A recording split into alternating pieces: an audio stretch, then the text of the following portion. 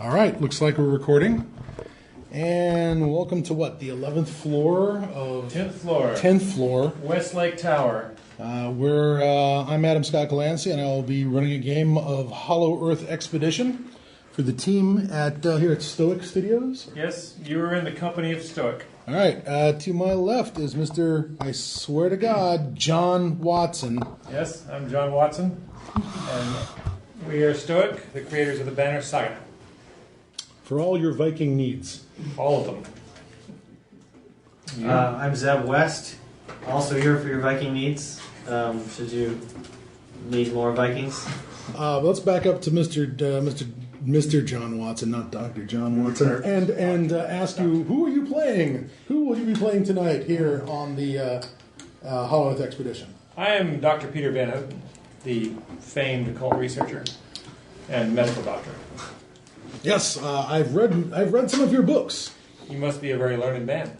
Yes, I found one in the train station bathroom.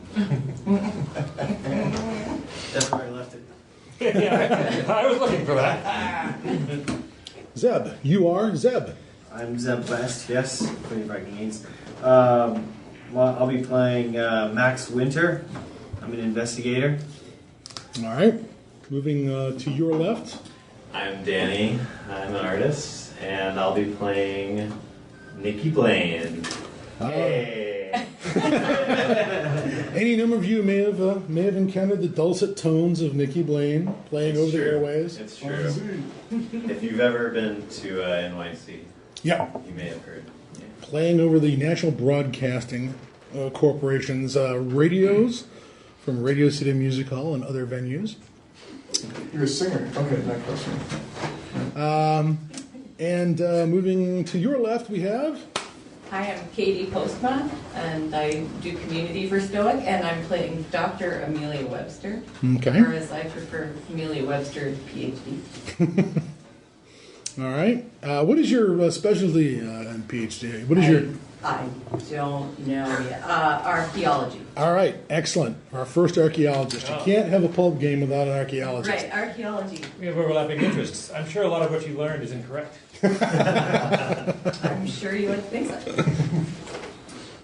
And I'm Arnie Jorgensen playing Charles Crompton. My father was the Lord Baron Crompton. He made a lot of wealth fighting for Britain in the Mesopotamian campaign. I know quite a bit about ancient archaeology and the way that people used to live. Excellent. Another subject matter expert. And let's start with Drew, actually, and then we'll get to the minions in a second. Sure. My name is Drew Clowry. I'm a programmer at Stoic, and I am playing Stanley Fitzgerald of the New York Fitzgeralds. And in fact, this very plane, my family made the machines that made the bolts that hold this plane together. And these are my two best men. I am Matt Rhodes, and I'm lead designer at Stoic. I'm going to be playing Gordon McCann. As it says on my business cards, I'm a man of action. Indeed. I'm Alex Thomas. I'm the raider on Banner Saga. I'm playing Yuri Doroshenko, and I may kill. He's a good man, Yuri. Yes, a good man to stay on the right side of. That's correct. There is going to be a moment where it takes some work to get you through the hatch onto the aircraft. There's a thing where they take them, the flight crew takes a moment to turn you one way and then another, and then finally settling on perhaps maybe the cargo hatch. But they get you in. You gain access to the Orient Clipper. For tonight's journey into the world of pulp, these people will be the passengers on the Orient Clipper, one of PanAm's fleet of M130 flying boats that are a big 4-engine flying boat that has a big, wing on top, nothing on the bottom. Fuselage is built like a boat, and these were some of the first passenger aircraft to make a train-specific flight. They don't do it in one trip. They do it in multiple legs. PanAm flies you to Oahu from Alameda, California. And then they take you to, I believe it's Midway, Wake Island, Guam, Manila, and then finally you can move on from there to Macau or Hong Kong. There's also another leg that goes south to New Zealand, and perhaps some of you have destinations down there, but the first leg for everybody is going to be taking you out to Oahu. That is the only overnight flight that happens on this journey. All the rest of the flights take place during the day. This aircraft, as I had told the players before, a one-way ticket on this aircraft costs, I believe it's $950 in 1936 money, which is about $17,000 in modern change. The numbers are similar in some ways to what a ticket on the Hindenburg cost. It was not something that people did unless they were either desperately short of time and had to sell everything they owned, or somebody else is paying the bill, or they're grotesquely wealthy. Yes, you guys will be traveling via the Orient Clipper. You're the only passengers. The crew includes there are 2 stewardesses. There is a flight engineer, a radio operator, and I believe 2 pilots. So it's a crew of 6. These flights, from what I can tell, reading the old materials, are bizarrely luxurious, with meals actually cooked on the flight, with expensive wines and drink, a full bar. There's games on board the aircraft, chess sets that are designed to be played in flight with little stubs in the bottom of the pieces so they don't fall off the boards when you hit turbulence, although that's certainly not going to happen during this. It's going to be just a straight shot. Yeah, exactly. Yeah, you're landing in Oahu, you're going to get out the plane, people are going to put leis around your neck, you're going to go in, you're going to have a luau. It's going to be great. You're going to drink boat drinks with, flowers and junk in them in those silly straws, and boom, no big deal. Anyways, I'm sure that'll happen. But let's see here. Any other thoughts about this? There are sleeping compartments on this aircraft in the front and the back. There is also, I think the rearmost compartment has been turned into sort of a private compartment for Mr. Fitzgerald and his 2 employees. It's also, if I'm not mistaken, the only one that has I think it's like, there's a bathroom on this thing where you can access it without getting out into the main part of the aircraft. Everybody else has to kind of go down a hallway or something, and you lock your door from the outside, and then nobody can get in. So they're peasants. It's a little bit. I'm sorry. They're not that. Mr. Crump. They're not that peasant. They're not that peasant because they paid $17,000 to get on this thing. But relatively speaking. Okay, well, if that's important to you, yes, that is. Yes. I'm sorry, are you not familiar with the New York Fitzgerald? It's known as the Fitzgerald shitter.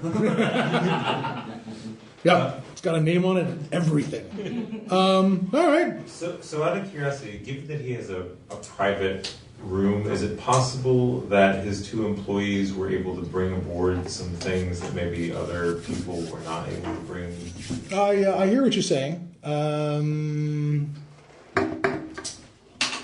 Well, I don't see any reason why your guitar would have to be stowed with the rest of the gear. Is all I think. I think that's fair. All right. That could be, after all, there may be an opportunity to serenade the other passengers. All right. It's true. It's important for the wealthy to share the largesse. Is this sort of a noblesse oblige You thing? hear that, Blaine? You might have a musical partner. You're going to back me up? Yes, he is. Or at least cover you. All right. So, any other questions for you guys, or hustled on to up the ramp onto this flying boat and are launched into the absolutely crystal clear blue skies over the calm, named for a reason, Pacific Ocean, because it is in fact quite Pacific out there. Anybody? Nobody? What was the question? Yeah, exactly. that brings us to another point. I have got 8 people around this table. I believe the largest pile of people I've ran a game through in the last couple of years was 7, and that required a lot of murder to get it down to the group that was easy enough to handle. So I'm going to have to try and keep the side talk to a minimum, and I'm going to have to point at people, hands up and things, to try and keep this as organized as possible. Otherwise, we'll just turn into a blur of sound We were having at some a serious point. discussion about smuggling weapons on board. Yeah, well, that's what players do. That's the first thing they do. Is this Zeppelin filled with hydrogen? Yes. How many hand grenades can I get under? I'm not saying I want an armored dog. I just want a dog. Chainmail seems excessive in this sort of a situation. Any other questions before you are hustled onto the aircraft and launched into the Pacific skies over the, Pacific Ocean? Anybody? No. All right. Well, boom. Your pilot lines up the aircraft. He, of course, comes down. It's one of these things where they, as far as I can tell, they had these books that you got and with every flight, and they literally have pictures of your pilot as your crew. And they come by, and people sign them that your pilot is, who your pilot is and who your captain is on this flight, And when there's not 2 guys up in the cabin, whoever's back here is also sort of comes back for dinner like they're entertaining the guests, like they're at the captain's table almost, and that's on top of the stewardesses who are moving around the aircraft. So This must be a thrill for all of you. yeah. So Betty and Wilma, who will be our 2 stewardesses, move through the aircraft, get you guys seated. Once everyone's... You did say Betty and Wilma? Yes, I did. Okay. They get you guys seated, and you are launched into the air. The aircraft does a very, very long takeoff, where you use it. It just launches from the water, right? Everyone knows how a flying boat works. Cool. You get a lovely view of the Golden Gate Bridge, which is being finished about 1936. We're going to call this, say, August 30th. Let's call it August 30th of 1936. I think they're finishing the Golden Gate Bridge right about now. Certainly the Spanish Civil War is just kicking off over in Iberia right about now, where no doubt that Hitler fellow and Mussolini are going to take care of those terrible communists. I've heard a lot of good things about these National Socialists. I think they're going to really shape Europe up. I'm sure of it. Says way too many Americans in 1936. Something like a good stiff boot. Yeah. Get people in line, absolutely. Trains will run in time. It's just a question. We didn't really figure where the trains were going. I think that was the real problem with the National Socialists. Oh. Yeah, well, this is the time when guys like Charles Lindbergh are saying, these Nazis really have their act together. And Joe Kennedy's like, yep, absolutely. They're being mean to the British, so I'm on favor being Irish and everything. Yeah, Henry Ford and the rest, yeah, true Americans, everyone. They just didn't commit the sin of being premature anti-fascists like all those Americans that went to Spain to fight the fascists.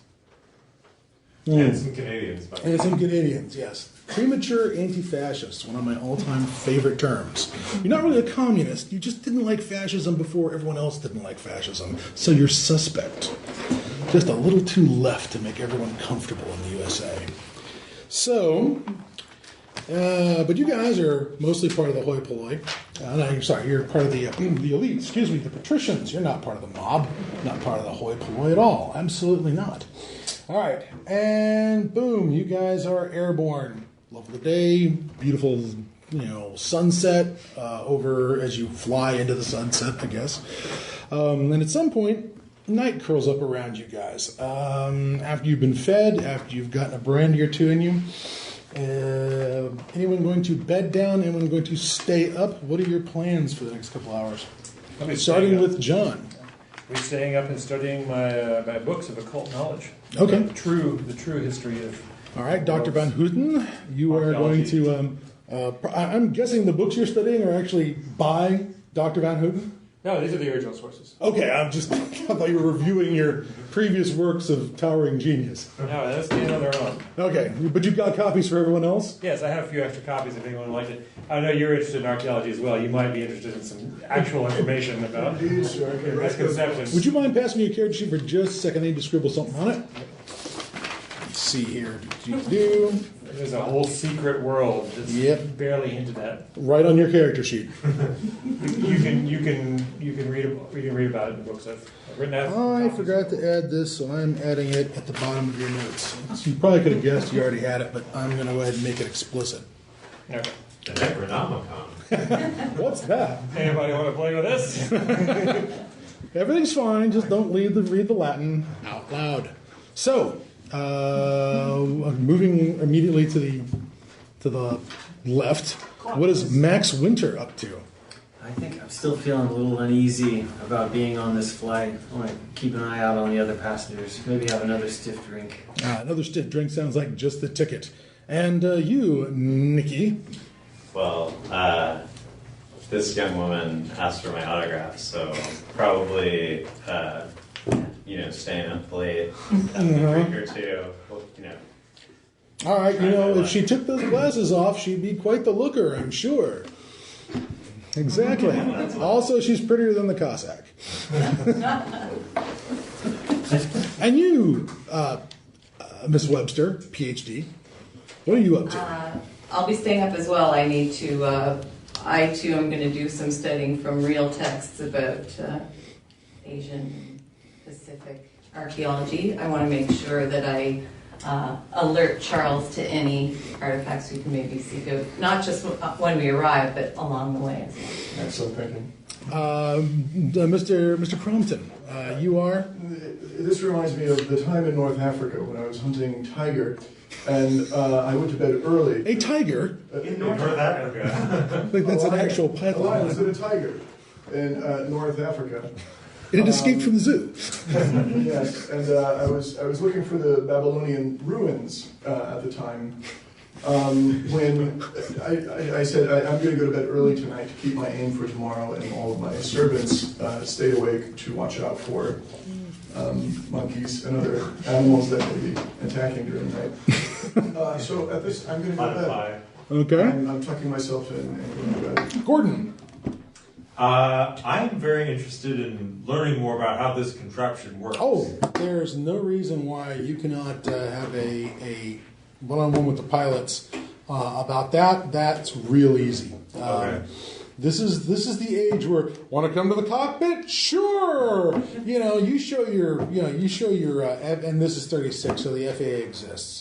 So there is such thing as licensed pilots, and there is such thing as having your papers in order, which you have with you because one of the plans, you're going to be possibly engaging in that skill when you get where you're going.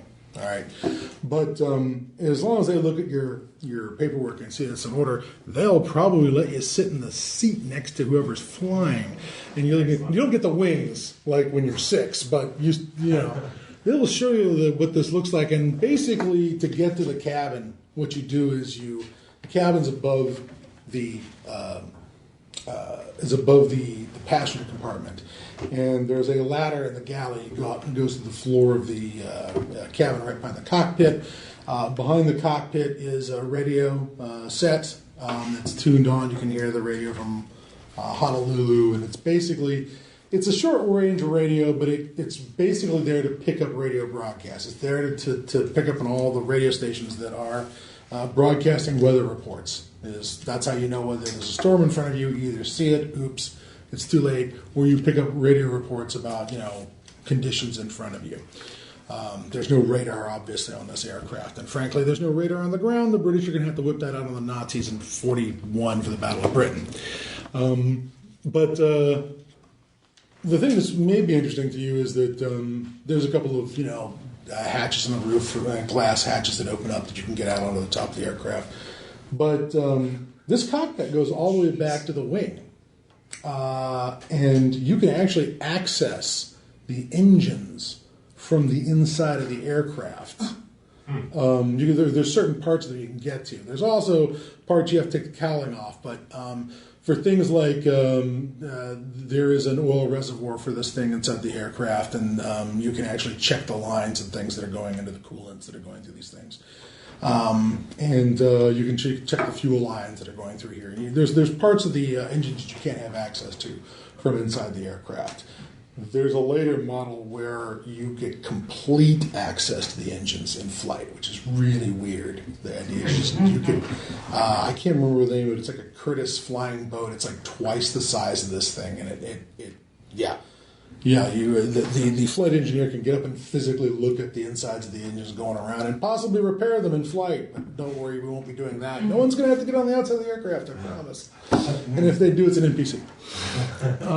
But they will show you some of the things about this aircraft. They'll tell you, you've never flown anything this big. You've flown single engine, a lot of single engine aircraft.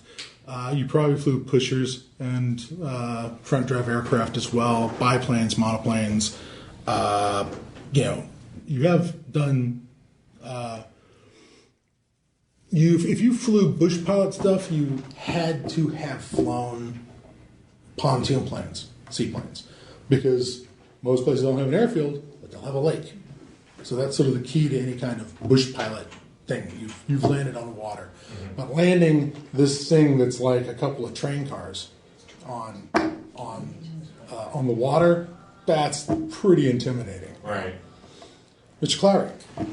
So, I will be enjoying my post-dinner cigar out in the main area where everyone can enjoy it. I believe they don't have a smoking option on this aircraft, which is one of the complaints I remember reading, where they said, very disappointed there's no place to smoke. Why couldn't there have been a special room like on the Hindenburg? Yes, they let you smoke on the Hindenburg. There was a special asbestos room right there. With electric lighters that pulled out on the end of the cord so that you wouldn't have an open flame when you smoked. I'm sorry, are you telling me I can't smoke on this aircraft? Yes, because the What fuel... sort of communism is this? Well, it's the kind of communism that doesn't want to explode. Unacceptable. Unacceptable. When you own the airline, and when you buy out, what's his name?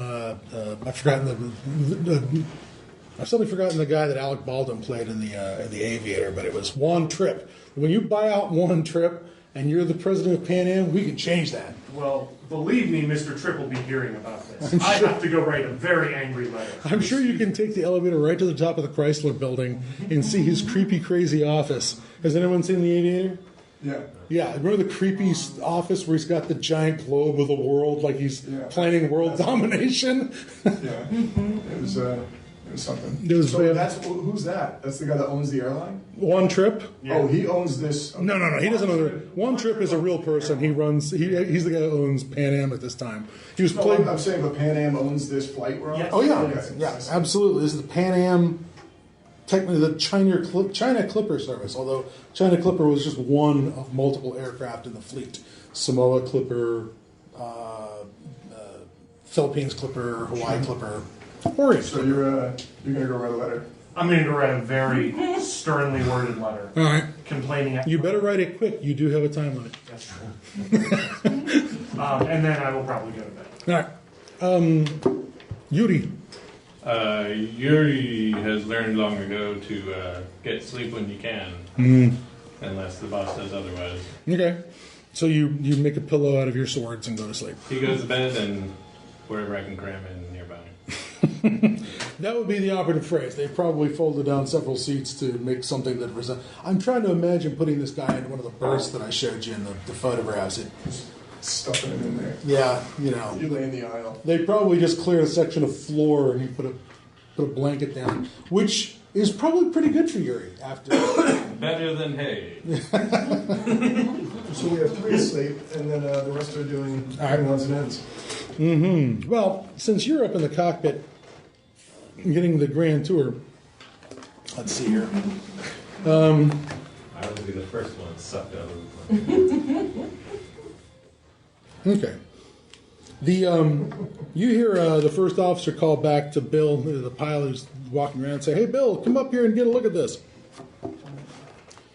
And Captain, excuse me, and starts walking up to the front of the aircraft. And kind of follow him if I can. All right. What you're looking at is now when you were out here before, what you were looking at was stars.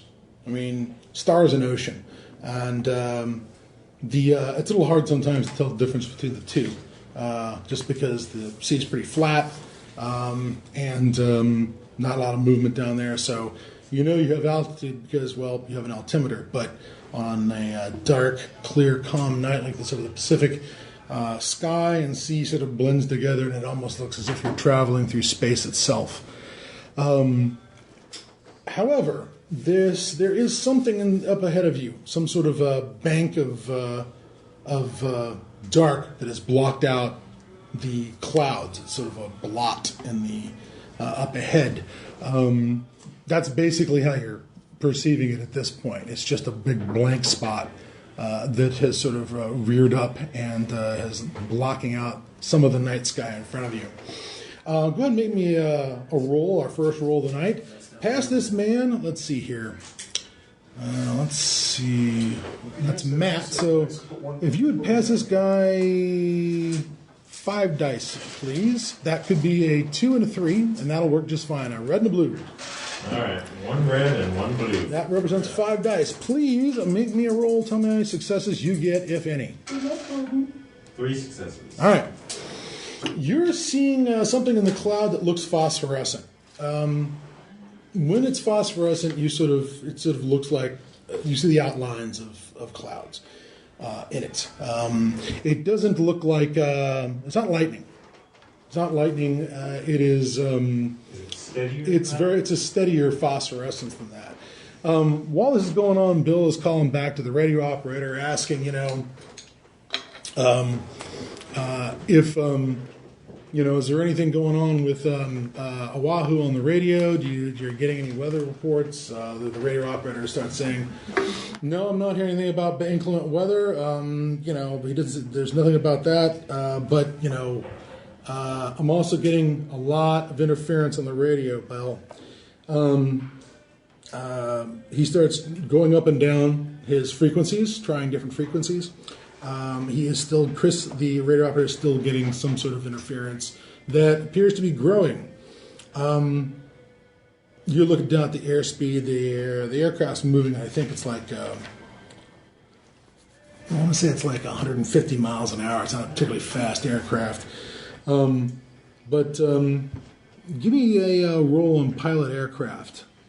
Okay. Not on the adjusted fighter skill, Sure. but on the regular pilot aircraft. That's 9 dice. So 3 blue dice will do it. All right. 5 successes. Okay. You're thinking that you've been in aircraft. You flew aircraft in the Great War that had a top speed of 150 miles an hour, like Sopwith pups and things like that. Obviously being in a kite mounted a wooden canvas, felt a lot more. You felt the acceleration a little bit more than being in this thing, which has almost as smooth as glass sort of flight feel to it. But nevertheless, you're fairly certain that you're not really 100% sure about the distances involved out here, but again, being a pilot is trying to estimate all that. That sure looks like it's closing it faster than the speed of the aircraft. Like you're not moving towards a static thing, like it's moving towards you. Captain, do you think we should take some kind of evasive action, or? Pilot says. Pilot goes, "All right, let me get into my seat." And he starts strapping himself in. He gets, "Roger, let's start changing our course. We'll head around this weather front." They get in, and he says, "You better go back and sit down and strap yourself in." And in fact, no, actually take that seat over there, and he points you to an empty seat across the aisle from the radio operator. Okay, I will do that. Strap myself in. The aircraft starts to bank. Those of you who are awake will feel the aircraft doing a sort of a leisurely maneuver, but you can feel the aircraft turning and the one wing tipping up and the other wing dipping to, I don't know, port, starboard, I can't remember. It's turning to the left. How about that for everybody out there in Radio Land? It's turning to port. It is port on aircraft, isn't it? Yeah. All right. So Flying boat. it is a flying boat, so we can use nautical terms. Aircraft begins to turn. Occasional things roll around the galley just a little bit, but not too much. Pick up my beverage. Yes, as the boar rolls away, catches it. Good reflexes. All right, everyone gets to give me a. Let's see here. Pass me some dice, please.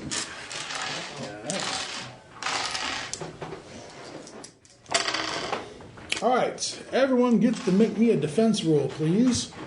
Those of you who are asleep, I believe you're stuck making me a defense roll without your dexterity. I think it's just your body is how it works. I think defense is. Let me just check this. I think defense is body plus dexterity. So. As your defense, which is sort of your inherent toughness and your inherent ability to get out of the way. Let's see here. Defense, yes. Passive defense, active defense. Yeah. So if you're asleep, just roll your dice that you would have for your body. All right. So these are 2, right? Whites are 2s. Oh, whites are 2s? Yeah. Whites are 2s, blues are 3s, and reds are 2 dice. So go ahead and roll. Number of dice equal Whites to are 1. Whites are 1. Sorry. So 2 1s equals my body is 2. Yes, correct? that's correct. Yes. 2. All right. 5 for me. 5. 5. 1. This is a 3 and a 2. Yeah. Body plus dexterity. Remember your numbers. 1. 1. Body plus defense. 1 for Mr. Fitzgerald over here, the New York Fitzgeralds. Okay. All right. And The aircraft begins buffeting around rather violently. If you would have taken 4 non-lethal damage. There's 2 types of damage: lethal and non-lethal. Lethal heals up in weeks. Non-lethal heals up in a day. If you rolled a defense of 4, you take nothing. You took 1. You take 3 non-lethal hits as you were bashed around inside the cabin. You took 5, no hits. 2 hits. 1, 3 hits. You did not take any hits. You took 3, and you took 3. You put that next to your health. Put an N next to it for non-lethal. So I don't. You were just being bashed around at this point. There's no bones sticking out. There's no blood spurting across the cabin. There's the sound of stewardesses being Betty and Wilmer being thrashed around in the aircraft.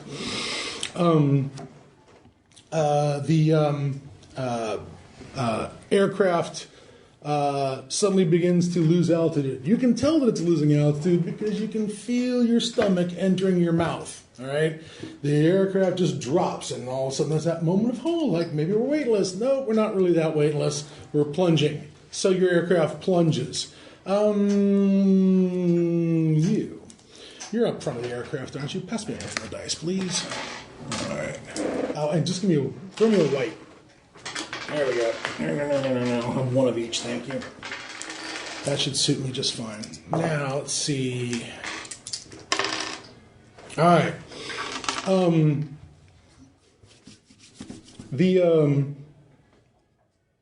There is some sort of burst in the cabin of something like St. Elmo's fire. It's some sort of static electrical charge that rolls through the cabin of the aircraft, arcing off of the various pieces of aluminum inside of it, bouncing across the floor, across your feet. Yes. And yeah, and now there's a man on the wing of the plane. But as that happens, the pilots are still holding on to the stick and wrestling with it. Then everyone, and those of you who've been jarred awake, everyone is suddenly immediately aware of incredibly bright light coming through every window in the aircraft. All right. Suddenly it's incredible. You're up in the front of the aircraft. It was dark. Boom. That big window in front. Plus there's like these see-through panels in the roof. All of it super bright. Boom. Almost blinding because it was like pitch black out before. Now it's just like a Klieg light or a spotlight right in your eyes. Give me a let's see here. Actually, give me a defense roll, please. A defense roll. Yes. 3 successes. All right. Let's see how these guys do. Actually, Whoops. I flick down my science shades. Okay. I'm a doctor. Okay. Both pilots are like, oh, they're holding their eyes and they're holding the stick. Oh, no. You know, No. you look out the front window, you're able to blink through this, and what you see is daylight. Absolute broad daylight.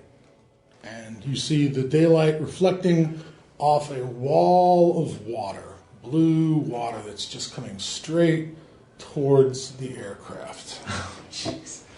Yes? Can I try to make my way forward to see what's going on? I want to figure out what's going on. Okay, if you getting to a window is easy enough to see out of the aircraft. That's great. Now, at this point, you guys were flying level. I mean, yeah, the aircraft was bouncing or whatever, but now you're experiencing the kind of G's in a dive. I mean, you can feel it. And it looks like a dive. And it looks like a dive. Everyone, go ahead and give me a roll on your dexterity, please. Oh, no. Everyone?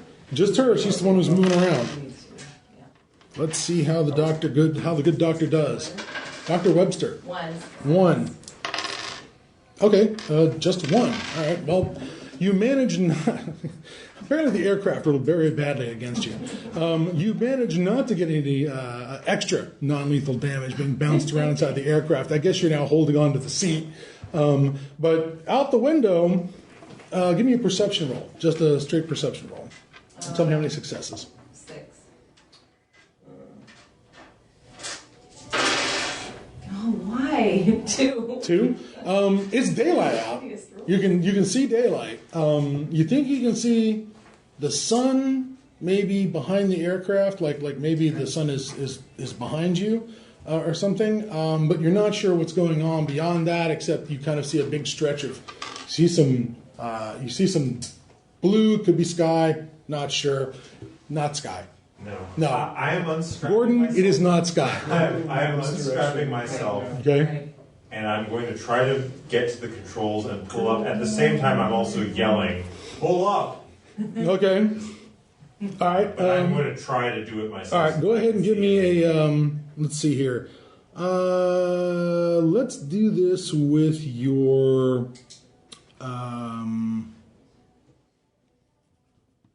Yeah, give me a strength roll, please. It's 2. Strength roll. Okay. So blue is Now your difficulty on this is 2. 1, red 2, that's 3. Your difficulty on this is 2. Do you want to burn a style point to get an extra die? yes, that sounds like an excellent idea. All right, how many style points would you like to burn since you're heading towards apparently what is the ocean at least 150 miles an hour? Probably more in a dive. Why don't I burn all of them? Fair enough. Yeah. After all, I did. All right, cool. Let's get 5 dice into the mix. All right. Go. 1 success. You do not make it to the. You do not make it to the front of the cabin. It was the best I could have possibly done. All right. They begin to pull up. They're pulling the stick back. You know, they're going like this. But you can see they're not pulling the stick up enough. What do you do? I mean, if they keep it at the way they're pulling it back, the aircraft looks like it's gonna nose into the water. Oh, it's probably too late for her to grab that. Yeah. So there's no way for me to get to the controls. You're not in the water yet. Okay. Well, I will continue to try to get to the controls. All right, roll on your strength again, because again you're in a dive and it makes you want to go to the back of the aircraft. All right. Are you also yelling, "Pull up for God's sake"? I am. Yes. Okay. For God's sake, pull up. Okay. I got 2 successes. All right, you get to the back of the aircraft. You grab the sticks and pull them back as well. Yes. All right, Hard as I can. give me a pilot aircraft roll, please. Let's give you a minus 1 on that because you've never had an aircraft. So 8 dice. Fair enough. 4 successes. All right, let's see how these guys do with their successes. Copod is useless. Anyways, the aircraft. Damn it, man. As you're I guess this is a good time to use the word plummet. As you plummet to the ocean below, make me a perception roll. Perception, 5 dice. 3 successes. All right. As you plummet to the ocean below, you see a couple of things that you appear to be plummeting towards the lagoon of some sort of atoll.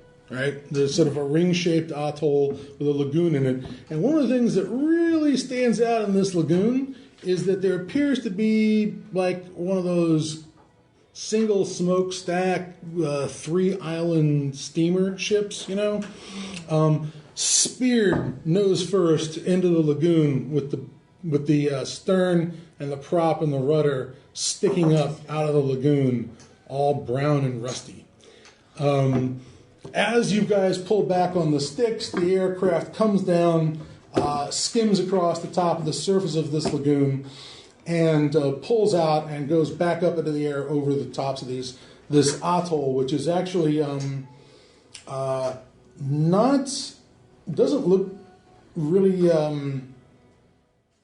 There's something. It's not what you're expecting. You're expecting like some rocky outcropping. You're expecting some white sand beaches, from all the. Maybe green from yeah, jungle. there is green from jungle. Okay. Absolutely, there's plants growing on it and all, but there's kind of a cliff on the interior face of the atoll. Like maybe it's not. I mean, atolls are formed from volcanoes that wear away. Maybe this has got a deeper, steeper caldera or something. But when you get up and over it, the atoll is very wide and flat, and the aircraft pulls up out of it, and Bill and Roger are both, oh, thank you, oh my God, that was close, can't believe it, holy shit, that was a close one, Bill, that was a really close one, Roger. They compliment each other's flying abilities. But now the aircraft, everyone has been dumped back into their seats. The G-forces are not throwing you into the back of the aircraft anymore, and it levels out. And then so they start to turn the aircraft around and look out and see what they can see. I presume everyone goes to a window at this point and demands to know, or yells at a stewardess and demands to know what's going on. And the stewardesses have no answers to give you. I no longer care about the rules. I am having a smoke. Yuri, would you like a smoke as well? I feel he chews the cigar like a Vienna sausage and swallows it. Lights it by staring at it angrily until it bursts into flames. The aircraft is tooling around, and Roger and Bill are looking out the windows and going, wasn't it nighttime? I mean, they're looking at their watches, and it is broad daylight out. In fact, is there a navigation station? Oh yeah, there's a compass. So, Whee! Okay, it's going crazy. Yeah, it's doing what you were hoping it would do. Kansas anymore. On the plus side, the watch works. I mean, it ticks when the hands go around. I mean, it's just springs and gears. What could affect that, right? Time is passing. Can I investigate the turned up ship out the window and see if my perception's? All right. You look out the window. Everyone's looking out the window. The atoll is. Oh boy, she brought some dry erase. That would have been awesome. I'm right behind you. Oh, awesome. Let's go draw something on a board. It's good radio. Yes, nothing like illustrations to make great radio. The atoll, once you've got a chance to get above it, is sort of badly shaped like this. If I had any artistic ability, I could actually draw this better, but I can't. So you're stuck with this. There are 3 islands to the atoll. They seem to be very symmetrically spaced. There are 3 openings between the 3 islands in this circle that form sort of a Y-shaped pattern, as if it was divided into thirds. It's very geometric looking. The tops of these things are covered with vegetation and dirt and sand and whatever. So there's plants growing up here. If you were to look at this thing on the side, there'd be the water level, and then the atoll goes straight up and these sections have like a wall that comes up out of the sea that's maybe 50 feet tall. And you probably can see things like, if there's the plane circles around this, there are clear signs of habitation. These areas of the atoll have been turned into looks like fairly organized looking crops. You can see gardens and rows of cultivated vegetation. Do we see any temple structures or anything like that? They might contain artifacts? On one of the islands is definitely a village. All right.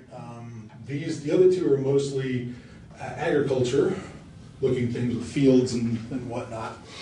This one actually has a village, I guess you could call it, and that there are huts that look to be, huts, and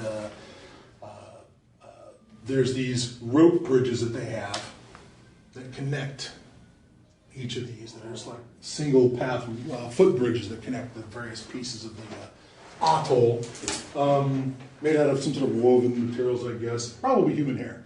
In the middle of this thing, Moving on. What? This isn't wrong?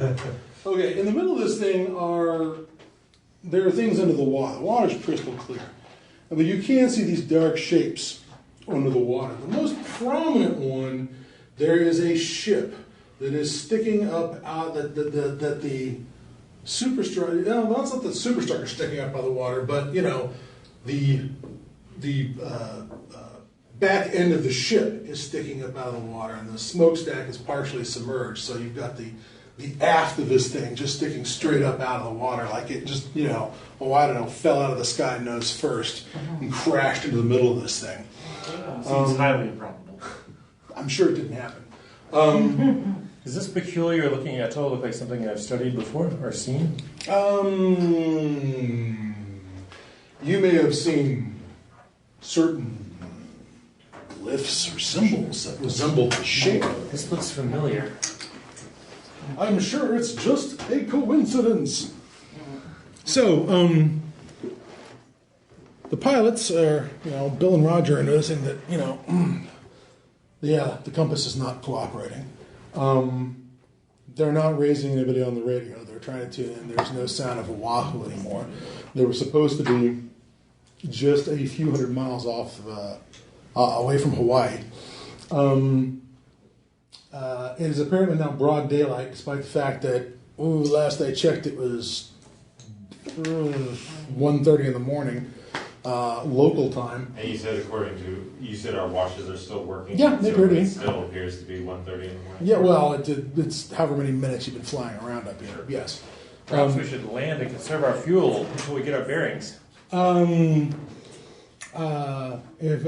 excellent suggestion from the peanut gallery, which the NPCs will suddenly decide they thought of themselves. That's how NPCs do. Players suggest things, and then they think they did it. As long as they come to enlightenment. Anyways, It's not important. now not everything on the instrument panel is working. As they're going through all their instruments, they're noticing that they are some of their aircraft, some of the engines are not performing the way they want to. Go ahead and make a pilot aircraft roll. Only 2 successes. Okay. You don't think that your perception is that maybe the engines are stuttering, that not every cylinder is firing in those radial engines that are going. So the aircraft is actually losing power, and now it's a question of how far we can even get with the engines this messed up. So, Say, Captain, the way those engines sound, we should probably land this sucker while we still can. well, the pilots are always happy to take suggestions from the peanut gallery, but that's probably the only option that they have to present themselves with. So they bring this thing down and prepare to land. Let's see how Roger and Bill do. Roger and Bill stick the landing. It's wonderful. Where do you Now, send it? Outside? Where- he where does in the middle? not land. They do not land inside the atoll, despite the fact that it's a couple miles across. Okay. It's big. So we're outside of Yeah. the village, or where do we land? They bring the aircraft down. I want off. Oh, look, this bird. I got C now. They land the aircraft out here someplace, and touch down and tootle along, and are just sort of idling the engines out here, looking at this thing, and they start feathering down the engines to stop. Captain goes down to calm the passengers. Undoubtedly, everyone has questions. I see there are some of us are quite battered. I would like to apply first aid to anyone who needs it. Absolutely, that's a fabulous suggestion. Go ahead and give me a roll on your medicine. Medicine. Your first aid. Go ahead and give me a first aid roll, and that just subtracts any. That'll subtract any bumps, bruises, scratches. Rating 9, average 4+. Anyone take more than 4 hits? No? Good. Everyone loses those hits. Let's not even roll dice. That's what the average is for. Now we can move on rather than have everybody roll for everybody. He's able to just. I'm not sitting there though. I was waiting to come around, but before I'm healed, I shove you aside and start opening the door. Okay. He's like, I'll bat Don't it. do that. Don't do I'm that. slamming You open the shouldn't door do if I that. can. Sir, we're not ready to deplane yet, sir. I'm marching through. I want my rifle, and something here You is can't. going wrong. You can't get the rifle from here. I thought I had to climb out onto the rudder, onto the pontoon, and unlock the door. Isn't that the way they work? Yeah, you could do that, but all right. You could also fall in the water. That could be cool. The stewardess is not really in a position to manhandle you. She's not. Nobody's in a position to stop me. I want my rifle. Something's going wrong. This line is All right. Well, then you keep your hits. You're doctoring other people. Okay. Does anybody else care to stop him from leaving? Yeah, I do. I mean, I can try to explain All right. to him what's going on. All right, let's see here. What, before we leap out of the plane sitting in the water. What do I roll, sir? You could try some sort of fast talk on him. What's your intelligence? Mine? Yeah, actually, I can see yours. It's 4. All right. 4. You could possibly try to fast talk him. So I think how that works is, since you don't have the skill, we'll use your brain -2. So you get 2 dice. Okay. And roll and tell me how many successes you get. 1. All right. You roll your intelligence. Oh, jeez. You get 2 dice, right? And if you can roll more than one or more, you are not talked out of it. 0. Dude. You are talked into sitting down temporarily. But it's not going to last. It's not going to last. I'm just saying it's not going to last. By the way, I didn't think that was going to work, but that's awesome that it did. All right. Your ammunition might become dampened. My God, it's down there flooding. No doubt your bullets are drowning. Your baby bullets. If he interferes with it, then might Oh, become dampened. right, you're right. I've also climbed down out of the cockpit. Okay. I want to check on Mr. Fitzgerald. Okay. And also collect my belongings. Okay, fair enough. You do that. You go to the back of the airplane. You've spilled a drink. I'm putting on my 3-piece suit because you don't leave the cabin without getting dressed. Not to mention, if you're going to throw a fit with the servants, by which I mean the flight crew, you should be properly dressed before you berate them. Make an appearance with your cigar. Well, I can't say I find this flying at all acceptable, but I am uninjured, yes, if that's what you're asking. All right, that'll do for now. You're all right, man? Very good. He didn't wake up. He didn't actually wake up during the crash. He slept through the crash. Didn't even jostle, cramped between the You have a new bandage around your head. You don't know how it got in. I don't think he actually got a bump out of the deal. Oh, no, nothing. The aircraft threw him to the ceiling and back down. He slept through it. I was already touching the ceiling. It's like modern school buses. The seats are closer together so the kids can't be thrown around in a crash. Yuri has that safety feature in every vehicle. Elevators, buses. I didn't know that. I didn't know that they stuck the seats closer. Because I've seen kids launched, to the roof in bus things. It doesn't look fun at all. As a kid, I often thought, wouldn't it suck if anything happened to the bus with no seatbelts? I would not enjoy that. Anyways, let's see here. So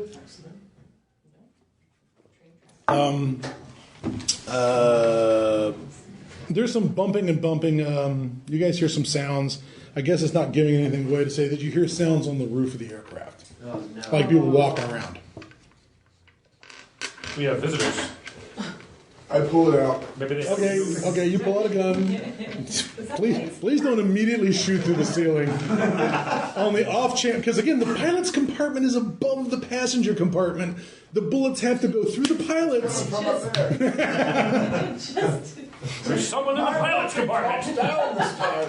This guy's a loose cannon. Oh, there. And would be an operative word. I ready my sedative syringe. The stewardess attempts to calm you that nobody's attacking the airplane. It's just the pilots going out. That they're opening the engine calendar, checking the engines. You know, he says, look, if you look out this window, you can see Bill right on the wing of the plane out there. Just you look. Okay, I say. You look on I'm guessing I look and I do see him. Yes, it's not a mystery. You actually see Bill. There's Bill. He's there. He and Roger are taking the cowling off of the engine and starting to look under the hood like any good pair of mechanics. Unlike some people. I actually threw a little mechanics into your character because as I was reading the original template, it's like there's no mechanics for the pilot. I'm like, what is this, like Donald Sutherland in Kelly's Heroes, where he's like, hey man, I don't know what makes the tank go. I just drive around in it, right? Anyways, you're all staring out the window as your pilots do their thing.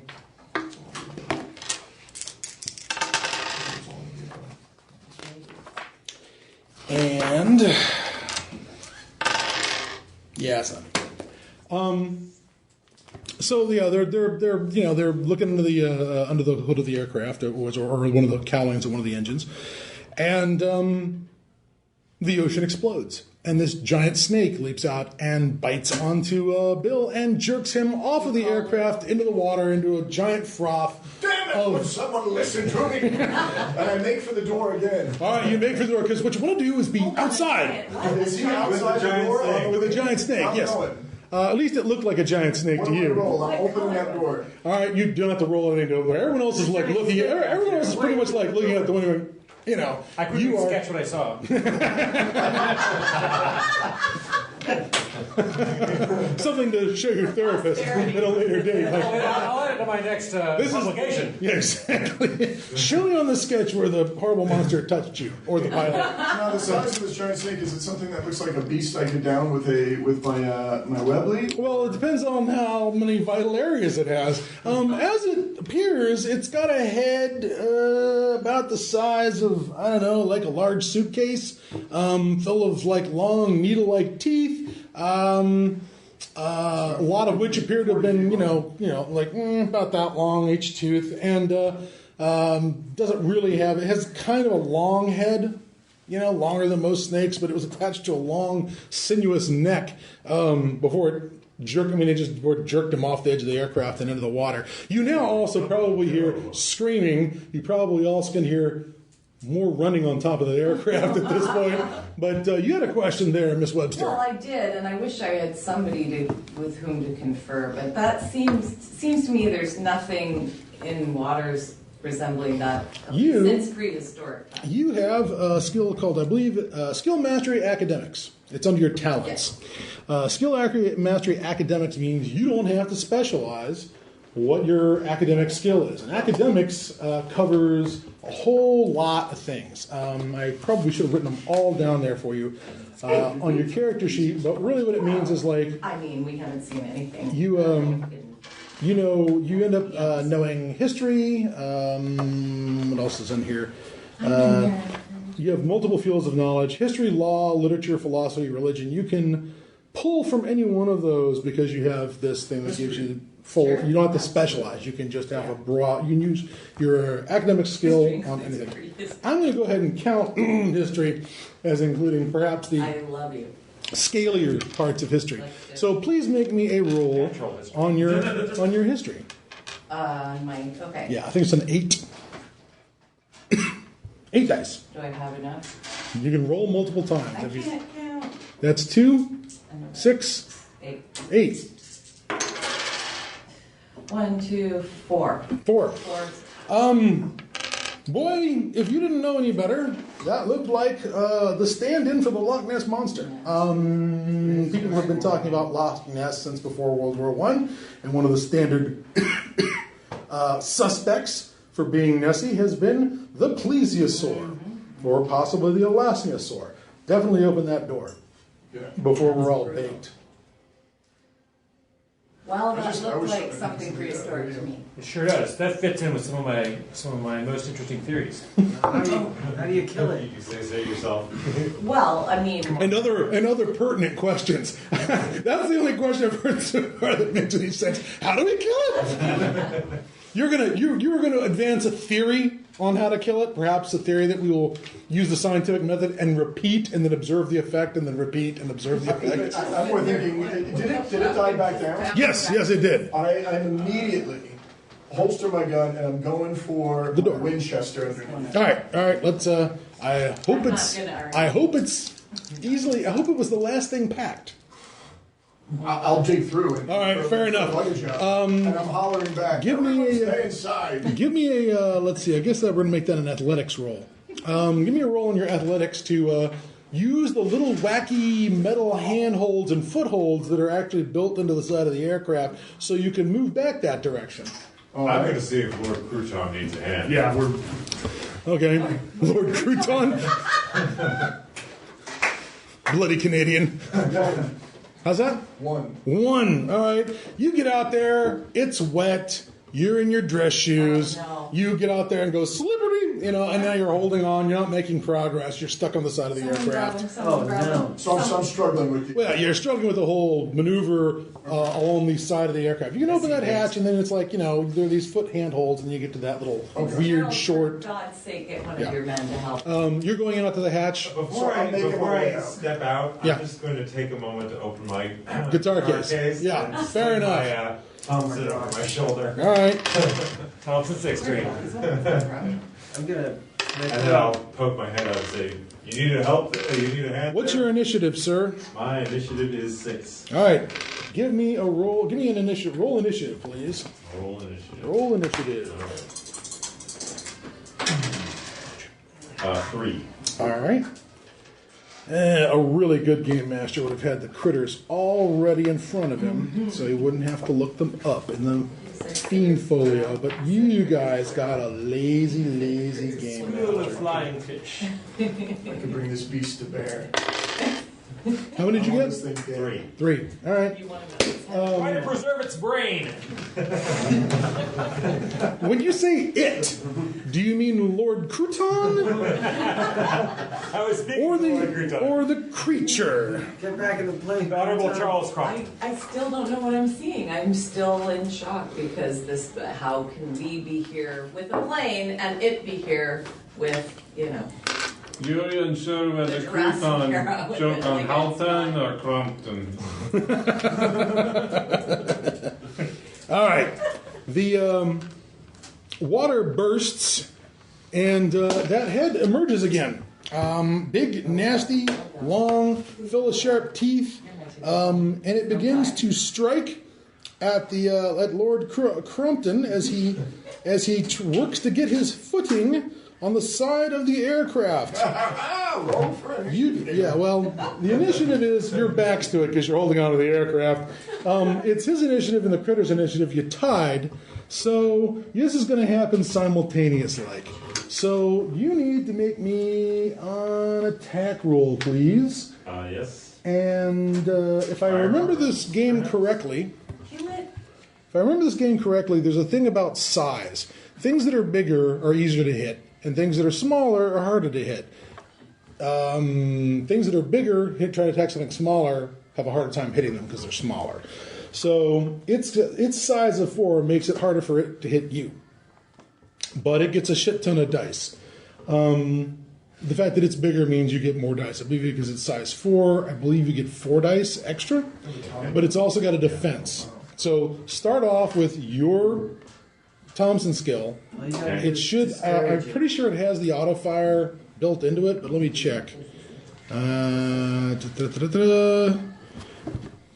So I don't think it does, because I see 4 base plus 2 levels is 6, and then I auto fire plus 1. Firearms is 6. Yeah. 6 plus 3 is 9 plus 1. Yeah, it is built in. I have a skill called auto fire. Okay. It says plus 1 with auto fire weapons, so you do get 10 dice.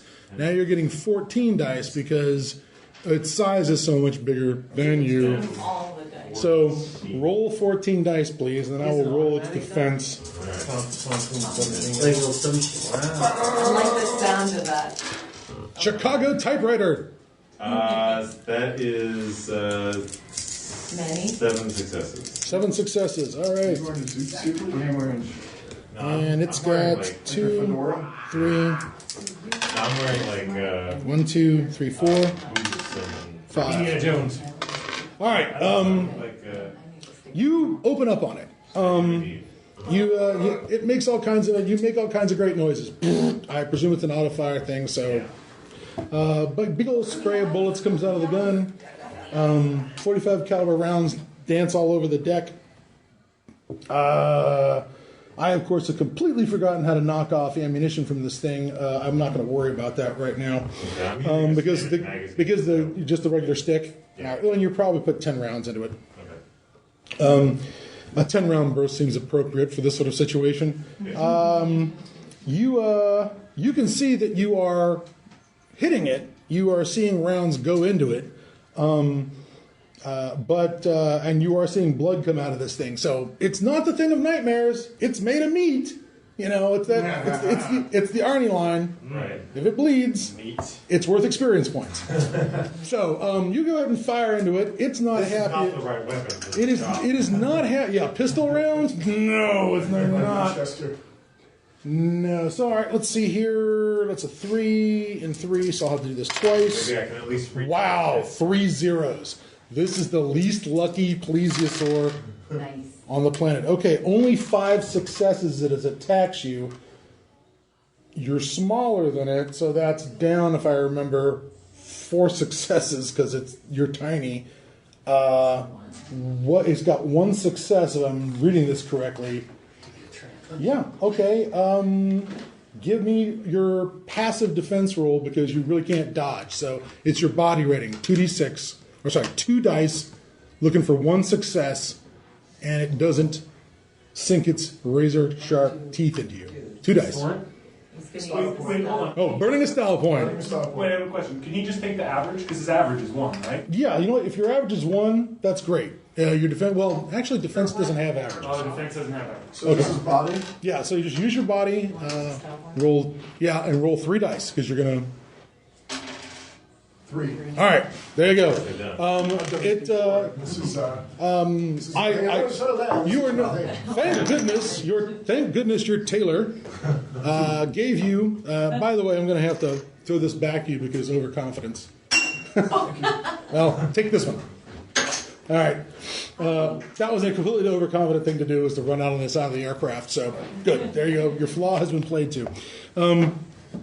It's a good thing your tailor gypped you and didn't double stitch the jacket because it pretty much just pulls the jacket right off. You've got sleeves. You still got sleeves, right? But the rest of it is just jerked off the back. The lapels slip down your belly and fall into the ocean. No, it did not manage to. It did not. But it, distressed by the owies that were inflicted by the Canadian, it dives under the ocean again, sploosh, leaving a little pink froth on the surface of the water as it goes under. Remarkable. There's a thud. I know. Anybody doing anything except looking out the windows and having a drink and going, $10 on the lizard, $30 quatloos. Excuse me, we're going to bet on people's lives. I think it's always I'm has to still be. digging for my Winchester. Okay, you're gonna have to get the hatch open. Okay, so Oh, I'm trying to get that. so I'm just yelling at both of them. There could be more. Where there's 1, there's more. Okay, you're yelling out the window. So Yes, sir. Nikki? there could As be more. Mr. Fitzgerald left his belongings unattended. Please make a stealth roll. Okay. This is usually the place for notes. Oh. We'll just roll with it. I have an I knew average those of cigars 3. are worth a lot of money. All right. What do you you need? How many? You guys, what's your perception? 5? 5, But if you need to roll it. 4. I need to roll. I'm not looking. Okay, you're not I'm right. scanning the room. Okay, I'm looking for they're going to roll dice against that. You want to get more than your average, so roll me a full sneak. 3 6. 3? Okay. 3 successes. Roll to see if you beat 3, then you have noticed him. Just perception? Yeah, just perception. Nope. I don't know how many you have. Oh, these are the wrong dice. 2 2s. 1. 1. Nope. Okay. What are you looking for in particular? How large is the luggage? Oh, remember the luggage Tom Hanks had in Joe versus the Volcano? 4 giant chests. It's like that. Wow. I'm nice to know that everybody got the reference right off the bat. Yeah, it's that luggage. Has a golf course in it. Really good Cuban cigars in there. Yeah, money, any items of Oh value. my goodness. Take the cigar. Well, all right, sir. I'm going to point out that there's an enormous amount of money. You're not going to have a problem with that. You're going to be able to find checkbooks from the Bank of England, Credit Suisse, J.P. Morgan and Company. You're going to find thousands of dollars in traveler's checks and apparently a fair amount of Mexican gold pesos. Okay. How much of that do you think I'm gonna show as much you should as I have the can. gold in case you have to jump overboard? Oh yeah, I'll take the check. Sorry. Pesos, I fill my pockets. Glub, glub, You glub. really only need one check if you do it right. Yeah. Checkbooks, all right. The checkbook seems like the least. Be ruined as soon as I jump into the water. Exactly. Once the plane sinks, the checkbook will make excellent ballast or something. Perhaps there'll be armor the next time you're attacked by a Any dinosaur. personal documents? There's probably all kinds of stuff in there that might be passports. There might any other kind of reports that you might have brought with Yeah, you. probably medical reports. Oh yes, you might find a big Maybe some name. dirt on You might find some. You might find a medical report, a personal medical file that's probably quite thick and bound up and strapped shut, probably in a leather carrying case. You put that in as many of the Slip. I'm talking about the file is like this thick and it's in a leather binder with straps and it's got just paper. Very deft. Okay, you're very deft. Yeah. Okay, dude, your character's like 5'7" or something. 5. Where are you gonna put this? It's not like Yuri. Yuri can conceal that behind his ear. But 7. 5'7". All right. But he's got a great tan. He does. Well, it's not a tan. He's ethnic. Don't tell anybody at the Palace Theater. They'll fire him. It's the 1930s. America sucks. Well, not as bad as some places, but it's got its suck. There was a travelogue I was reading about travel around the Pacific, and the guy could tell. He was like in Tahiti or something. He was saying how great it was to be in the French Polynesia because it was the 20s and he could drink. And the theaters, yes, Tahiti had a movie theater. The theaters weren't segregated, right? Everywhere the French are all mixed in with the Tahitians. He says, if you go to a British colony it's segregated, the locals have to sit someplace other than the British colonials and you can drink. But the Americans had the worst of both worlds. Not only did the brown people have to sit separately, but you couldn't get a drink. Because Prohibition applied to Hawaii and Guam and every other damn place we own too. So, it was the worst possible situation. No drinking and racism. So, if I'm gonna have racism, I need to have some drinking. Hey, but look, it's 36. We've ended that whole no drinking thing. Thank God, we're halfway to the utopia at this point. Except for that dirty class trader FDR giving everything away. Income tax, oh my God. Practically Stalin. Is there still somebody walking on the roof? No, They both got I don't know. shot? Do you want to go up to the cockpit and see? Yeah, I'll go investigate. I'll follow. Oh, there's some screaming. I should say that there isn't any more. Running, but there is screaming from the cockpit. Should we go investigate? Okay. You should investigate. I'll We investigate. You would I'm going to go investigate. with you. Okay. I know. All right, we all read Nice, this. we do. All right, run to investigate. All right, Yuri, what are you up to? You're within arm's reach of him. I look out the window. That was a shrug. We could tell it was a shrug. We could hear your shoulders hitting the roof. Yeah. Clang. All right, you guys are going up, right? Okay. Sadly, this is not Call of Cthulhu. Otherwise, I get to hit everyone with a sand wasp because half of the pilot is laying on the deck of the cockpit. I don't know what happened to the other half of him, but there's blood all over, just blood all over the interior of the controls and on the leather seats and on the inside of the windows. Don't look, man. Which is unfortunate because the window shield wipers for the airplane on the outside, which no one really expected this. The screaming appears to be coming from the flight engineer and the radio operator, who are responding like reasonable adults and screaming at the top of their lungs like a pair of tiny girls. Pardon me for gendering the comparison. I apply them with a sedative. Well, I'll tell you what, it appears to work immediately. Are you hoping to fill him full of sedatives and then feed him to the monster so he falls asleep? Silence to attract their attention. I open my coat. There's a bunch of syringes. Do you dope the body? No, he dopes the Okay. I'm sorry. I thought you were going to load the body up with sedatives and then just push it out the window and let the monster eat it. I have more. I have more. All right. Well, First, to get these fools to shut How up. much of that have you got? Enough to knock out a giant snake? Improbable. However, I can craft some more. if we find the right nuts and berries on the island, perhaps you could. Perhaps they have poppies. I do have some psychotropics, which may work on the beast. This guy's a crackpot. Yeah, I noticed. Anyways, you attend to the make the screaming stop. Yes. I presume. Give me a perception roll, Mr. Max Winter, if that's who you really are. Oh, it's on the top of the sheet. It's closer to the top. It's under secondary attributes. 6, right? Yep. It's a 1, a 3, and a 2. Nice. 5. 5. All right. See the shit out of it. You see it surfacing surfacing on the other side of the aircraft. Same side the opposite side that these guys are on. This big head comes out of the water and begins to sort of looks like it's about to strike at the cockpit area of the aircraft. Is it another snake? I think we gotta leap Out of the cockpit. Leap out of the cockpit. Okay, well that's easy. There's just like a hatch with a ladder down. You can just step in and just drop Back into the main cabin. Yeah, maybe 8 feet to the bottom. Clang. Everybody out of the cockpit. What do you guys All do? right. The two drugged up or the drugged up guy upstairs? Yeah, they can stay there for now. We don't have time to take them. We've got to save ourselves. You guys are jerks. At least they're not screaming. Pragmatic. Yeah, be heroic. This is pulp, assholes. Come on. They're not going to be passed out, sedated, or how sedated are you making them? Let's throw No, it down. not Throw it Pat. down It's calm. Well, okay. Well, you say Maybe grind. you're saying evacuate before this thing even jumps, even strikes. All right. Yeah.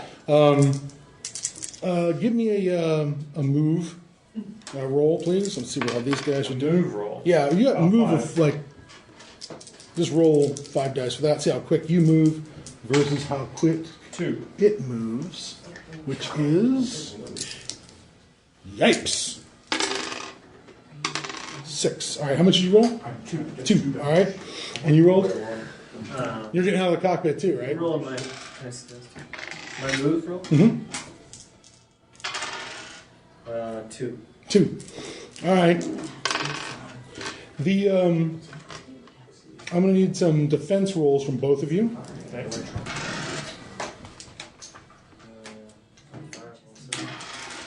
3. Do I have to commit my style points up front, or can I do it after I roll?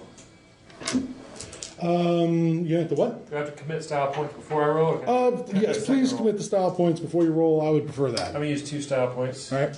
So I need 2 more. Give me a You 1. can roll twice. You don't have to roll them all at once. Or the red one is 2, right? Yep. All right. Okay, 2 plus 1. So 3. All right. This thing takes a shot at the cabin. There's breaking glass. There's a sound of tearing metal as this thing rips section out of the cabin, out of the wall of the cabin, breaks the glass. Cabin, not the cockpit? Well, the cockpit. I'm sorry, the pilot's cabin, the pilot's flight deck.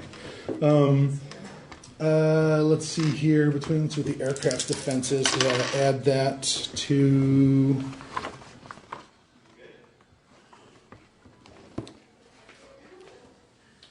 Okay, the aircraft is not bad. All right, I need 6, and that's not very successful. So I need 1 more. It's 1. All right. You rolled a 3, and you rolled a 2. You take 1 point of lethal damage, Mr. White, from tearing metal that was sheared out of the wall that cuts you as you drop down through the hatch. You don't take any damage. The looks like the flight engineer and the radio operator dropped through.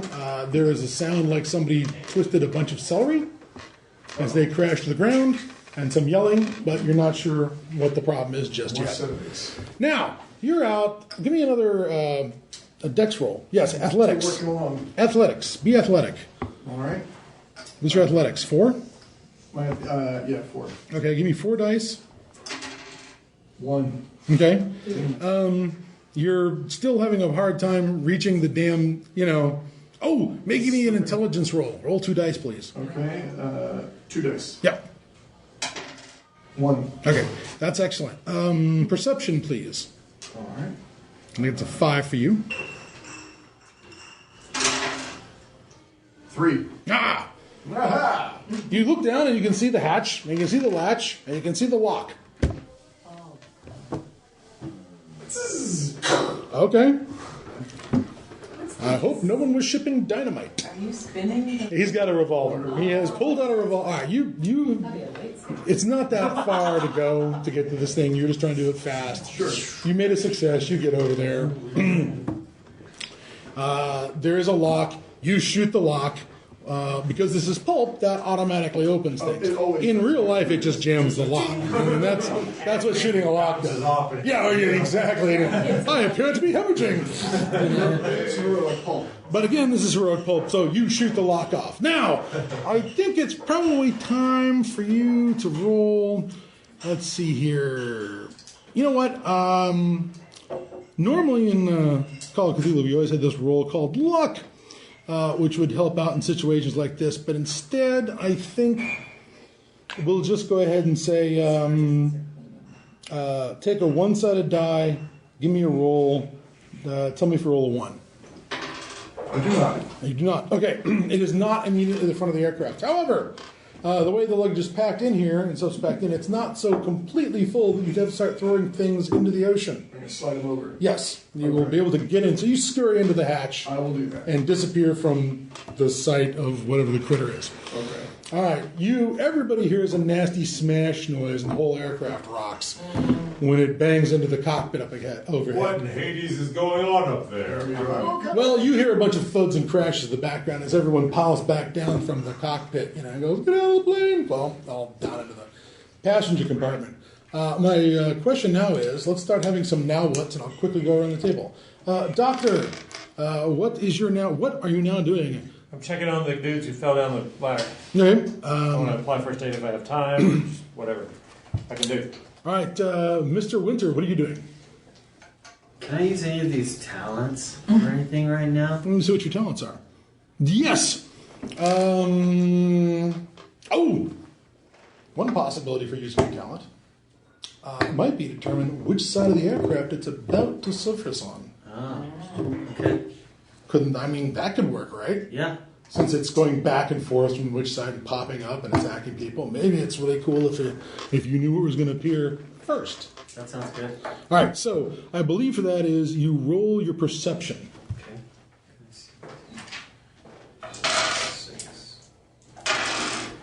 4. 4. All right. You can see that it is underneath the aircraft, sort of circling around, and you have a pretty good image in your noodle about where it is and what it's doing. The question is how you're going to communicate it to people and point them to which side of the aircraft they should be looking on or shooting on as the case may be. Nikki, are you just going to settle down to read? I'm actually going to shift my search to find any weapons. Oh, well. I don't think that I don't think at this point there are any weapons back there at all. No. Okay, then I sit down to read. All right, give me an intelligence roll. Okay. 2. All right, 2 successes. You very quickly determine what is going on in this medical file. It looks like it's Fitzgerald's medical records. You see the word cancer.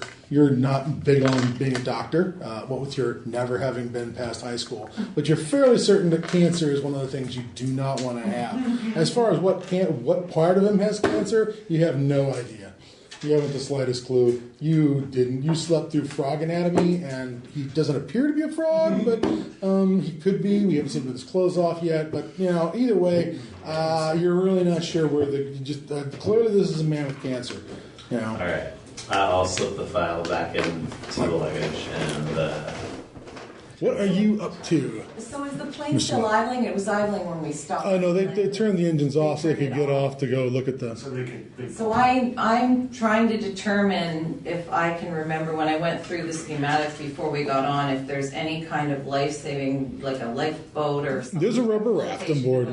So I need to locate that because we need to get out of the water and onto land, and hopefully there won't be any other... Not before we deal with that lizard. Well, but depending on what side of the plane he's on, I mean, if he's going to pick us up, yeah, right. So if he's going to pick us up one at a time, maybe these guys can distract him while we at least. Are you suggesting feeding the Lord to? No, not at all. Not at all. I said distract. I didn't say feed. But it would be distracting. I'd like to find the life raft and anything else we're going to need to survive if we can. All right, there is in fact things like flare gun. There's a life raft. There's canned water. There's. I'm going to try to start grabbing. All right, you can. Kind of the stewardesses actually know where all that stuff is, and they can help you pull it out. But of course, their question is, you want to get in a rubber raft with a monster in the water? Don't be crazy. There's words to that effect. So. Give me let's see here. I guess we're going to have to make it a perception roll. You're going to have to give me, 6. Let's see here. You're going to have to give me, aren't you going to have to give me, this is probably going to be like 4 perception successes to find it. Tell you what, let's do it as a countdown. First round, you're looking, you need 5 perception successes to find it immediately. Second round, you're looking, you need 4, 3, 2, and then eventually you find it because it's always in the last place you look. That sounds fair to me. Go ahead and roll your 5 perception to... Oh, not you. I'm sorry, Miss Webster. I meant him. But you are... you did? Yeah. All right, well then... I rolled a 5. I'm not going to count it towards him, but I will count it towards you. The first thing you come up with is a flare gun, which, if anyone's learned anything from pulp, flare guns kill everything. Yep. It's so annoying when they shot a flare at the monster in the latest King Kong movie.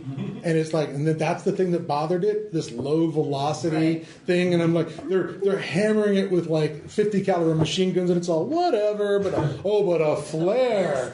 Oh, now I'm upset. It hit a bony structure on the outside of my head the size of a building, and now I'm angry. What the hell? Come on. You want me to roll perception, you were saying? Yes, I need you to roll perception this round, sir. Can I roll better than a 1? Oh, 5. 5? 5. Well, you found. What did I say? You found it on the first try. Bessie. You have found this monstrous weapon. Right. You'll spend next round loading it because I'm going to presume it wasn't packed loaded, because that would be crazy talk. Or would you like to try and pick up another style point by being overconfident? I'm fairly sure I would have packed it loaded. All right. I'm not giving you a style point for that. That's just dumb. That's not overconfident. That's right. It's not safety first with my character. You've probably got, because again, it's a weapon with a magazine that you load one bullet at a time. It is safety first. You needed that gun loaded.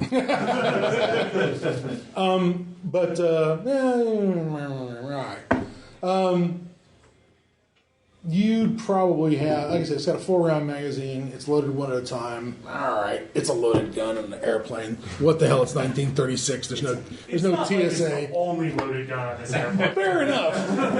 And in deference to you guys, so far the guns are not what's hurting the aircraft.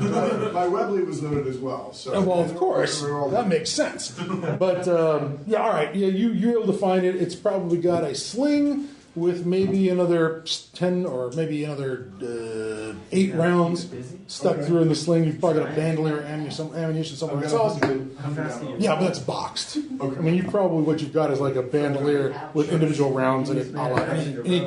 Any great white hunter is worth his salt. Tucked in this little shelf, and I pulled it over my shoulder before working my way out. You crawl out till you start crawling back out. Dan? Sorry, Gordon. Matt. Gordon. Matt is what I should have said. Gordon. He's Dan. Or not, Nikki. I am continuing to scan the horizon. As I do that, I'm removing the magazine and replacing it with a fresh one. I'll put the partially spent one. Oh, your fire discipline is excellent. Give me a perception roll. All right. 5.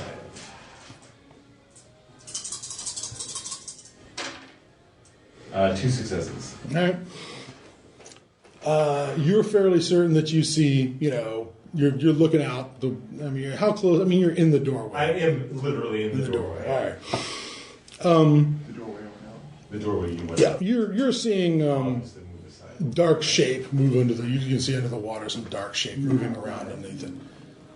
In the grand tradition of wealthy American industrialists, I will stand in the back, be unhelpful, and criticize. Someone needs to get this damn plane moving. Yuri, do you get the damn plane moving? Not unless you mean pushing it. Or throwing. Can I even fit through like the front where the cockpit is? Up the ladder. Wow. I hadn't considered that. There's a distinct possibility that is something where you'd have to put one arm up and maybe. No, I'm going to say that you can't actually get to that stupid hatch. Yeah, I believe my only movement option would be lowering the cargo thing at the back. Cargo at the back of the plane, which I look to Fitzgerald. Yeah, but is that not going to let the water in? You want to open the back door? I'm just asking. Feel free, man. Another entry point for this? Are you going to take that thing on with your saber? Good man, that You have one Cossack. sword or two? I have a knife, a large knife, and a sword named Shaska. Shaska is a type of Russian No, saber. it's the name. You realize you've just named your sword. This is my katana. The samurai Katana. did it as well, yeah. Yeah, but they didn't usually name the katana. This is my katana. Regardless, I am going to open the back cargo hatch All right. because Yuri is not the brightest. No, he's not. The back cargo hatch splashes into the water, but it is still above because the tail goes up. It is still above the level of water. It's not like the aircraft starts taking water when this happens. It just folds down.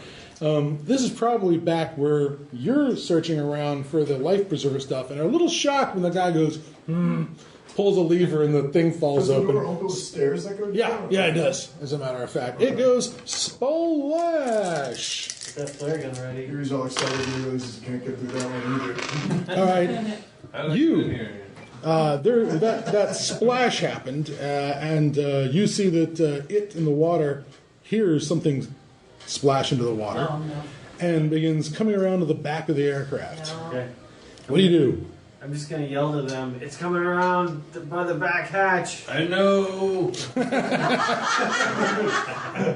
What have you done, Yuri? All right. Give me a perception roll. Oh gosh. Oh, Hey, it's not that bad. It's not that bad. 0? It's 1. Okay. All right. Give me an initiative roll. Oops. There go all my dice. Also 1. All right. Whoop. 1 and 3. 2. All right. We're working on it. The water bursts, and this big, nasty, snaky head pops out and is going to take a shot at Yuri. Mm-hmm. All right. No. Can't lose our muscle. Wow, 2 zeros and a 2. That's 5. It rolled 12 dice and it got a 5. What's your defense? Oh, wait a minute. 12 dice, got 5 successes, -4 because he's small. It's gonna be -3 because he's size. Oh, that's right. He's size 1, so it's -3, so it's 2 damage. What's your defense? 6. Go ahead and roll 6 dice. 2 blue. 4. All right. You managed to avoid its snapping jaws. Would you care to bludgeon it with a saber, or perhaps thrust the saber through its open mouth? Or eye. More of a bludgeoner. Okay. One bludgeon coming right up. What's your, let's see here. Looks like your Shashka is, oh wow, actually you roll the same number of dice as the plesiosaur. Please roll 12 dice, which I think this is yeah, that's 12 dice. 6. 6, all right. Doesn't he get bonus dice? Plus for- 3, because it's larger than him. And then its defense is 8, so this is 6. 1, 1, 0. 0, 1, 2, so that's 5. And how much did you roll? 6. 6, and it rolled 5 defense. You managed to cut it. It didn't like that at all. It splooshes back into the water after you leave it with a gash across its jaw. Hit it for 2 rounds, once with the Tommy, once with the... Oh, is it the same one? I thought it was a second one. Oh, We don't necessarily know. did he notice that it was chopped it up bleeding? from the previous? You probably would have been able to see that when it came up, it probably had some holes in it already. Oh, in the thank head. goodness. I'm sensing just one in the water. Yeah, under the- you're not seeing like a school of them circling around He's you. got something going on with senses. I like it. Yeah, I like that I got a nose for trouble. too. And you know how to use it.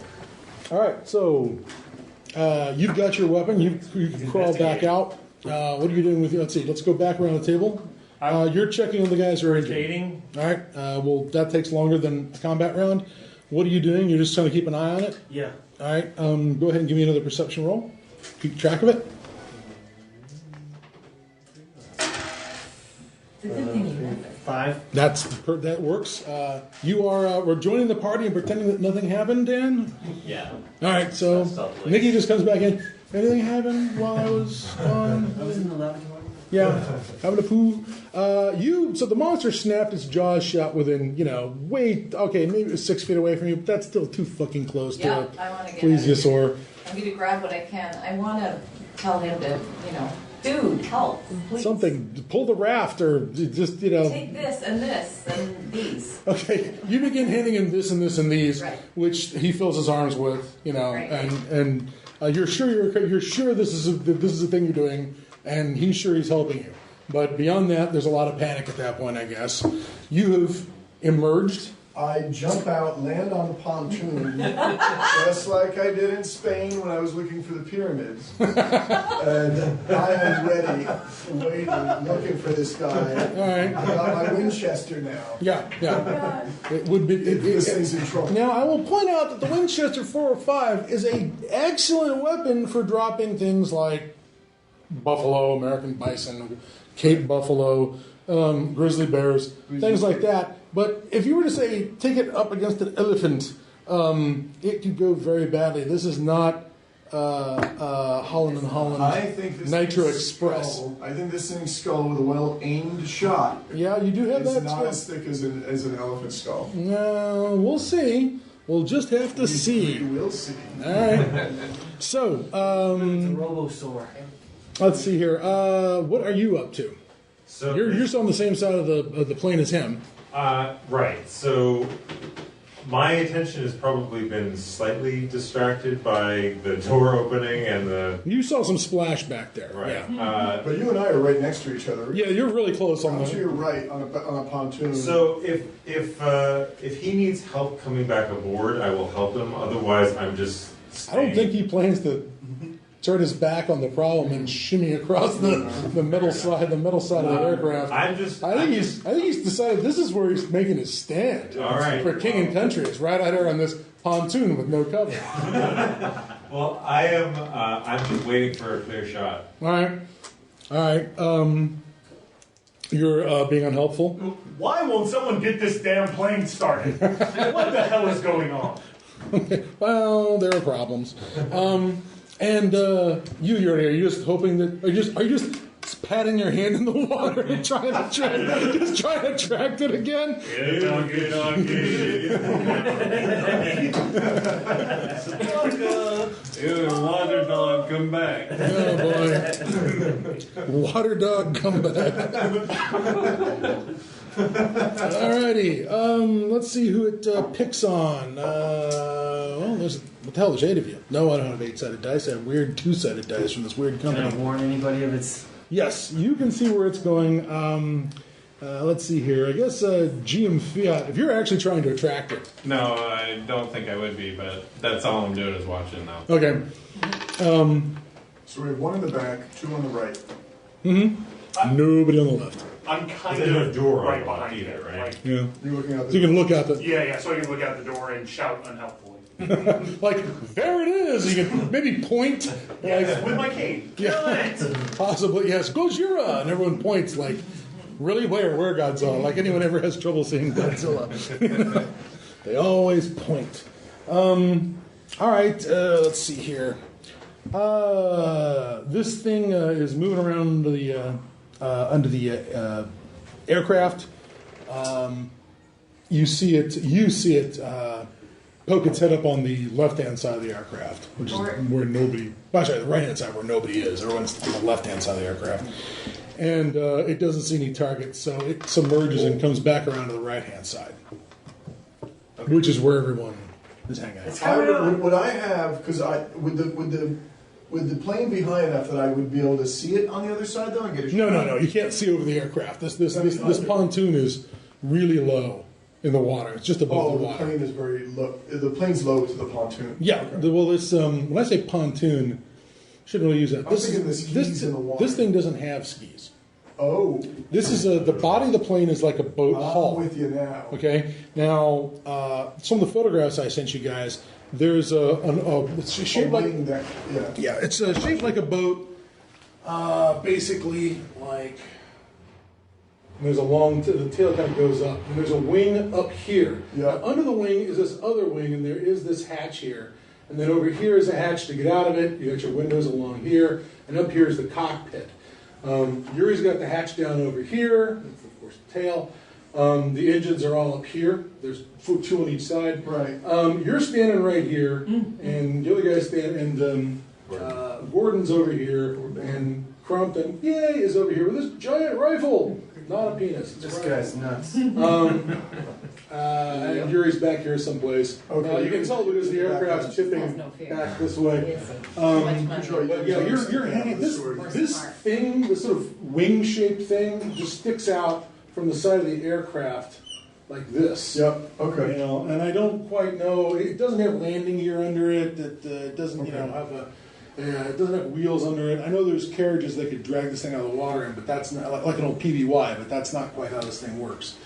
I don't know what the source of what the stabilizer is for, except to get things out of the cargo and then hand them either off on a dock or hand them to porters who will.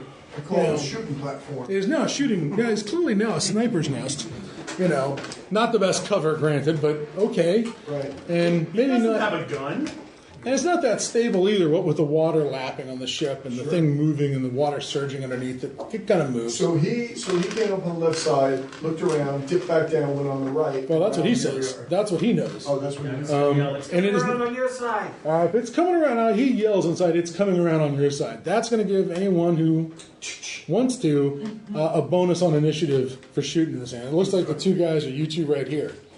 All right, so let's go ahead and give you a bonus of 2 to your initiative. Nice. Go ahead and give me both you guys give me initiative rolls. So 2 extra dice. Yes. Is that right? 2 extra dice. Okay. Another white die. 3. 3, 2. 2. All right, you tied it. You beat it by 1. All right. Let's go ahead and start shooting things. So, You're going to do a called shot, I take it. I'm doing A called shot. B, I have a skill aptitude +2 firearms rating. Yep. Plus, I'm thinking about burning a skill point. I want this thing dead. I want it dead. Yeah, I can imagine. Mounted on your wall. Well, it's going to be tough. If you do kill it, it's probably going to be tough recovering the head. Using what my character would know more than I would know, where would I want to shoot this thing? You want to shoot some sort of vital area, whatever that means. Let's presume that means something like its beady little head. Okay. So let's go here. Yeah, go for the eye. Yeah. Ignore what he says about the brain and. We need that brain for science. Just shoot him in the eye. At least according to God, who was it that wrote? Maybe it was was it a Sound of Thunder where they like don't shoot it in the brain, you got to shoot it in the body. You know, if the brains don't kill them. You know, they're so tiny. You have to shoot the time traveling T-Rex afire. You have to shoot it in the body to kill the pump, so it'll drop dead. All right, so it looks like here normally you would get a -4 to hit it in the head, but It's a large head. yep. I'm guessing the head's almost the size of a human. The size of luggage, he says. Says luggage. Oh. Or North African tiger. Like that. Yes. Surrounded by sky. Float in the water. Okay. Beautiful. Normally, when you're trying to take a shot at a vital area, you subtract the critter's full defense rating from your shot, which means that it's like he rolled all successes on his defense. But because you have accuracy, you have a reduced called shot penalty, which I believe means it's a minus. Let me check that. I believe it only takes out 2 dice, block, accuracy. Yeah, -2. Yeah, okay. So normally this thing would be defense of, I think it's 8. So you've made sure it only has a defense of 6. Let's go ahead and give it, you've got 14 dice to start with. Just in case. Yeah, defensive 8, now down to defense 6. You've got 14 dice of damage there, and that includes the skill aptitude. It's built into the 14. That's the +2 firearms rating? Yeah, it's already built into the 14. So total 14. Yeah, go ahead and roll 14 dice for me. Actually, roll Is this for damage or 18. It's both. Roll 18 dice because because it's bigger. You have a bigger chance of hitting it. And burning 2 skill points. Okay, 20 dice. Figure out how many dice you need. Just start rolling. You can roll piles of dice again and again if you want. 20 dice. You better hit this thing. 0. 1, 2, 3, 4. Ooh, here we go. 7, 8. 8. And that was out of how many dice? 20. 20? 8. All right. Boom. Let's see here. 8 successes. It has 6 defense, so 2 points of damage. Damn it. Boom. You put a round in it, you know. It. With the aiming for the skull, aiming for the brain. You managed it. You put it in its head. Maybe you shot it in the jaw or shot it in the. Again, this is bigger than a buffalo. Let's see what it does about that. Its response, of course, is to attack you. What's your defense? My defense is 6. Okay. And I'm shooting it simultaneously. Yeah. So, tell you what, roll your attack. Any hits you do to it will be more defense for him, right? Okay. Sounds good. So every point of damage you do to him is 1 less dice it has to throw at him while it's attacking him. Okay. Knocked around with his strike. Yeah. How many dice do you have? Well, let's see. You've got the Thompson, and your Thompson was 10 dice, 14 dice because it was big. 14 dice. Yeah, and it has a defense of 8 dice. Is he always like this? Jesus. Ooh, that's a good roll. That's a very good roll. So 2, 4, 6, 8, 10, 11. 11. Nice. All right. The critter rolled pretty good. It rolled 7 on its defense, but you do 4 more points of damage. Each one of those is adds to your defense. Your defense goes from what now? My defense is ridiculous now, from 6 to 10. All right. Let's get this thing's attack going. It's got 12 dice, which is this twice. 1, 1, 0.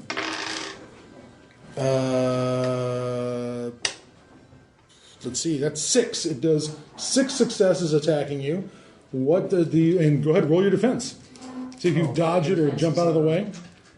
Your average would be 5, and you'd take 1 lethal, so you definitely want But you to. get +4 to this from him. Oh yeah, because it's bigger than you. Well, no, because that's. Oh, that's right. Yeah, so it's 6 plus 4 is 10. Yep. So And plus bigger. plus bigger, which is 14 dice. Nice. Do the thing.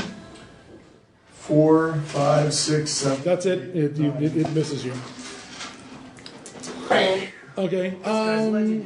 So this thing is unhappy with that. Obviously. One would assume. Does it look like it's flagging at all? It is defying flagging. Well, Scathing? make me a perception roll, please. Can I see 5 dice? You got all the dice over there. He needed them all. Big dice hunter. Yeah, you feel like a big game hunter when you roll a 20. Right. 5. The between the pilots and this thing, there's a fair amount of blood in the water. Oh, And- God. Oh, God. You now are definitely getting the feeling that something much worse No. is coming. No. This is what I was around. All part of your plan. You mean bigger game? Guys, Worse we need to or start better? block off the plane. Yeah, I'll start, shouting that we need to We need to go. The go. plane is still operational. Let's get the fuck out of here. Yeah. McCann, you're a pilot? You are indeed a pilot. I am indeed a pilot. So I'm not sure, based on what I heard of the sounds of Yeah. that I can get this airborne, but I would like to try and Idle it restart the plane and at least kind of guide it over to the island. Okay. So don't fly, just Just power it over there. Sail. Yeah, basically. It'll fit through one of those. Oh yeah, the island's a couple of miles across. Okay. So those openings are football fields. How close are we? Like, can we just get him to get out and push? Can he touch the bottom yet? Those must be scary hair bridges As to walk I'm over. going up to the flight deck, I Yeah. yell back, "Yuri, close that damn door!" I pull the handle again. I have no idea if that will close it, but or open it more. It looks like it needs to be like there's chains that go to attach. It looks like it has to be pulled up. I The just stewardesses will tell you. shrug. More shrugging occurs. Okay, you're not going to pull the hatch up. I mean, if you're lucky, you'll have this whole thing where it's chasing the boat and sticking its head up to the back So hatch. there's like chains up here that I can start pulling. Yes, yeah. Okay. Yeah, I'll go for it. All right, that doesn't take anything except the I would physical like action to of at this doing point it. climb off the side though, and I'm going to hop into the doorway, but ready. No. Out the door. Sure. All right. I'm going to give you a hand. Yes, all right. That's a really good idea. Please make a athletics roll, please, to make that happen.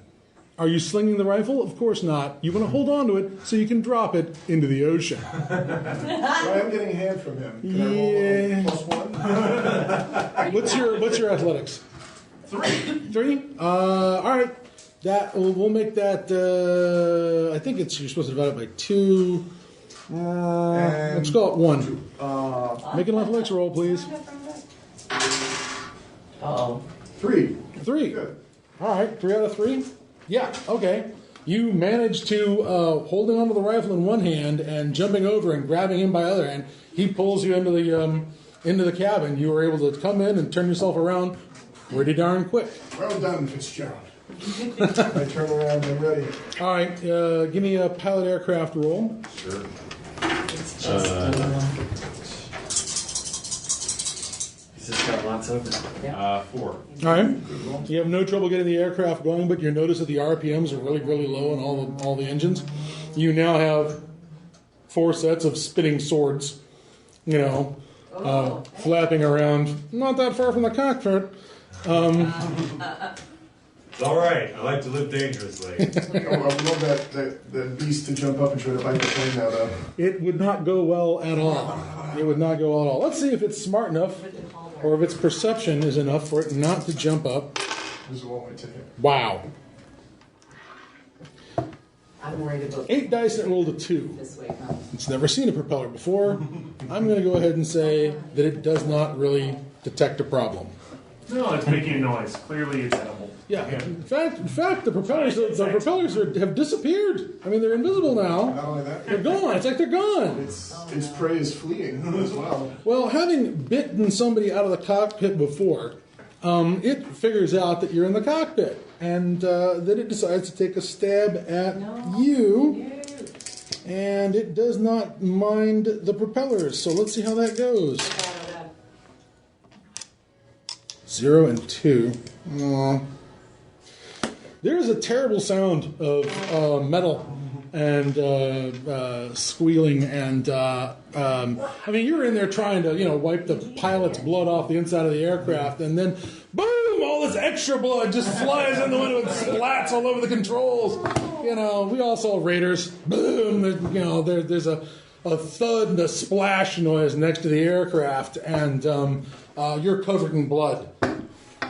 Yes. What in the sand? I mean, the whole right side of the aircraft in the front, just all the windows and just go boom. I mean, it's just all covered in blood. Yo, Nessie! What, you guys are inside the air. You hear the bang, smack as the prop hits something. I collect a blood sample. Into a vial. It's probably mixed with the pilot's blood. Where are you collecting it from, might I ask? Whatever drips through the windows? You just squeeze it out of his hair. Just wring it out of his The beard. engine did we lose one? That engine You also hear me stalls. yell, Yes. damnation. The engine stalls and sputters out. You have 3 engines going. All right. All right. You're looking out there, and you can see that one of the props is bent. Yeah. How close are we to the island? You are, You would have. let's say, hundreds of yards away. You guys start turning the aircraft and taxiing it towards the island. Yes. Give me a perception roll there, Yuri. Compensating for the dead 1. Okay. As they're taking off, you can see the carcass. Well, maybe it's not a carcass. You can see the critter that took a run at you in the water.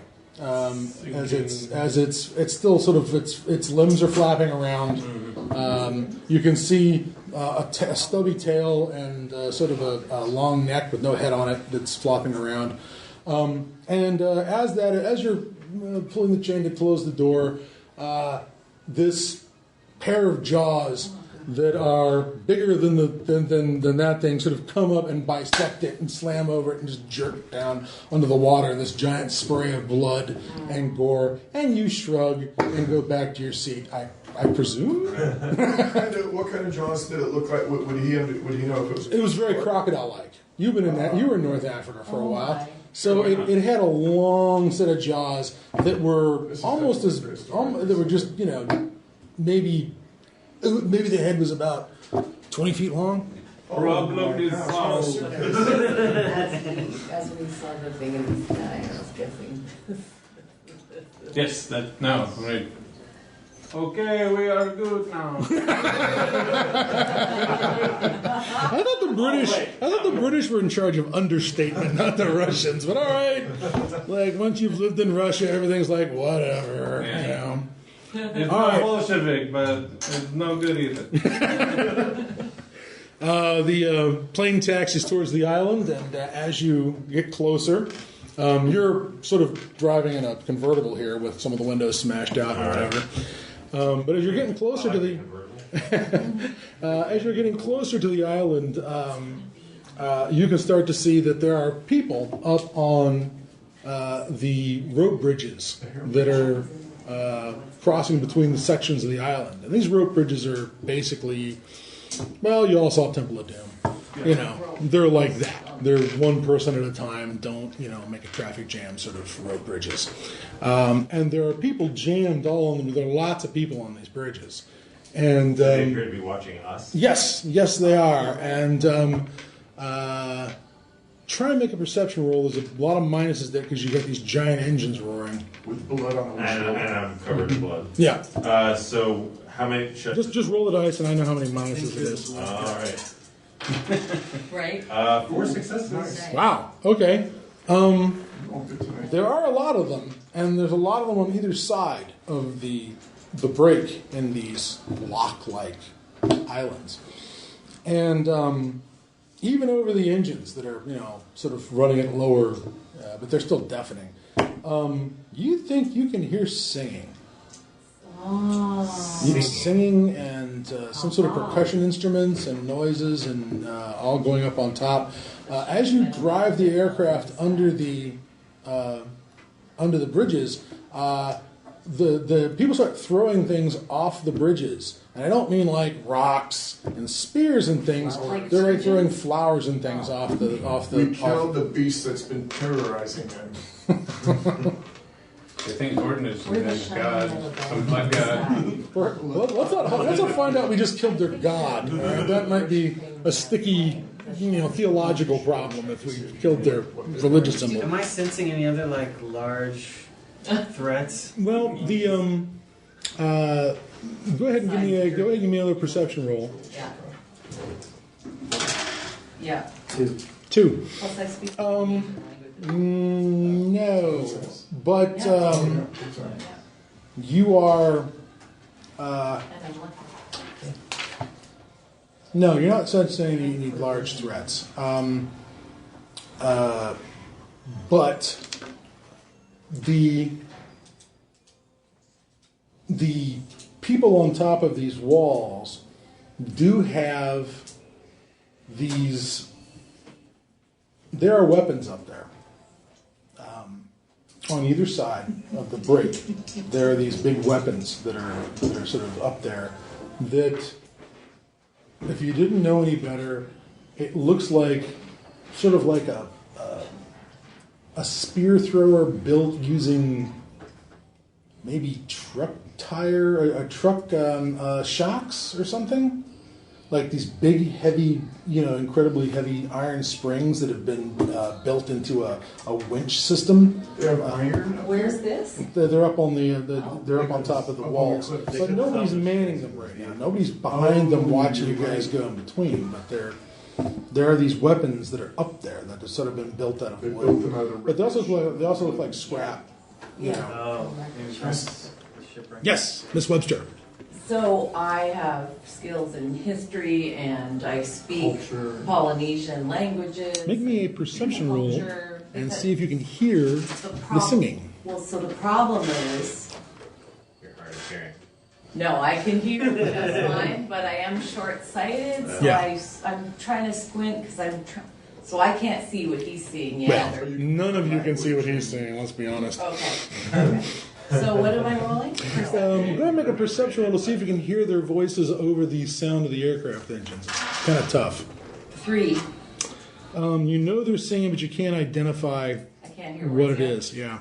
Okay. I'm going to hit the pause on this and go get myself a drink because I am parched. All my blabbing. All my blabbing. All my blabbing. All my blabbing. All my blabbing. All my blabbing. All my blabbing. All my blabbing.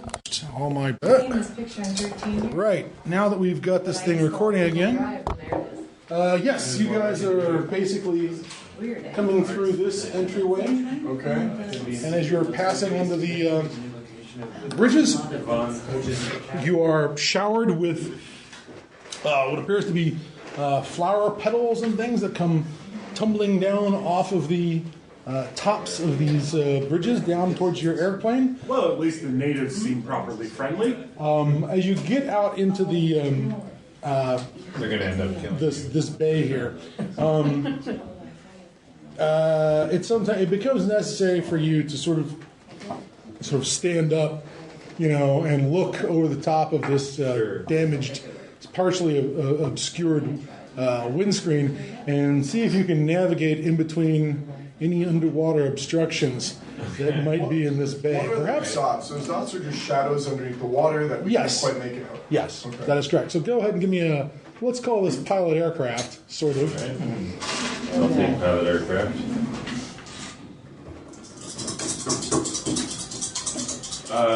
Is there any reason I wouldn't just want to use my average, by the way? What's your average? 4+ it says. If you roll one die, that gives you a 5. If you do 4 plus means roll one die, and it could be a 5. Oh, okay.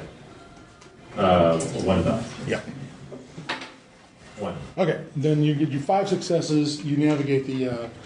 What you're seeing is on the inside of the caldera, I guess, or the ring, I suppose we could call it. You see that there are boats being lowered into the water. Oh, yeah. Along the side that's marked village, they've got these look like they might have started off as lifeboats from a ship, a modern ship. But oh yes, it's recording. He double checks, and yes, it's 7, 8, 9. Okay. Sorry. No, it's not like you haven't done that before. But they look like they might have been, these big 30-foot ocean-going lifeboats that you would find like on a merchant ship or an ocean liner. But they have been decked out and things have been added to them. Like there's prows where they've got some sort of animal heads, and then there's weird tails. They look like somebody's taken, it's like a crossbreed between one of the lifeboats from the Titanic and a Polynesian war canoe. Right. Do you, at some point, turn off the engines or feather down the engines to really low? Get as close as you can first. I'm trying to steer us toward if there's a dock would be ideal, but I'm not assuming that there's going to be anything like that. But if there's a shallow area or someplace so that we can unload. There are in fact on the village side kind of a dock that's built along the bottom of this thing. Okay, so I'm going to navigate toward that carefully, and I'm also going to shout down. It looks like a floating dock. In fact, as you're getting up there, it looks like the dock is actually supported on what look like old 55-gallon steel drums. Okay. Okay, I'm also going to shout down. It looks like we may get some company up here. There are people also going so far as to dive off the top of the cliff into the water. There's you're definitely hearing music, and you're definitely hearing songs at this point if you feathered down the engine some. Yeah. They're not war songs, right? Well, that's a good question. Just real quick. On my sheet here, is that supposed to say white? Drums and bass, or is it more? Hold on. Oh, yeah, I'm trying to hear, but Oh. the plane's pretty loud. No, it's not. That, I just figured that out. That was an accident. What happened? Yeah. It Correction. wasn't an Wrong- economic on It wasn't after your all. ticket? Sorry about that. Boy, that's terrible misinformation. That's awful. It's almost like I did this in a rush before I drove out here. All right. Wait. Problem solved. Was it all a dream? It was all a dream. God, it all turns into an episode of Dallas. Oh, God, what the hell were they thinking? Do my occult academics tell me anything about these people or their culture? Or? No, they don't. No, not yet, anyways. However, somebody around here has some skill in a language group, so I would love for you to possibly... Can I Let's hear see the here. music yet? Yes, you can. And does it sound warlike or friendly and welcoming? Tell you what, you can use your that empathy skill to try and discern what the mood of the natives is based on both your language skills and their behavior. You want me to roll for, or just Yes. use my average? Well, let's see. Your average is 2. Yeah, so I'll roll. Oh gosh. I haven't been rolling well tonight. I'm a little worried. This will be good. Oh, yeah. Look at you. And you say that every time. 4. 4. Okay. These guys Words. sound like they're speaking. They are speaking a Polynesian dialect Okay. that is related. Well, when I looked up Polynesian languages, holy cow! Right. There's a Polynesians ton. have gotten around. Yeah, they have gotten around. They have gotten isolated, and they have developed a whole lot of dialects. But these guys sound like they're from the Tongan group of languages. They're definitely not in a warlike mood. They are in a celebratory mood. They apparently, from what you can tell, this sounds like something that possibly would be sung if a bunch of their own people had returned from a long journey. Awesome. So we're being welcomed. They're being very welcoming at this point. Okay, cool. So knowing Tongan as I do, I'm going to try to I'll either tell these guys a greeting in case they are more accepting of a male greeting them first. Okay. Either So, just shout. so you figure out whatever the aloha. Guten Tag is, or Right. the Aloha. yeah, aloha is. That's a good one for these guys. Now, Yell aloha at them. at some point, there are people who are swimming across the lagoon to you, and they're actually doing a pretty good Johnny Weissmuller impersonation as they Right. are. Actually, Johnny Weissmuller is kind of that kind of So they're dates wearing me. white bikini Yeah. bottoms, is that what you're saying? Who's the Like appropriate? Speedo? Who's our swimmer now? Michael Phelps. Phelps. They're Phelpsing across the. They're Phelpsing Yeah, across. they're Mark Spitz, I guess, was the guy from the '70s. Yeah, they're Phelpsing across the lagoon, making good time. So if they're getting close to the plane, Yeah. even if I haven't reached the dock yet, I'll shut down the Okay. engines just so that no one They're not gets scared. chopped up. Yeah. Okay. No one gets All right. Change their mood. I don't think those engines are close enough to the water that they would chop these guys Very. with. No, they're fairly far away. They're on top of the wing, Well, but we also don't want to scare okay. them or. Maybe you should Let's- wash your face. let's. As soon as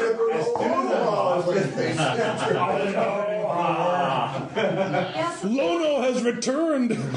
So he's by the door. Can I kind of get close enough? Well, he's up in a cockpit, so I he's. know, sorry. Oh, he's by the door. He I'm is. by the door. Yeah, And Indy I'm here is laughing by my the face door. off, looking up at the back of his head bleeding. This will be rich. He's got, I'm suddenly reminded of that bit in Three Kings where they've got the blown up cow on them. And when the Iraqis see them, like, they're butchers, they're covered in blood when it's just cow parts or something. Yeah.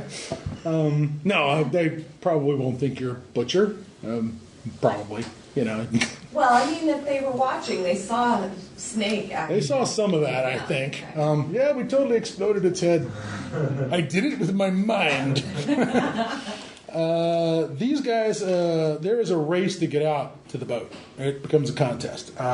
Some guy hauls himself up out of the water onto where you were standing, it's clear why he got out here first. It looks like, they don't have any spare calories on this island. It's all just turned into Nuts and berries. yeah, it's all turned into a beefsteak. But he gets up on the side of the thing and sort of, first person to touch the aircraft. Apparently wins something. But people are getting out of the water, climbing on the aircraft. These guys look Polynesian as opposed to Melanesian and Micronesian. Anybody care about the difference? Sure. As opposed to Hawaiians, I don't know. Hawaiians and Hawaiians and Maori are very Polynesian. Melanesians, which is like New Guinea and some of the places we fought over in World War II. Those guys look strangely more like Aborigines, even though they're not. They're shorter, they're darker, they have curlier hair. There's a lot of. So these are Polynesian. There's a lot of. They're very straight haired. They're very. They have kind of a. Not an Amerindian look at all. I mean, it's close, but they're. they don't quite look. They've looked at. I don't know. Polynesians always look a little weirdly New World to me, as opposed to close. Which is why people got all this idea that they came from the New World. Right? Thor Heyerdahl thought they came from South America to the Pacific. With that whole Kon-Tiki thing, but they didn't. We know the genetic. Well, you guys don't know. That's 1936. People still are sort of presuming that the migration came the other way across the ocean. But they're big. They're not small people. They don't look. They're like the Rock. Yeah. There's a good. There's your Hawaiian. There's your Polynesian look. Yeah. I was trying to remember the name of that Maori actor who played Boba Fett's dad. Yeah. And he was in Once Were Warriors and a couple other films. Before he became a action figure, I guess, and a toy. I guess that's the trajectory of your career. If you're in a Star Wars movie, you're not a toy. You're a franchise toy. These guys are long of hair and long of limb and not very hairy, unlike the Norse or something like that. Oh, good. The luggage boys are here. Oh, God. Start throwing like Their attire is, in real life they'd be naked, but since this is the 1930s, the pulps, they'll obviously have loincloths to spare the Hays Code people from shutting down our game midway through because we might have showed, more thigh than we were supposed to. Violence is okay. That's okay with the Hays Code, but it's when the nudity starts to happen, that's when there's a problem. It's the dangerous stuff. Check out those early Tarzan movies before the Hays Code kicked in. There's a couple of nude scenes with Jane that kind of got past the censors before they existed. It's a little shocking. Is that right? Oh, man. Wow. There's a scene with a body double for Sullivan where she and Weissmuller swim under this river. And it's shot from a distance and in a tank in Hollywood, but it's some woman who is an Olympic swimmer who doesn't get credit because that would screw up her career if she, did a nude scene. But she was somebody from, I want to say the Olympics who did this underwater swimming around scene with Weissmuller where, she's not wearing anything. And again, it's 1932, it's pre-Hays Code, and after the Hays Code kicks in, no more Claudette Colbert rolling around in the milk bath in Cleopatra, that goes away. But some of those early Tarzans were shockingly scandalous. So this is after the Hays Code Yes. game we're playing? Yeah. So Okay. now it's everybody's got bikini tops. There are no belly buttons showing. Right, okay. That was another thing you couldn't show with belly buttons. Are you disappointed? No, I'm just trying to they were naked when and now they're not. Now they're not. Oh, right, okay. Really, you can pick what time period you prefer in your head. 74. Oh, that's a good year. They're very naked. They're very naked in 74. And then they're listening to really good music.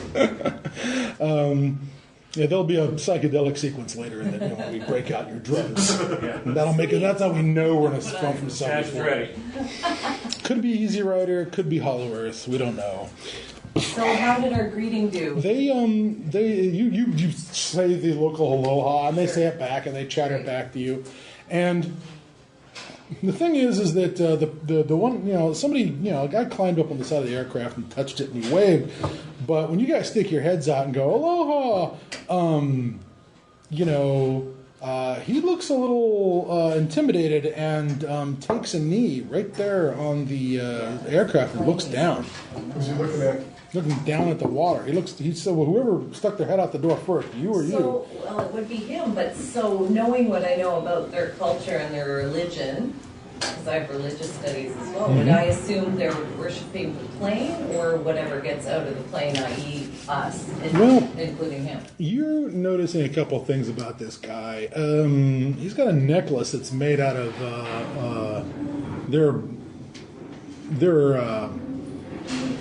Is it debris?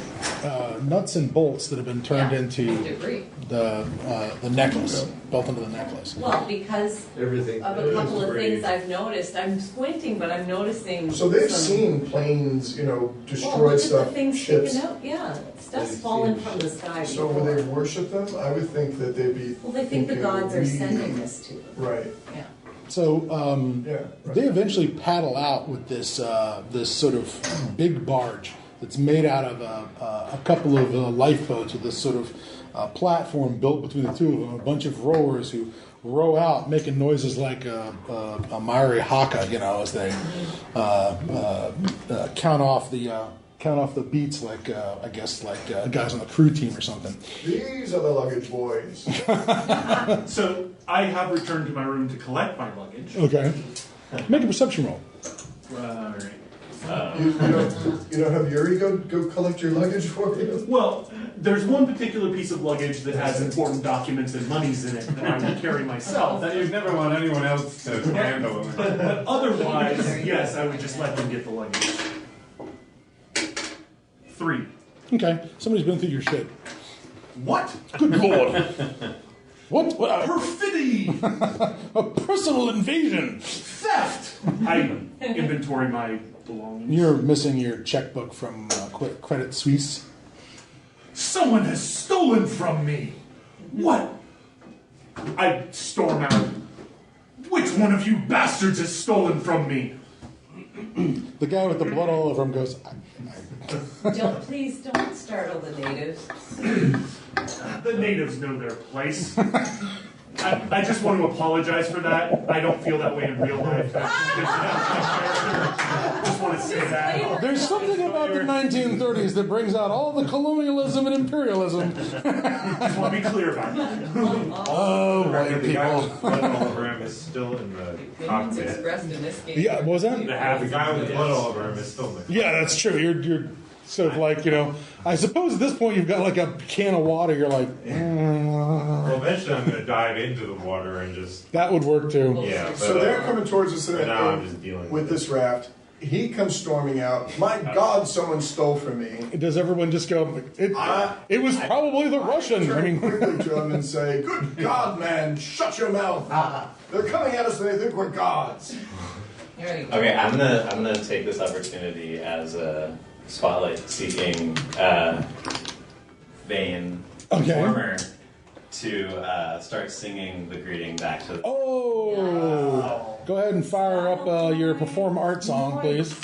Pipes of gold. Also a fine distraction from bellowing. I don't know what you're talking about. I was busy singing. I had no time to steal anything. What did you sing? I want you to sing it for us. No, because I would... Singing the I'm greeting actually back to very good at them. singing in Right. this game. Sure. But not in real life. Oh.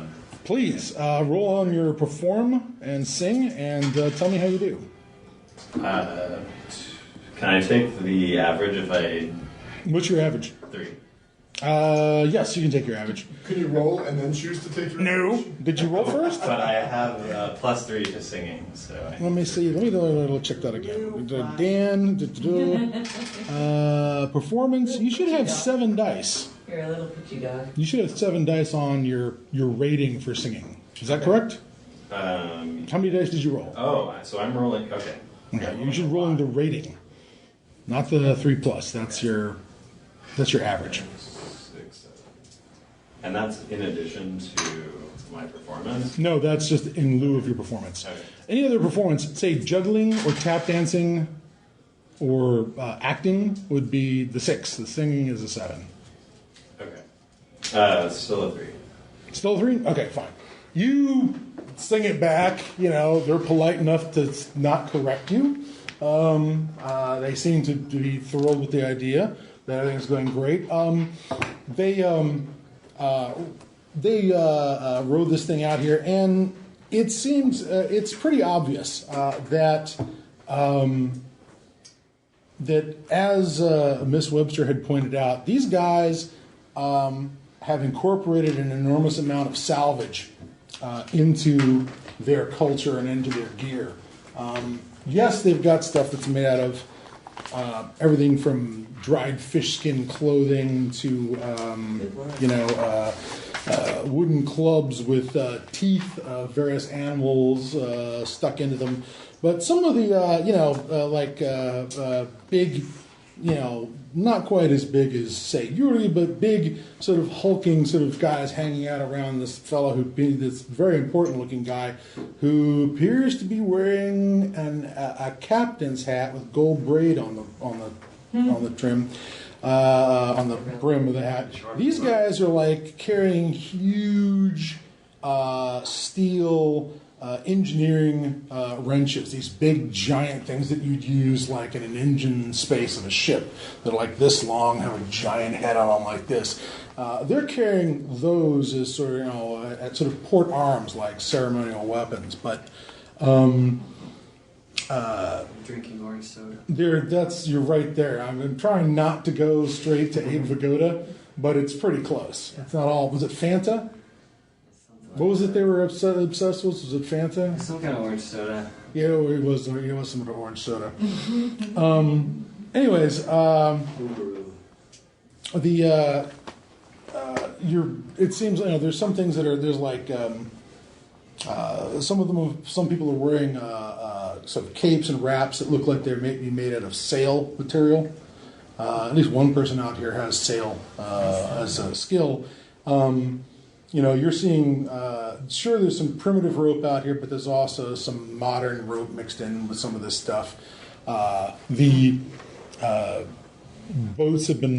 boats that are here have the layout of, like I said, lifeboats, but they've been painted over and decorated and had stuff added to them. But it's all this sort of mishmash of stuff together. There's no like human fingers and stuff hanging off. You're not seeing any bones or anything on these guys. You're not seeing any. What happened to the other inhabitants? Nobody's wearing. What was it? It's going to get ugly quick. There's that one Maya warrior in Apocalypto that has the armor made out of jawbones and stuff. That was he's not your friend ever. Right. If somebody shows up wearing armor made out of bones, Right. Your relationship's over. But you've noticed that none of that's going on here? Nope. But yeah, I'm thinking the same thing, like where are the inhabitants of other things that have fallen from the sky? Well, Well, if they were on that ship when it fell straight down, they are quite dead. They're like Leo DiCaprio now. Any signs of the survivors, Max? There doesn't appear to be any. I'll put it this way: this is interesting. There's not a lot of folks who look like they would be maybe. You're not seeing Europeans mixed in here. You're not seeing Right. Africans mixed in here, Right. or Asians, or anybody else who could have been on one of these ships, or like Chinese sailors or Lascars or things like that. None of that is mixed in with this crowd. There's not even any kids Right. who might be of mixed heritage. Go ahead and make your perception roll there, Mr. Winter. It's a bunch of things, but we don't know what they are. They're all Double zero. Double zero. Okay. The guy who's in charge, like I said, appears to be wearing. You guys probably have to stifle a bit of a laugh because he is clearly wearing bits and pieces of what must have been an officer's jacket or something, and a captain's hat with a brim and a crescent on it with the name of the line. And Anything we recognize? Logan? It'd probably be a line that you'd recognize, like was it the North Star or something like that? Yeah. But this guy comes out and starts trying to talk to you in whatever crazy moon talk he speaks. Looks like it's up to you. So go ahead and give me a roll on your intelligence. I has a smart. Oh, that's this one. I'm clearly not as smart as I We're never as smart as we think. Did you roll double zeros? I did. It washes over you in a wave of he's clearly happy about something, but that's about as far as you could get with that one. Right. It's just like no. So sorry, He is trying to say he is clearly not annoyed by your arrival. Right. How about that? As far as if you're looking for what's the right response, they're smiling. Apparently, whatever their culture is, they have smiles. So they're not showing their teeth like bonobos. They're not. I step forward and say, "Oh, thank you, Captain. We're so glad to be here. Could you have your men get the luggage, please?" You shake his hand. Okay. I offer to shake his hand. Can I push him out of the way? Well, there's a very small door. It's a very small door. So I have linguistics deciphering. That's more about written language. Okay. But I was so excited. you guys stumble around, and I'm not going to burn up too much of your time because I want you guys to be able to move on with this, and I will not make you roll for every single thing this guy says. Let's just say it goes slow. Okay. Because otherwise we bog down. And apparently, he is thanking you. And once everyone got up to this thing, a lot of people in the canoes, and in the, well, I shouldn't call them canoes, in the lifeboats, a lot of people took a knee when they got close enough and drew up next to the ship. The only person who's standing at the moment is the chief, or who appears to be the chief, and he has some sort of, both secular and religious job here. It's somewhere between chief and, shaman or something. It's, let's not get bogged down in, the visions of government and church around here. But the main thing he's trying to communicate is his thanks for all of the bounty that you have sent his people over the years. Yeah, okay. Crap that's fallen from the sky. Welcome. It's stuff that's fallen from the sky. Most welcome. Are you taking credit for this?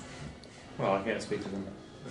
I guess we're safer to take credit and not If someone asks you if you're a god, Yes, let's you say sure. let's have them take I'm a them. Let's god. go investigate their village. Let's have them take back. Let's get over the water where we know there's. okay. Yeah. There's some place I can get a shower or something. Well, there's a bath right in there. Stuff in the water. It's getting sticky at this point. At this point, it's that your shirt is good now stuck to you. It's stuck to you with plesiosaur ichor. So let's Yeah. take whatever we feel we're going to need, like first aid to continue treating people. Any weapons. We don't want to Do see you notice it. anything on them that looks like it's valuable other than stuff they've pillaged? Gems, gold. Well, they're going to have any number of things that are, they're valuable to them. I mean, if it's metal, it's pretty valuable. They've used. Okay, but nothing like I'm saying relics of. Oh, they do not appear to be. Worth. They don't appear to have anything in the way of. There's no. Well, no. You know what? They would have had. You'd probably see. There'd probably be pearls mixed in with their jewelry. There's going to be stuff like that out of the, out of the bed here. Nothing that immediately excites you. Yeah, there's no rubies the size of your fist. Okay. If that was your first thought. But they are very interested in, yes, come to the village. We want to make sure that you've seen what a good job we took taking care of the other things that you sent us. I want to make a point that I continue to speak to them all like they understand English, even though it is being translated to me, what they say, so. Basically... Yes, I do speak louder, I'm sorry. The doctor having the good sense not to translate. He just makes great noises, They're like... a group of children keep repeating back to you, say there, my good man. And I'll go, say there, my good man. Eventually, they get some boats. They will take you to the shore. These guys have a combination of these ladders and sort of, I don't know, it looks like an elevator that looks like it was designed by the professor from Gilligan's Island, that will haul you up the side of this cliff. And we are taking as much gear as we can. Well, I presume you're taking all the stuff that goes Anything boom. that we need. Yeah, I think we should take all of our importing gear. Okay. Well, no, I'm also taking my attaché case with money in it. okay. Are you carrying it yourself? That's why I have a Yuri. Yeah. I'm gonna dig up a change of clothes. Okay. Fair enough. Recognize somebody did pilfer. Someone should Yes. keep the giant Well, chains. And Clearly, this is not. Clearly, we're going to talk to the colonial authorities, and I'll sort that out with them. Once we find a white man to sort this out. I'm not going to bother these nice people with That that. we almost crashed. We were attacked by not- plesiosaurs. The whole thing's turned around. He goes into his area and goes, somebody stole something. just having shorts. Where's my checkbook? He's not understanding that we've traveled from night to day, probably from the 30s to God knows when in time to. Now, But you know, That is simply preposterous. Look, I know the flight was a little rough. We all were banged around a bit. And clearly we've had some sort of crash landing, not quite at Hawaii. But we can't be that far away. We'll get the radio working. And We went to bed, it was night. We woke up, it was day. Yes. Of course. that's true. You guys were asleep. I mean, we're yeah. fine with all this, Right. and you're thinking, oh, big deal. So, there's one other thing to dispose of. Yes, there's Betty and Wilma, our two flight attendants, and there is, let's see, who's still sucking wind at this point. Navigator and the radio operator? Yeah, I believe it's the. Yeah, is Richard okay? It is Larry and Chris. Radio operator is Chris. Larry, the engineer. They are alive. There is half a bill on the flight deck. Right, You're missing the bottom half a bill. right. But front half is up there. Right, so one of the things that is important to me is that we arrange for Bill to be buried. Okay. quick. Burial at sea, we could just throw him right in there. Well, we were- Proper burial. So we don't want to tell him we were going to use him as bait. Monster bait? Come in case we need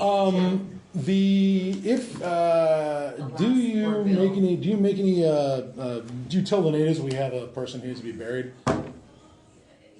Ew. Grab a couple of sheets. Okay, so my character would know what their death ceremony is. Like, what Do is we their? want them to see that we... Well, there's all kinds of Polynesian, No, they saw Big They see Snake. a dead We can dog, explain. what would that We do? can explain Big Snake, but like, do they burn? Do they bury? Do they? Well, my understanding is that there are a number of different Polynesian funerary They rites. entomb, don't they? There are some cairns Yeah, because yeah. it's tough to bury, and there's not enough fuel in an island to burn And then everybody. they put little tiki statues to guard them. Yeah. And stuff. Yeah. So cairns probably not out of the question.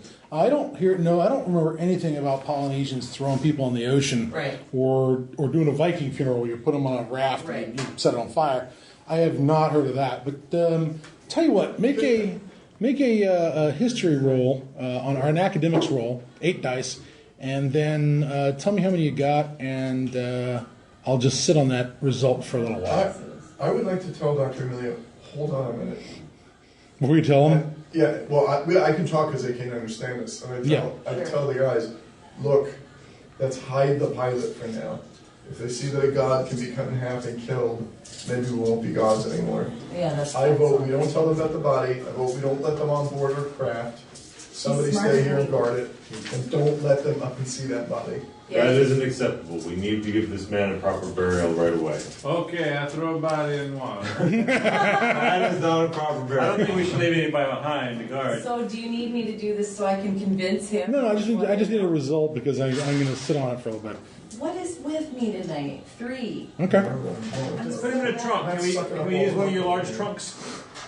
To store a body in. Yes, good idea. Well, half a Good body thinking. more to You're the the smart point. one. Where, Well, it's only half a body.